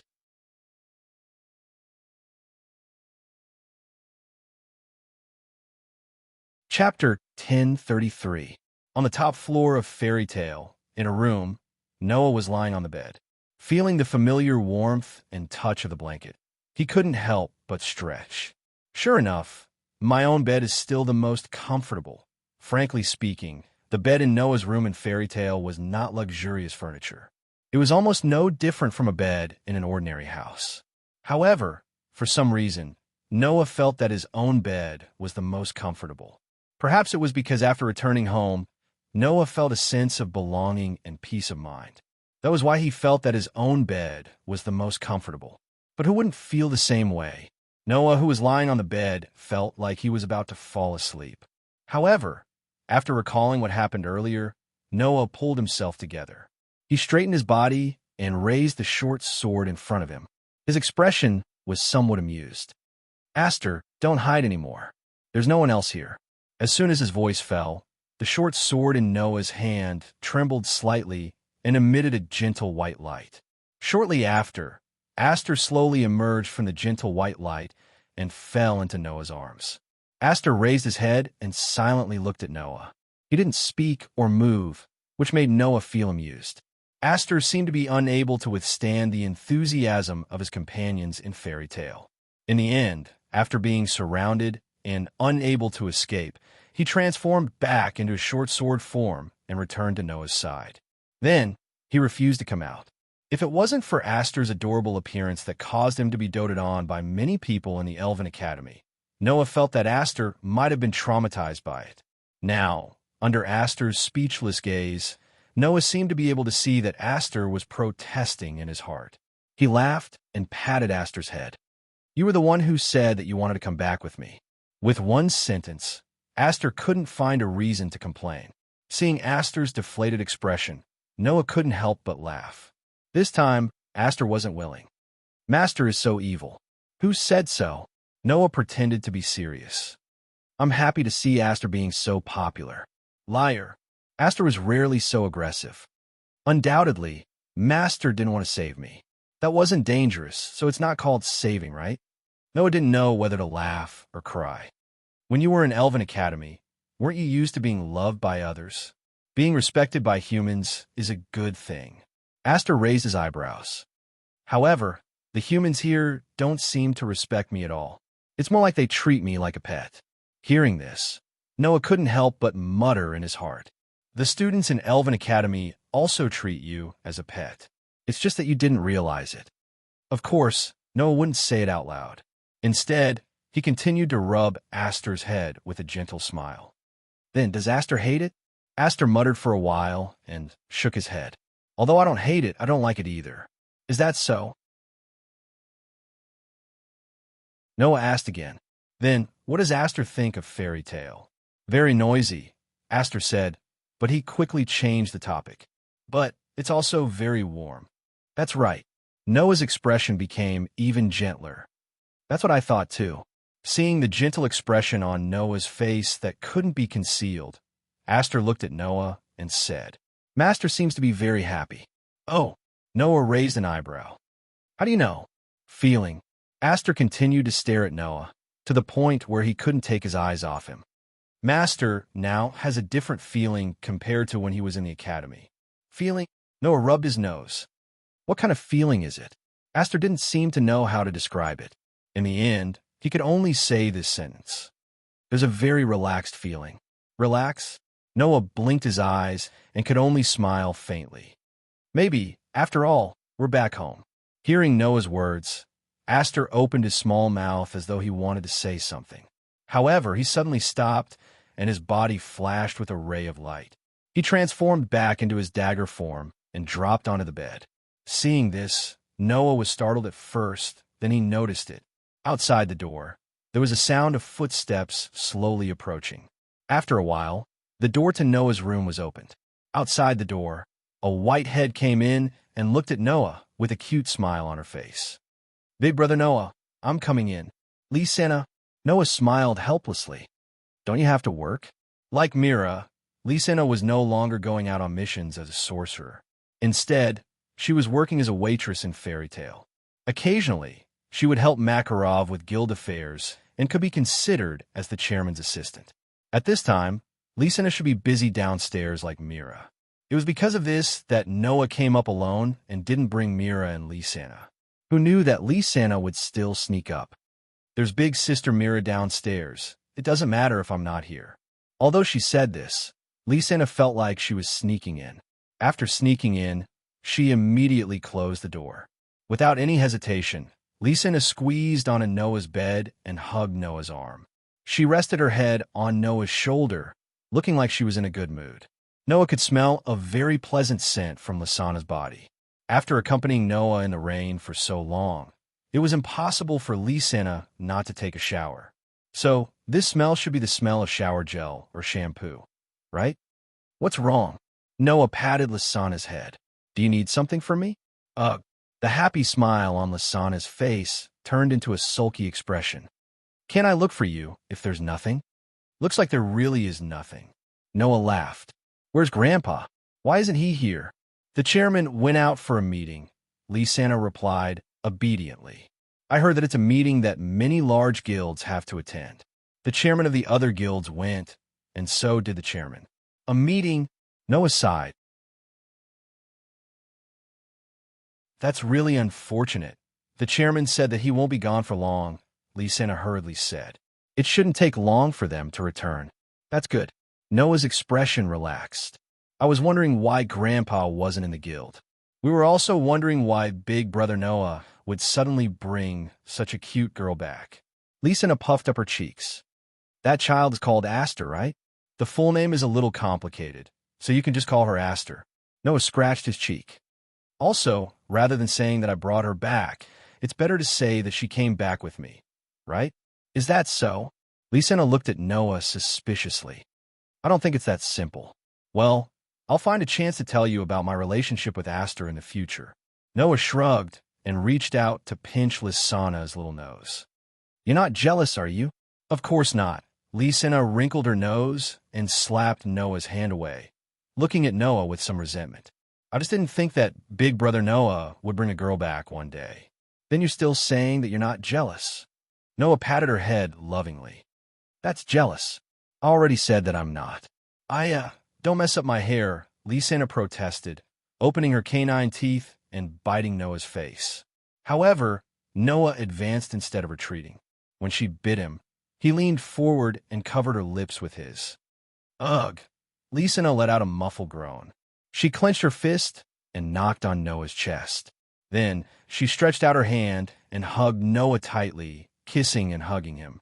Although she wasn't jealous, Lisa felt lonely during the days when Noah wasn't in the guild.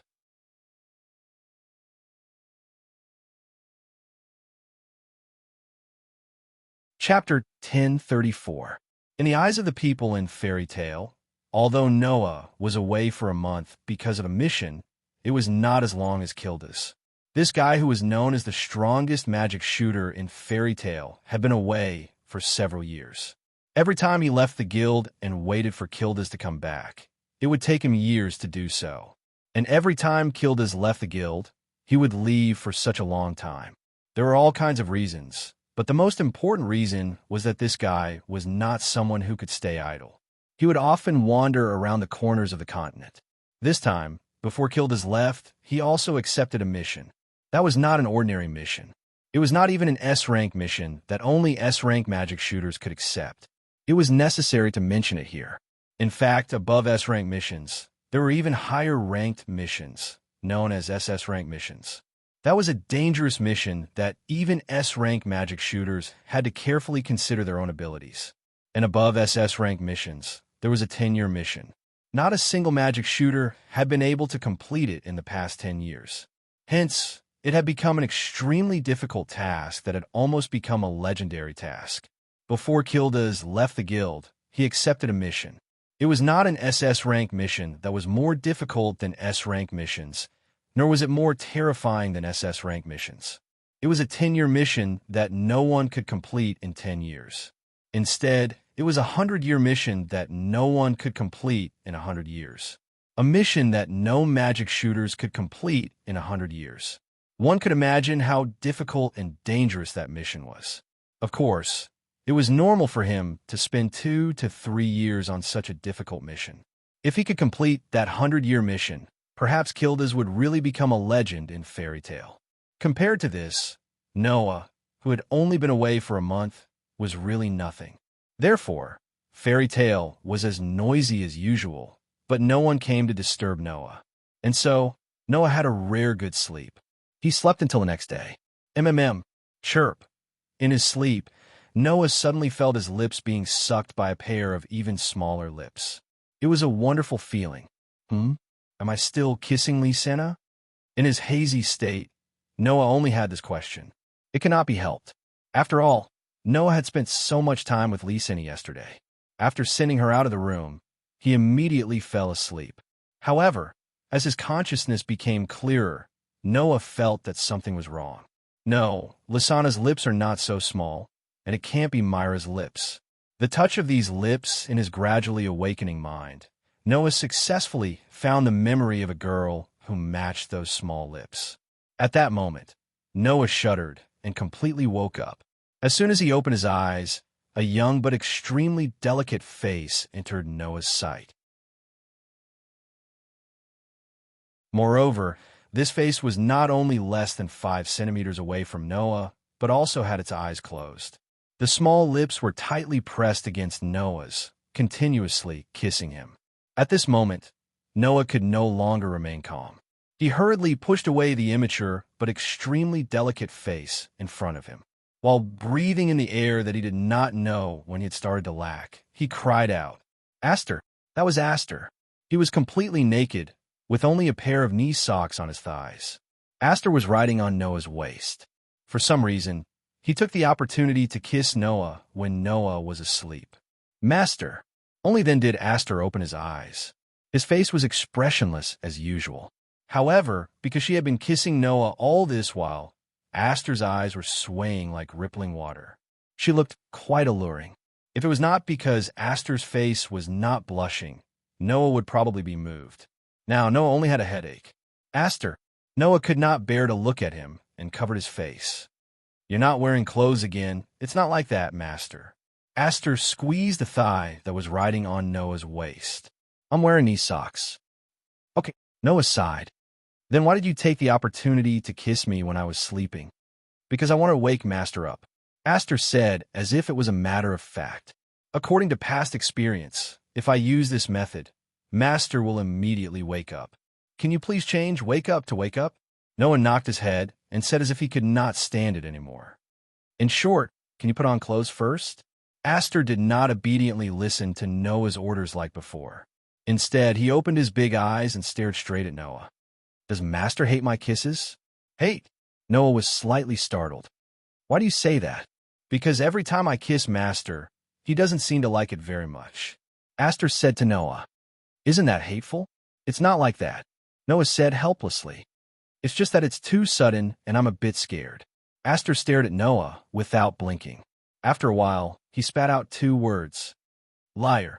Noah was startled and said strangely, "Why do you say that?" "Because—" Aster's eyes flashed. Yesterday, when Master kissed someone, undoubtedly he was very happy. Noah was speechless.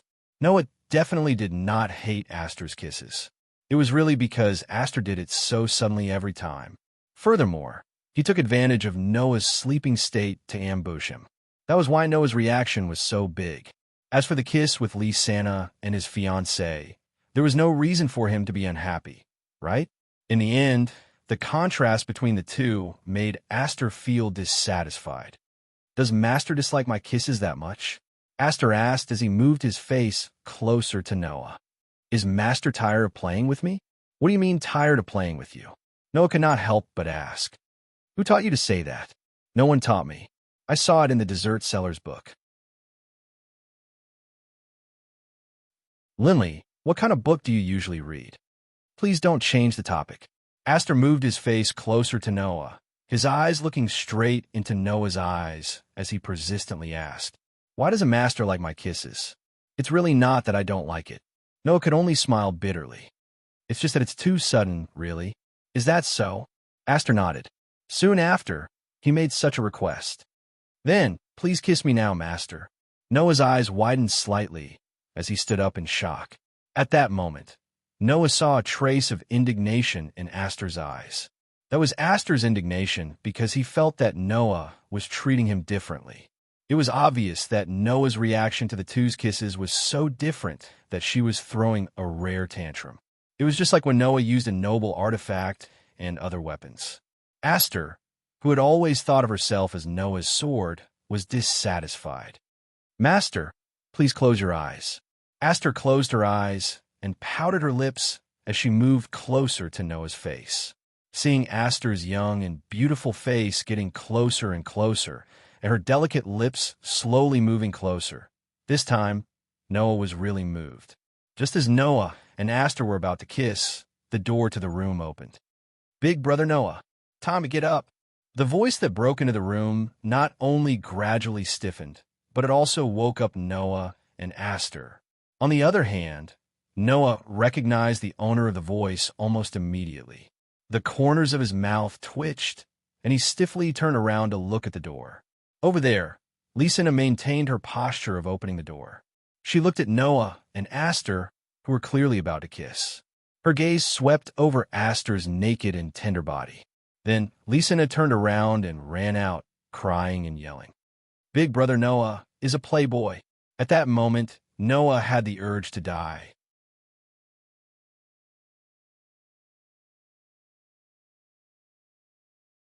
Chapter 1035.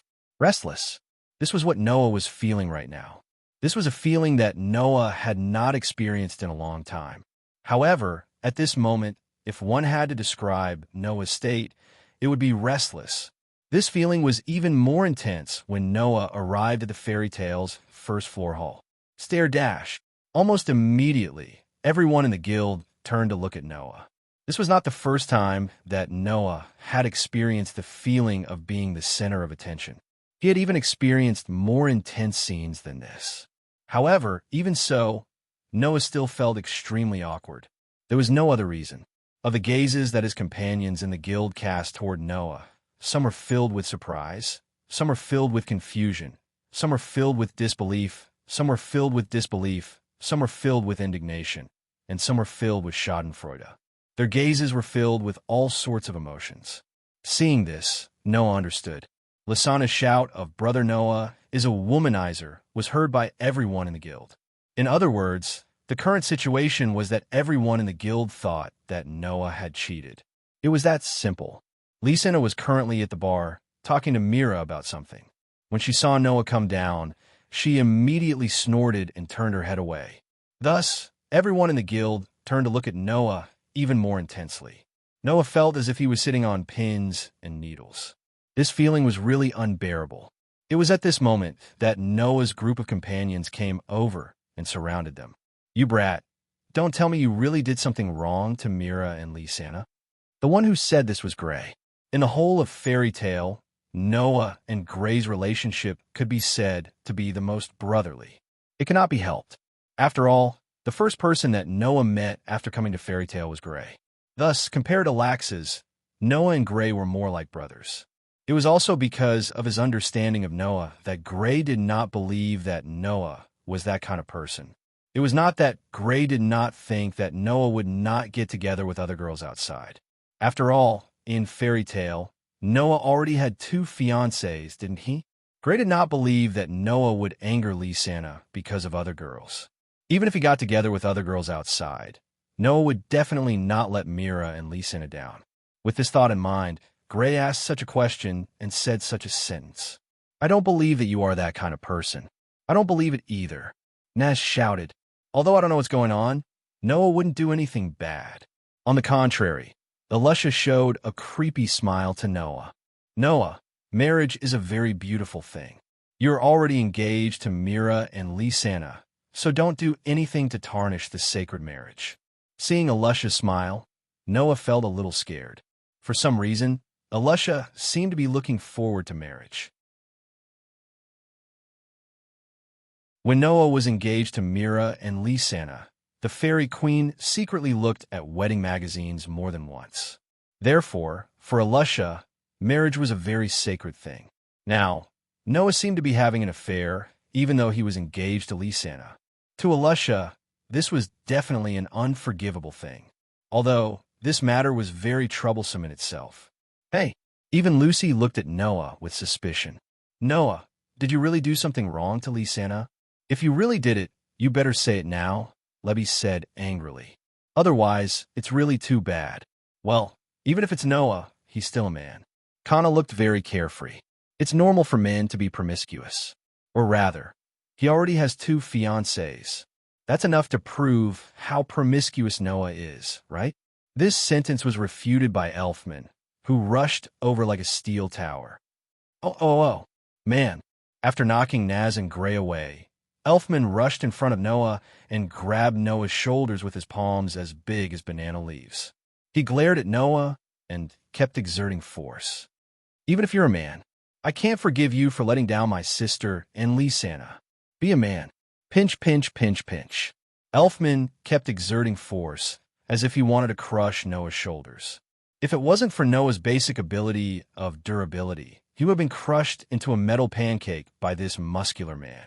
Being surrounded and questioned by a group of friends who grew up with him, Noah really felt a lot of pressure. At that moment, Noah could only smile bitterly and open his mouth. Just as he was about to say something, a voice interrupted. I say, don't interrogate Noah like this. Mira, who had appeared out of nowhere, separated the group of friends around Noah and patted away Elfman's hand that was gripping Noah's shoulders. She gently rubbed Noah's shoulders and said to everyone with a coquettish expression, Noah hasn't even explained, and all of you look like you're condemning him. What if you scare Noah? No, this shouldn't scare him. Alusha and the others couldn't help but feel a little embarrassed. Sister? Elfman asked carefully, aren't you angry? How can you be angry when you haven't figured out the situation yet? Mira gently pushed everyone away. Anyway, don't interrogate Noah like this. Go to your own things. Hearing that, Alusha and the others dispersed and went to do what they were supposed to do. The guild members who were watching a good show also returned to their noisy state and stopped paying attention to what was going on. Seeing this, Noah heaved a sigh of relief, even though he didn't feel that he had done anything wrong. He then looked at Mira with an awkward expression. All right, I'm not going to do anything wrong. Mira, don't worry, I'm not angry at you.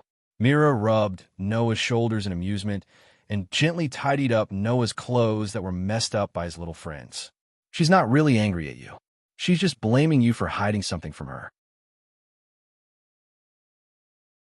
Hiding your relationship with that kid called Aster. Is that so? Noah sighed. I'm not hiding anything. I told her last night that I'll find a chance to tell her about my relationship with Aster. So, she's not angry at you. Mira shook her head with a smile. If you really feel a little uneasy, then find a chance to coax Lysana later. That child is very easy to coax. You should know that very well. All right, Noah could only nod helplessly. Then, I'll go back to work. You think about how to make her happy. Mira said. Then, she placed her hand on Noah's waist in a very natural manner.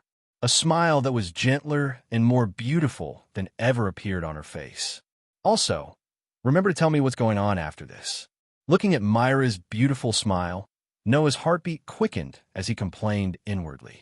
Sure enough, Mira was angry too. After Mira left, Noah rubbed his forehead and walked into the guild hall. At this time, the voices of the magic shooters in the guild entered Noah's ears. Recently, there seems to be an increase in crusade missions, and they're all missions related to the Dark Guild. Those guys are really unscrupulous.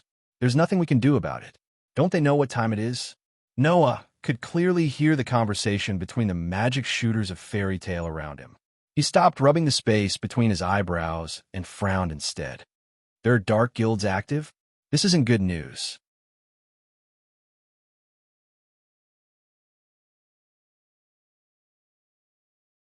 Chapter 1036. Due to the incident of the Paradise Tower, the original council had been disbanded under various public opinions. The new council was still in formation and couldn't operate for the time being. Therefore, since the dissolution of the council, many dark guilds and magic orders that could only operate in the dark began to stir. Not long ago, there were many dark guilds and magic orders that directly operated in the open, causing the magic shooters in the various guilds to rush between major cities for a period of time to crusade against those illegal dark guilds and magic orders. It had been more than 2 months since the incident at the Paradise Tower. For example, the dark guilds and magic orders, which lacked strength and foresight, had jumped out to abuse their power after the council was disbanded. By right, most of the large guilds should have been suppressed by the various large guilds. Noah heard that in the month he left, the activities of many dark guilds and magic orders had begun to calm down. Who would have thought that until now, there were still dark guilds that were active? That wasn't a good thing. After all, most of the weak dark guilds had already been wiped out. The dark guilds that could survive the encirclement of the various large guilds for more than 2 months definitely wouldn't be those clowns who didn't have any foresight and only knew how to jump out and make a scene. Now that the weak dark guilds have been suppressed, the big shots in the dark guilds would probably start to emerge, right? For example, one of the 3 most powerful dark guilds of the Baram Alliance that controlled the entire dark world, Grimoire Heart. It was the Guild of Hades, who had once threatened to destroy Fairy Tale. At this thought, Noah scanned his surroundings and fixed his gaze in a certain direction. There, Alusha, Naz, Gray, Lucy, and Habe were sitting around a table. Noah walked over and stood behind Alusha. "What are you talking about, Noah?" Alusha turned her head and looked at Noah. Her expression seemed to vaguely reveal a hint of seriousness. "We're talking about the recent Dark Guild Crusade mission." Sure enough, Alusha was the same as Noah. She realized that the active dark guilds weren't as simple as those dark guilds in the past. Recently, we've been accepting this type of mission, Gray, who had taken off all his clothes except for a pair of shorts, said to Noah with his legs crossed. However, the mission isn't going well. Noah sat down next to Alusha and asked Lucy, who was sitting on the other side, "Didn't go well? What? Did something happen?" "There isn't any trouble. It's just that the dark guilds have become more and more difficult to deal with recently." Lucy sighed deeply. Right now, the dark guilds are very cunning. Taking advantage of the fact that the new council has yet to be established, they started to become active. But once we, who have accepted the Crusade mission, arrive at the mission location, they will immediately start to retreat. Several of our missions have nearly failed because of this. "Love," Habby said as he sat at the dining table and gnawed on a fish. "It's all Naz's fault. He was too excited and caused a huge commotion every time. The dark guilds received the news in advance. If it wasn't for Alusha chasing after him, our mission would have directly failed. Can you blame me for that? It's all because those guys are too cowardly." Naz grumbled in dissatisfaction. "Since you want to fight, then come out and fight me fair and square. Why are you running?" "No, they're the dark guilds." Lucy couldn't help but ridicule. "How is it possible for me to fight you fair and square?" "But the Crusade missions are getting more and more difficult. This is something that we have to admit," Alusha said solemnly. "Our team is still all right. We can barely deal with those cunning dark guilds. But the other team's missions don't seem to be going so smoothly. And that's because our team has me, Naz, and Gray. Alusha is now definitely the most powerful female archmage in the entire fairy tale, other than Mira. Or rather, in a long period when Mira was no longer active as archmage, Alusha's strength might have completely surpassed Myra's. At least, Noah's sensing ability told him that Alusha has grown a little in this month. It's probably because of the long-term Crusade missions that she has tempered herself in actual combat and slaughter. With Alusha's current strength, it's not impossible for her to be chosen as one of the top 10 holy archmages. Adding on Naz and Gray, who are the strongest under the S-rank archmages, there's no problem in dealing with some petty tricks from the dark guilds. Thus, Lucy laughed out loud. "Sure enough, you didn't include me?" "Well, Lucy, don't be sad." Hubby snickered. "Who asked you to be so weak? It's not up to you to say that. You're weaker than me." Lucy was furious. "And you weren't included." Hearing this, Hubby proudly puffed out his chest. "Because I'm a cat." Hearing this, Lucy complained again. There's nothing to be proud of, right? Seeing Lucy and Hubby talking back and forth, leading the whole atmosphere to a happy scene, Noah couldn't help but smile, and then he became serious. "I don't care about the other dark guilds. I'm more concerned about the 3 dark guilds of the Baram Alliance." Alusha and the others looked at each other, and their expressions suddenly became heavy. Baram Alliance, an alliance formed by the 3 most powerful dark guilds that control the entire continent. The strongest in this alliance, the Grimoire Heart, had recently abducted all the magic shooters of the fairy tale. almost causing the fairy tale to disintegrate. If it wasn't for the fact that there was something in the fairy tale that even Hades was afraid of, the fairy tale might have been destroyed by Hades at that time. And there are two other dark guilds that are on the same level as Grimoire Heart and the Baram Alliance. Thinking of this, I believe anyone would feel heavy in their heart. At that time, Hades, who led Grimoire Heart, even came directly to Magnolia. Noah looked around at everyone. So, I'm worried, did the other two dark guilds of the Baram Alliance also start to take action? No way. Lucy laughed dryly. So far, I haven't heard of any news of such dark guilds appearing. No, Noah's worry is not without reason. Alusha's face tensed up. Even the Grimoire Heart has brazenly come to Magnolia. It's not surprising that the other two dark guilds in the Balam Alliance would make a move. Not long ago, the guild leader went out for a meeting. That meeting was attended by the guild leaders of the major guilds. I think it's very likely to be a discussion about this matter. That's not necessarily the case. At that time, we'll probably have a difficult crusade mission to carry out, right? Gray narrowed his eyes. For example, dealing with the dark guilds of the Baram Alliance. That one sentence made the entire atmosphere at the scene turn solemn. No way. Lucy was in tears. A Grimoire Heart already caused such a big problem for our guild. Do we still have to deal with two dark guilds of the same level? Oof. I don't care about the Baram Alliance. Naz stood up and stepped on the table with one foot. His fist was burning with flames, and an excited smile hung on his face. It's best if they all come out together. Let me send them flying in one breath. However, an old voice sounded at this time, responding to Naz's words. It's impossible for all of them, but it's still possible for one of them. That you're tuning in to the Romance Rendezvous YouTube channel. We're so grateful for your support, and don't forget to subscribe to join us on this incredible journey through captivating stories. Your generosity through donations truly makes a world of difference, as it's the primary source of revenue that allows me to expand and enhance this channel for you. Thank you from the bottom of my heart for being a part of this adventure.